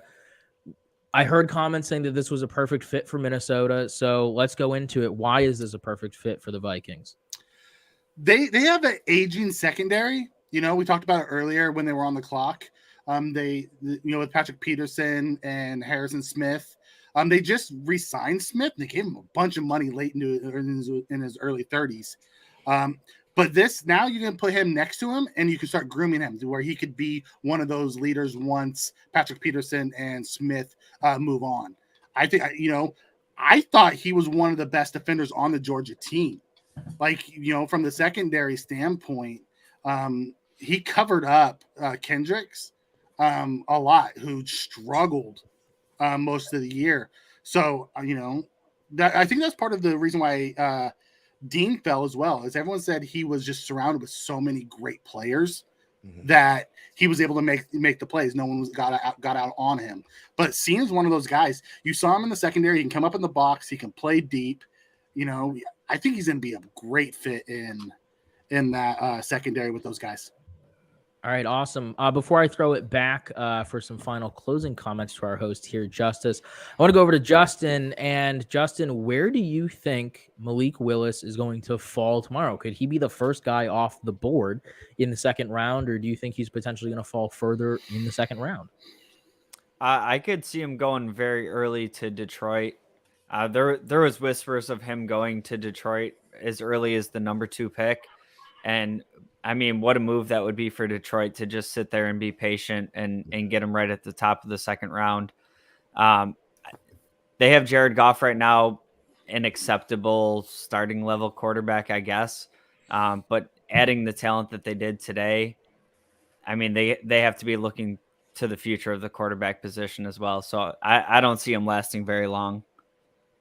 And Detroit actually doesn't have the number 2 pick. They traded it when they moved up to Minnesota. So we talked about Minnesota at 32. Could Minnesota take him early second? Ooh. Okay, that would have been right along the same wavelength as I was going on to first. So yeah, I could see that. All right. Well, personally, I want to thank everybody again behind the screen and on the screen. You've all been absolutely fantastic. It's been great being the host. I won't be here tomorrow because tomorrow is RJ's last call for the Sabres, so I'm going to prioritize that over the draft. However, I might jump in here and there. Otherwise, I will be watching and following along. You have all been absolutely fantastic, and I want to thank you very much for making this first year that we're doing the live NFL draft show a raging success. I'm going to remove myself now, go back behind the screen for production, and I'm going to throw it back over to Justus for some final words tonight. Boo! Where you been? What's going on, everybody? Yes, man. Thank you guys for tuning in to the Buffalo FAMBase first round coverage of the 2022 NFL draft. That has been a really, really, really wild ride. So many trades, but I feel like we all had a good time. I mean, there was a couple people here who were like, listen, I'll only be able to be in the stream for a bit, I gotta, and then they were here for the entire time. So clearly we were having a good time. All right. Clearly it was we were having a good time. Okay, exactly. Time flies when you're having fun. We're here for 4 hours. It honestly doesn't feel like it, but I did have a great time with all of you guys. So as we send you guys out, we are going to so with me, Jake, and Caveman, and anybody else I do a show with, obviously Ryan as well. I do final thoughts, right? But tonight we are going to do a second round edition of Final Thoughts. So you guys tune in tomorrow night for second round coverage of the 2022 NFL draft. It will be a first round bye special with myself and my man Jake Jordan over here. So as we send you guys out, we're going to ask you guys, okay? There are some really, really good names left on the board, right? The wide receiver, George Pickens, linebacker, Nakobe Dean, Breece Hall, Boye Mafe, Andrew Booth Jr., Kenneth Walker, Kyler Gordon, Travis Jones. There's some Sky Moore. There's some really, really talented players left on the board. So I'm going to ask you guys, who would you like to see the Buffalo Bills pick tomorrow night if you had your way? Doesn't matter if the player doesn't seem like he'll be available at the pick. I'm asking you who you want in round 2 of the draft, okay? So we're going to start off with my man Mikey from the Mafia Sports Report. If I had my choice for round 2, it's a toss-up between 2 guys. John Mechie III, the dude just flies. And everyone forgets about him because he's been hurt since the championship game. So, or Dylan Parham, big giant, interior offensive line who can play guard or center. Give me one of those 2, and I'll be happy. Awesome. All right, so we got some wide receiver help, and we also got some defensive help. Offensive line help from Mikey. Tommy, what you got for us, bro? I got PTSD. He do not like a straighten up. I'm not recovered. I am really not recovered, bro. If Booth is there, so you cool with doubling up, Tommy? Yeah, hell yeah, bro. We did it for the end. If you could double dip with Booth, Yeah, absolutely ridiculous what we did. I'm gonna be real with you, but if he's gone, Mechie, like what Mikey said, that's my guy. I actually put him in a mock draft. I like him right there, but. Oh man, well disappointed. I understand, bro. But we only gave up a 4th-round pick, so nothing crazy. Yeah. You didn't need to. You didn't need to, bro. Go start reading up stuff. Brandon, Twitter's put out a lot of really good content on who Elam is. Start reading some of it. You'll come around on it. I'm gonna give you my. You'll come around on it. Has Bean let you down yet? Yeah, that's a good question. Has Bean let you down? He's a good character guy. Man. He's my dog. He's my dog. For realistic, he Absolutely. has. I mean, he's not who we wanted. We all wanted Cody Ford. I mean, Boop's still on the board, so and we went corner. See. Guys, that's all everyone's been screaming. We wanted corner, right? And we got our corner. That corner though. Hey, he might not be the hero we wanted, but he's the hero we needed. Yes, I love guys. That. Yes. Make sure you guys tune in to the Mafia Sports Report every single Monday night at 9 p.m. on the official podcast network of the original Bills Mafia. So thank you for Tommy and Mikey for stopping by with us tonight. I hope you guys have a good night, guys. All right, thank you, bro. I appreciate you, man. Of course, man. Thank you. All right, so next up, we're gonna go with Brian Alverson. I'll be wanting to call you Iverson. You're gonna get it one of these days. Brian Iverson. You know what I'm saying? I'm not Iverson. So I spent a lot of the pre-draft arguing with round 1 running back people, so I'm going to extend an olive branch here, and I'm going to say Breece Hall in the 2nd round. One of my greatest regrets recently has been missing out on Jonathan Taylor in the 2nd round. I don't want to do that again.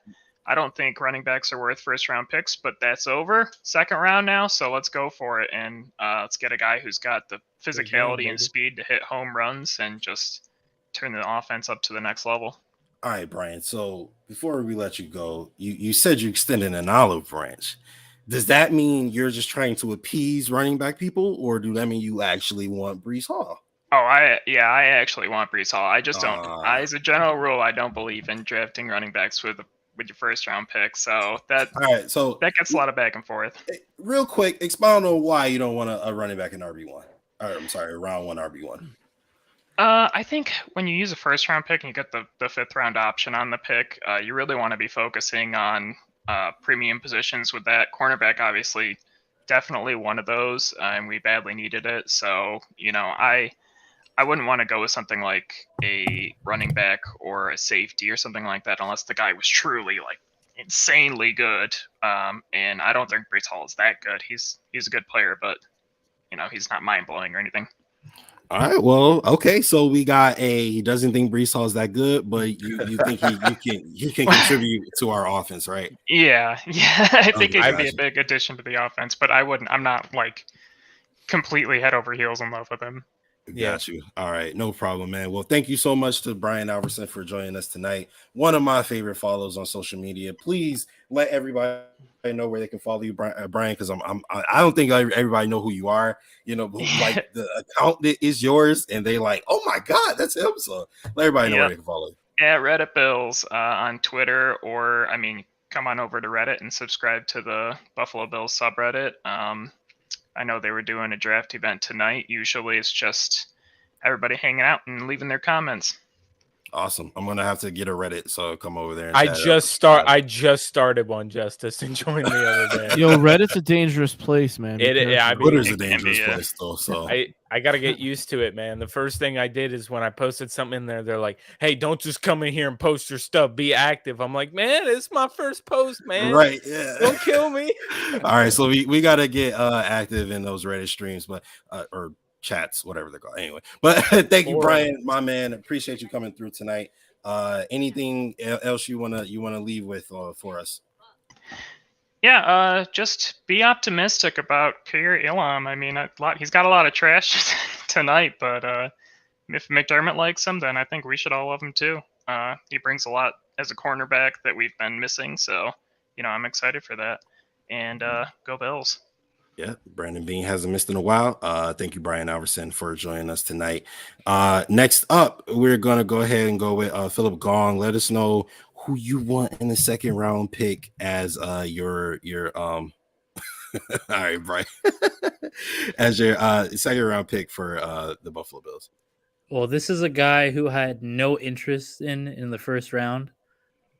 Breece Hall, give me to him in the second round. I love that second round pick for him. I'll take it. Totally different emotions tied to him than I did with the first round pick. So getting him or Dylan Parham as a long-term offensive lineman that you can put behind Roger Saffold to mold him for a year, then take over that spot in a year. Two great picks right there that they can make. And when it comes to Breece Hall, don't be surprised if we trade up again to secure the bag in Breece Hall. Hey, all right. Philip Gong is calling for a second round trade up to go get our potential superstar running back. We'll see what happens. But shout out to Philip Gong, host of the Ring the Gong podcast. Thank you so much for joining us tonight, Phil. Appreciate you, bro. Have a good night, bro. You too, Justus, and everyone. Go Bills. Go Bills. Go Bills. Go Bills. All right, next up, we got my man, the newest member of the fan base, the man with the golden voice, Mr. Rob Crippen, host of the Nickel City Crew. He will be joining us on the Buffalo Fan Page podcast network. So please, Rob, let us know who you want in the second round of the draft. Offense. So Michi, I love Breece Hall. Offense. We want more points, more scoring, outscore the other team. Let's if it's a shootout, it's a shootout. If the defense stands on his head again, that's fine. Score more points. So Michi's fine for me. Breece Hall's fine for me. Kenneth Walker's fine. I think Dalvin Cook's little brother is pretty explosive as well. So offense is the answer. So you want James Cook in the second round, or you saying you would rather take somebody else in the second round? And then maybe I mean, I don't know how they stack up. I mean, but if Breece Hall is already off the board and Kenneth Walker's gone, and there's no receiver that you really love, then they clearly want to address running back. I mean, McDermott, you can tell he wants to address running back. You've got your mouth open. I don't know the prospects of this. Is that a reach? Is he a fourth rounder? You're good. I'm sorry. The breaking news at the bottom really shocked the hell out of me. But all right. Yes, so the Jets tried to trade Mekhi Becton during the first round. I told you guys. Yeah, you called it. I told you guys that explains why they didn't take any offensive linemen. That is interesting. So that's what's weird to me, right? Is I see that now and I'm like, I wonder if we're not getting the whole story on that whole Debo trade, because maybe they wanted to give the 10 and Mekhi Becton to them, and they didn't but want they said, no, we want Elijah Moore in the 10, and that's why it didn't go through. So I wonder if they would have got Debo at 10, then maybe they trade up and maybe they don't go edge rusher. Maybe they try to get an offensive lineman if they don't have Mekhi Becton anymore. I don't know. Ooh, that is breaking news. Thank you for that, Ryan. But we were going to say goodbye to my man, Rob Crippen. Thank you so much for joining us tonight. My man came through and he held it down for like 4 hours, bro. Come on, man. Thank you so much, bro. All right, man. Get those kitties a kiss and have a good night, bro. All right. Appreciate you, man. Y'all have a good one. Go Bills. Go Bills. I don't have to say go Bills. I'm not going anywhere. So say it anyways. All right. Exactly. All right. So next up, we're going to go to my man, Charlie Gross, host of so many podcasts. He is the owner of 12 Squared, TTP Analytics, Draft Value Score. Charlie, who do you think we are going to select in the second round of the pick if it were up to Charlie? Oh, I'm all in on John Mechie. I love him. I think I've said it a few times now that his release off the line reminds me of Stevie Johnson. I think he does a great job in the stem. A little weird out of his break points, a little rounded, probably want him to be more square, which is something you got to work on, but he's great against zone coverage. I think he's super fast. If you're a 40-time guy, he ran like a 4.35 for whatever that's worth.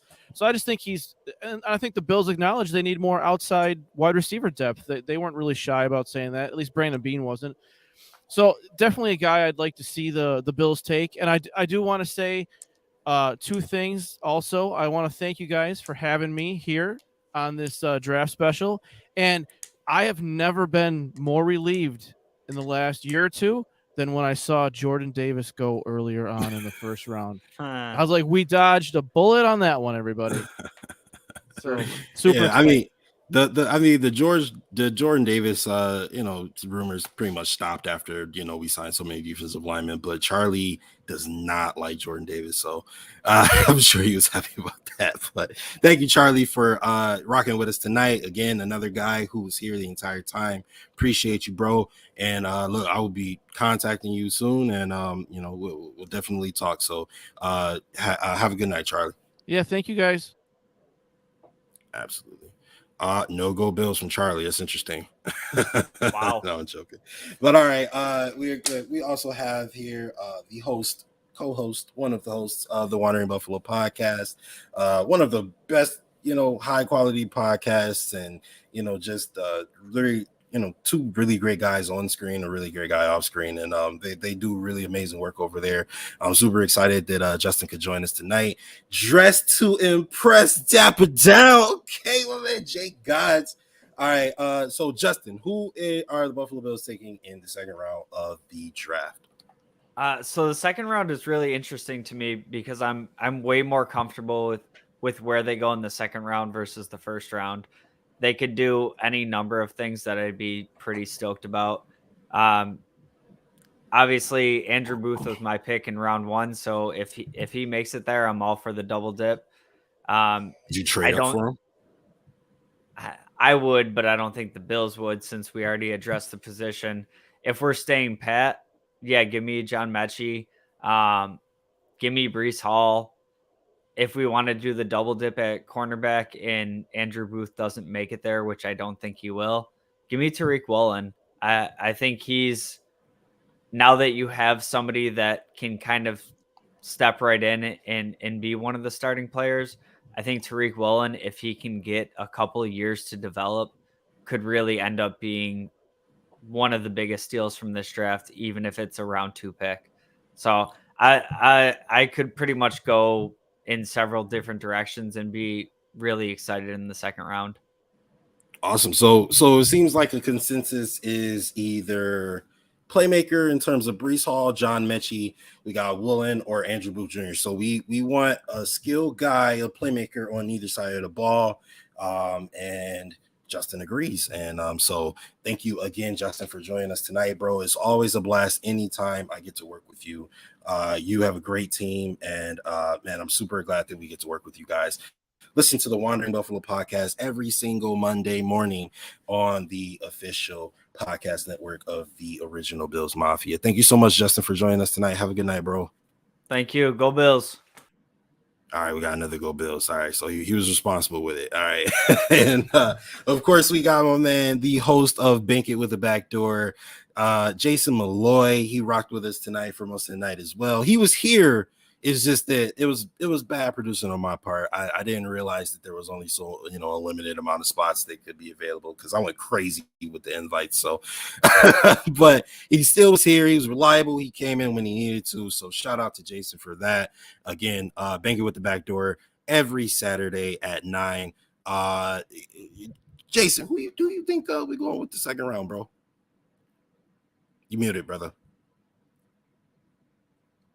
You muted, Jason. Yep, there we go. Okay, sorry. So, one name hasn't been mentioned, and I think we've got to ask ourselves a question. Is Josh Allen truly the answer? We've got a guy like Malik Josh Willis. Allen?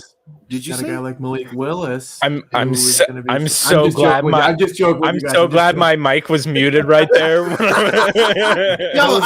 I got a notification on my watch, and I heard Josh Allen is Josh Allen answer, and I had to process. I was like, wait what?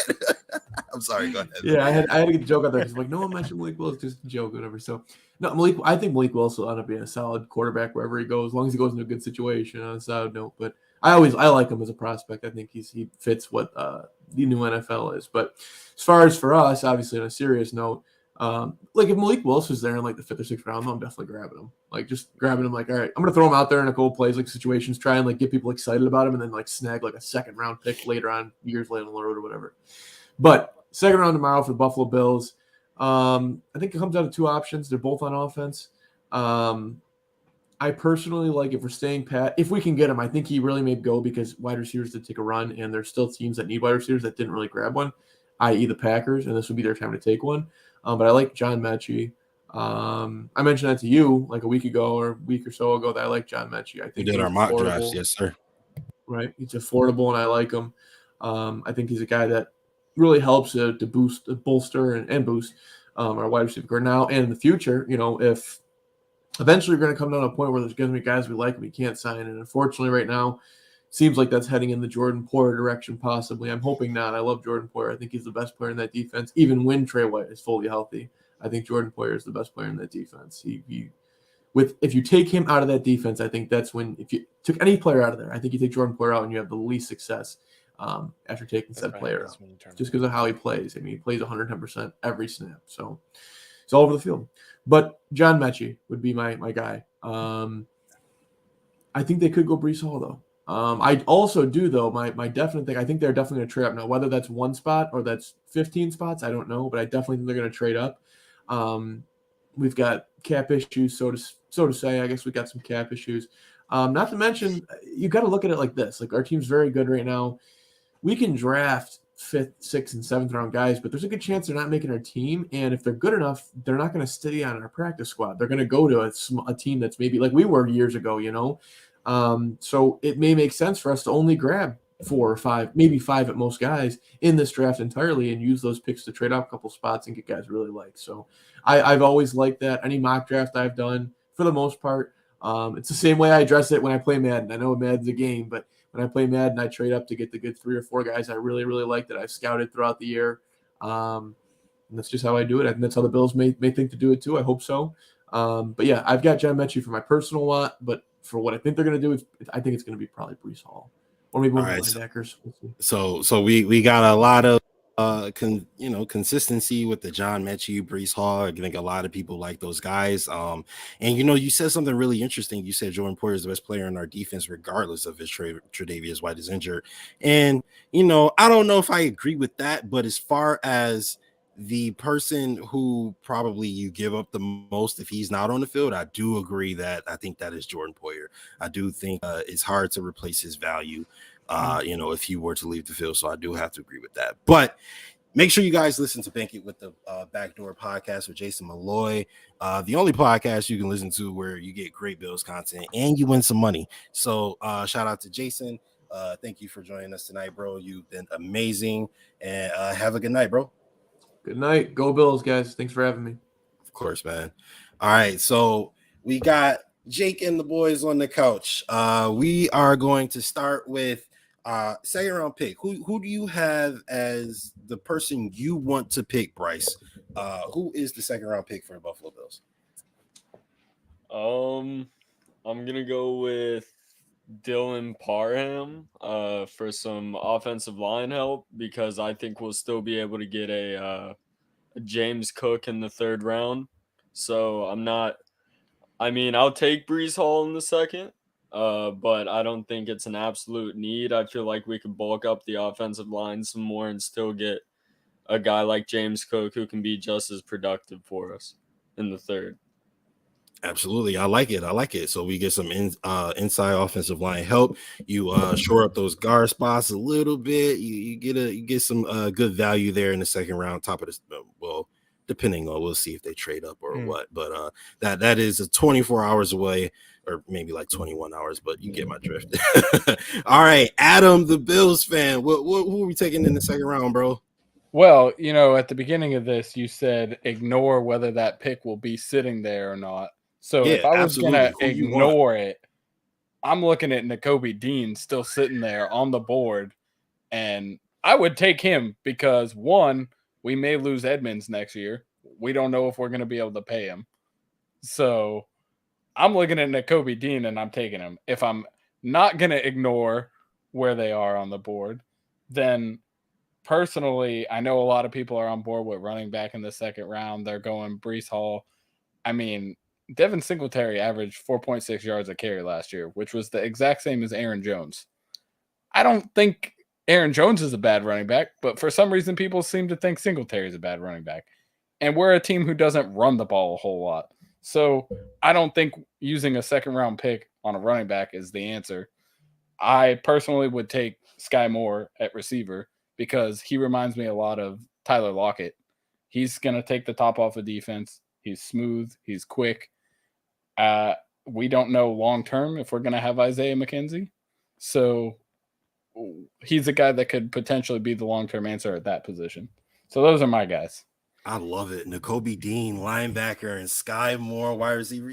Hey, look, man, I ain't gonna lie. Adam kind of been taking the words out of my mouth all show. Like, anytime he said something, it was like, yo, I was gonna say exactly that. So, all right, Adam and Bryce, bro, it was so amazing to get to meet you guys.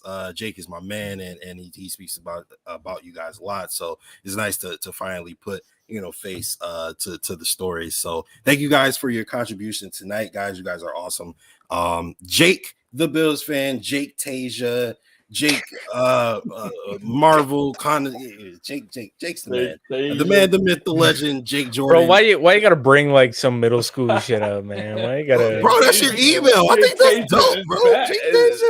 That's Taja's back, baby. Man, y'all get out of my room. Get out of here. You can go home now. Oh man, Jake, who's the second round pick for the Buffalo Bills?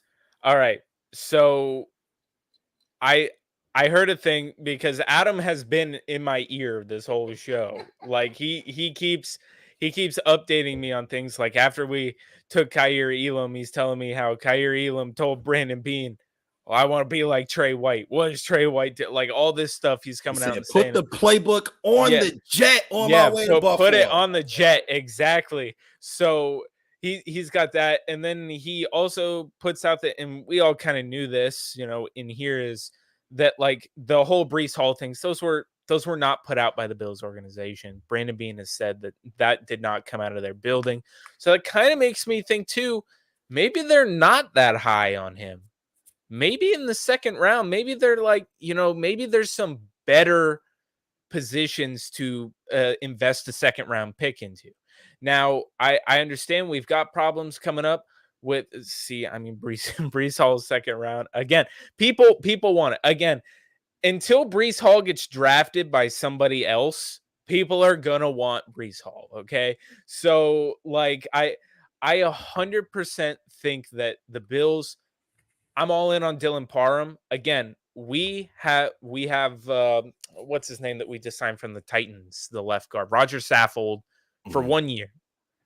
And then Cody Ford is gone after next year. We have Ike Butker on a 1-year deal. There's a lot of depth that's gone after this year, man, in that offensive line. So I would love Dylan Parham if he's sitting there at 57. I think that's a good value pick and a guy that they brought in for a visit and that we have heard that they're high on.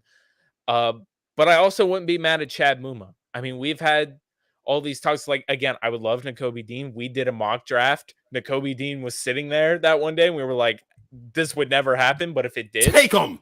I wouldn't be mad. Yeah, take him. But if I'm saying, okay, well, who do I think might be there? Chad Muma, again, gives you a bit of leverage in your Tremaine Edmonds situation, but you also need somebody to fill in that AJ Klein spot too that you lose. So I definitely think too that Chad Muma is a way to go.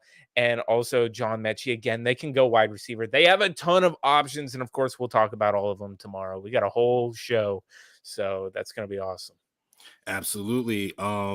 Jake said it best himself. The Bills are in win now mode, and any player that comes in, in these first couple rounds are going to be talented, and hopefully they can get on the field and help us win the championship. Jake also alluded to another very great point, that tomorrow night you guys can join us and tune in to the first round bye draft coverage special. We are going to be doing round 2. We'll see how we feel about round 3, but no pressure. Depends how late it is. Exactly. So we'll see about that. But again, I want to thank you, Jake Jordan, Adam Jordan, Bryce Jordan. You guys were amazing tonight. Thank you for joining us the entire time. Again, got some troopers out here, not even almost 4.5 hours tonight, ladies and gentlemen. And these guys have been sitting here on a leather couch right next to each other with the body heat. Oh yeah, no, it's warm in here. He This is Florida. It's kind of hot. I mean, you see, like Orlando, not like this human, like it is human. Bro, I told you when I first got on here, I'm like, first of all, This is gonna be the only time I'm alone on this couch. We're cuddling right now, man. Like it is warm as hell. And before we unmuted this mic, he was like, "Man, it's hot in here." And I'm like, it is, man. That's what Absolutely. happens. Make sure you guys tune into the Lowdown every single Friday morning, and make sure you guys tune into First Round By as well every single Friday night. I'm gonna think about That is recording an episode tonight to put out tomorrow. Okay, all right. So the Lowdown is coming back. We'll see. We'll see. You guys Yeah. might be able to check it back tomorrow morning, and we might see the return of the Lowdown podcast on the official network of the original Bills Mafia. Yes, So thank you, Jake. Thank you to Adam and Bryce as well. Tune in tomorrow night because we will be here together hosting it as well. So we got Parnham, we got Dean, we got Muma. We also got Mechie. Yep. And Sky Moore. And Sky Moore. All right. So we got a couple options from the Jordan brothers. Yeah. All right. So again, tune into the Lowdown, also First Round By, and then Jake and the Boys on the Couch is going to be coming very soon as well. I was just about to say, we've already got the plan started for Jake and the Boys on the Couch. That's a new. How much? podcast. What percentage of the earnings do I get for coming up with the name? He definitely does. I think I'm gonna have to I'm gonna tweak the name a little bit so I don't have to give you credit. give him producer credit. It's gonna be Jake and the Boys on the Sofa, so I don't have to give you anything. 12% different. We're gonna go to food time. I'm just messing with you, right? Jake and the boys on the food time. We'll go. Yeah, we'll go buy a futon. Oh, I'm a futon. I love that. All right. So All right, thank you I for love you for the Jordan brothers for joining us tonight. You guys have a good night. All right, man. Go Bills. Go Bills. Woo. All right, guys, that's going to end the coverage of the 2022 NFL Draft for the first round on the Buffalo FAMBase page. Big shout out to Ryan Caughill. Ryan was, first of all, I told you guys, this was his brainchild, whatever it's called. I still haven't found that word, but he thought of this. He told us, he was like, hey, I got an idea, and we put it together. He came in, he hosted, he produced, and big shout out to Ryan Caughill, host of the Rust Belt Report and owner of the LDG Sports and Entertainment Network. So thank you, Ryan. Do you have any words you want to give Bills Mafia, bro? Well, yeah. So first off, while I've absolutely fallen in love with producing shows, 4.5 hours in, my spine is crying right now, and I'm 23, and so it shouldn't be. But I've also been in this chair since like 8 o'clock this morning for work because I'm still working from home and I have an office job regardless. So my spine might legitimately break in half here in the next couple of minutes. But no, we were talking about, so first off, I want to thank everybody who tuned in. I'm assuming that after 4.5 hours and now growing, that our numbers are going to be massive. I mean, we are literally streaming to probably 10 different accounts right now, personal accounts, all the fan base accounts, 3 to 4 different platforms. I can tell you, like Facebook, Twitter, and YouTube for sure. I don't know where else we'd be streaming. So 3 or 4 different platforms. I'm hoping and I'm expecting that this is an extremely successful night. We've already been talking about next year and how we can go bigger with this. That said, I'm glad that the picks went fast this year, although we are now taking longer than last year's draft. But I just want to say my pick for round 2 would be Dylan Parham, interior offensive line. I had a corner being taken in the first by the Bills, but I had Andrew Booth Jr., as I said before, most everybody else did. But I just wanted to say this. JPA Football, shout out to them if they ever see or hear this. We've pretty much been using them exclusively the entire night. I was literally getting texts from people that I know that are watching that are like, you're exposing the picks like 5 minutes before they're announced. How are you getting this information? And I'm like, I can't tell you. It's an inside NFL source and blah, blah, but it's not. It's just JPA Football on Twitter. But JPA Football put this out just about half an hour ago now. Players still available. And I know some of them were mentioned, but players that are still available: Malik Willis, George Pickens, Nakobe Dean, Breece Hall, Boy Mayfield, Andrew Booth, Kenneth Walker, Arnold Ebiketie, Kyler Gordon, Travis Jones, Christian Harris, Christian Watson, and Sky Moore. And so, again, we mentioned a lot of those, but that is a stacked second round. And some of the names like Dylan Parham that I said, that Jake said, that others said, is not even mentioned here. So there's a chance that they could fall to the third round. We don't know. This is absolutely one of the best NFL drafts that we have seen in a long time. So, but again, thank you to everyone who tuned in. I'm very hopeful that night one is a massive success. The original plan was to do all 7 rounds. No. I'm not returning for the second round tomorrow, at least not full time. I might stop in, but this is exhausting on our end. And so, it's worth it when we see the numbers and we see the interactions, and you've all been absolutely fantastic. So round 2 starts tomorrow at 6:30 p.m. Hosted by First Round Bye. And I want to thank you guys all for making my show's sponsorship night so successful. You're muted. My bad. I was going to say absolutely, because of course this is a Rust Belt Report special. So thank you, Ryan, for everything that you have done. And you know what, though, really quick, shout out to you, because you made all the commercials, you made the graphics in the background. You did all that stuff. All I did was just get carpal tunnel typing in all of the banners and the tickers and stuff like that, and then telling you everything to do. You did a solid 50% of this. So I did come up with it, but you did a solid 50% of this. So thank you. Everybody should know that you continue to put in hard work. Thank you, bro. I really appreciate that. And thank you guys for tuning in. Thank you guys, for rocking with us. You guys were here the entire episode, and 4.5 hours later, we still got people rocking with us. So we want to thank you for all the listens, the subscriptions, the retweets, the reposts, the likes, the comments, everything. You guys are amazing, and you guys are who we do it for. So thank you guys so much for tuning in. This is the official network of the original Bills Mafia. We are out.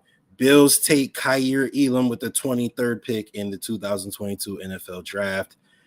The 4.39 6'2" corner. I like it. We'll see what happens, and we'll see you tomorrow night for round 2. Go Bills.